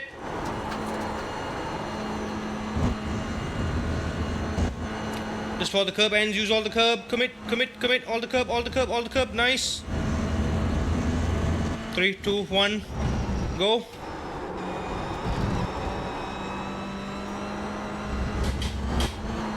Commit. Not enough. 4 tenths down, that's bad. After the curb.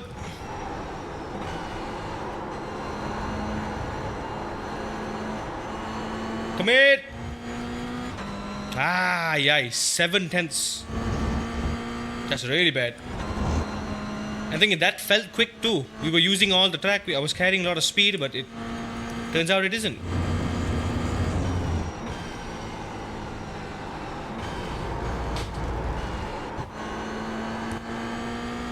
Yeah, really got to commit for this corner. Get that rotation nice and early. Go for a nice late apex. I think you have to avoid the curb initially so you can get on the throttles quicker. I'm gonna go get sleep. Me too now. One more lap. Let's get one more lap. 10.176. Ooh, my optimal is a full second slower. So we're doing something very wrong. And right now, with my current knowledge, I am not able to pinpoint it just yet.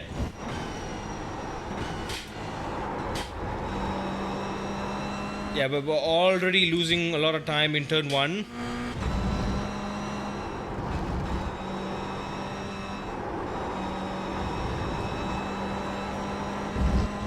There we go. So a bit of throttle modulation through turn 2 and 3 seems to be enough.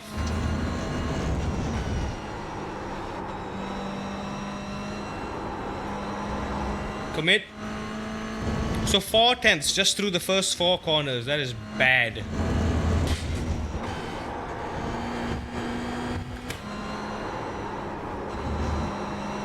Get the rotation and commit.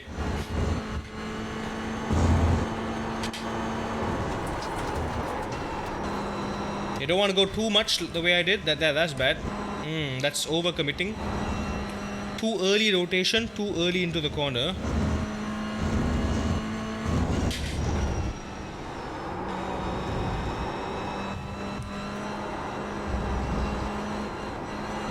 Yeah.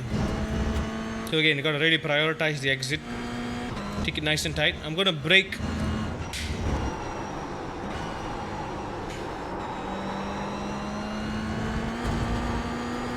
Very, very late, and that worked. Slight momentum improvement. A brake at the Marshall hut beyond the 50-meter board, but can be smoother. Gonna brake before 50.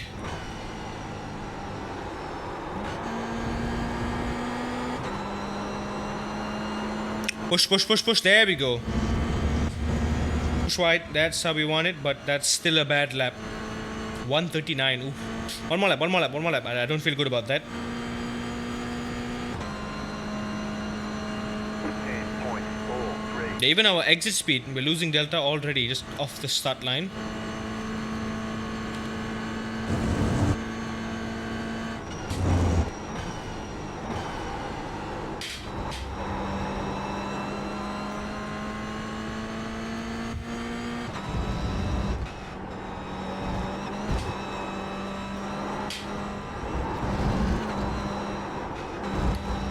Yeah, the instant you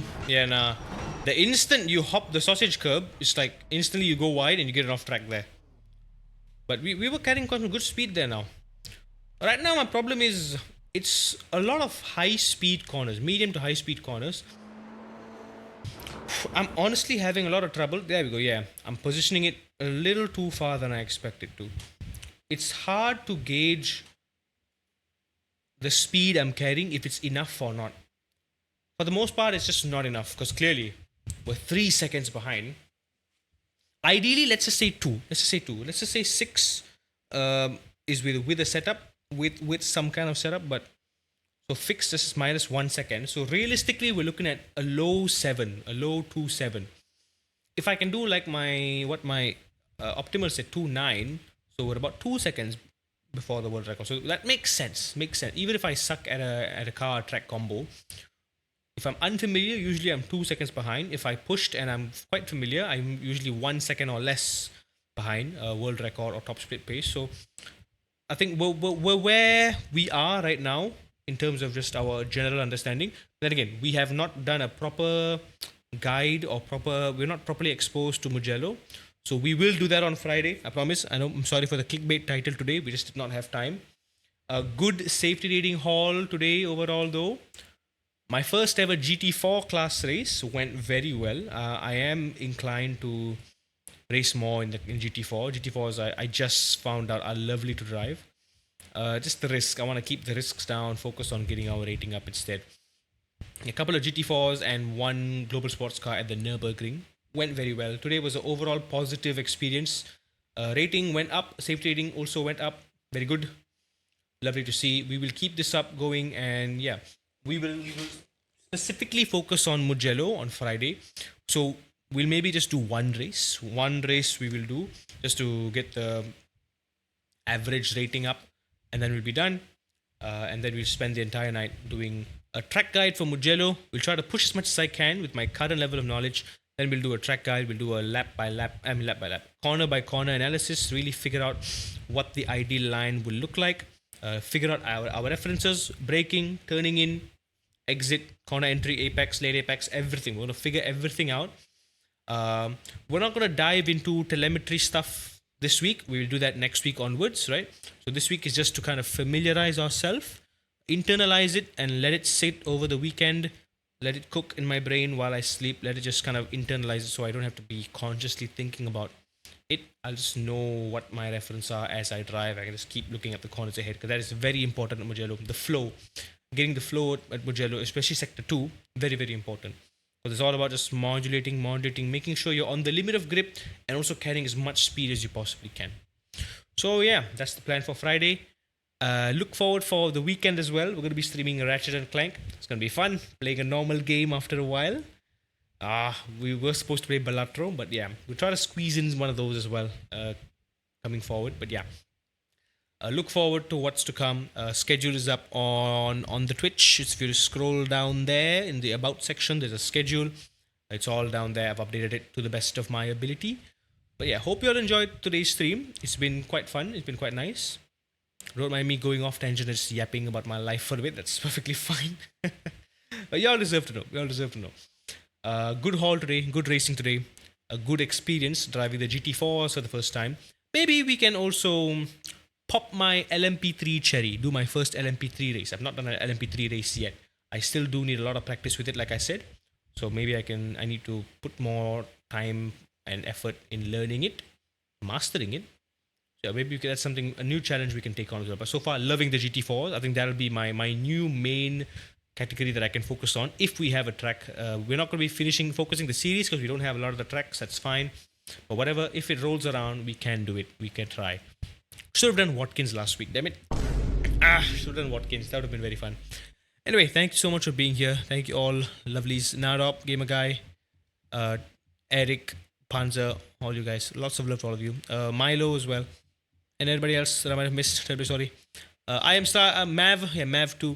I'm tired. I'm sleepy. It is bedtime. Go to sleep. Go to sleep.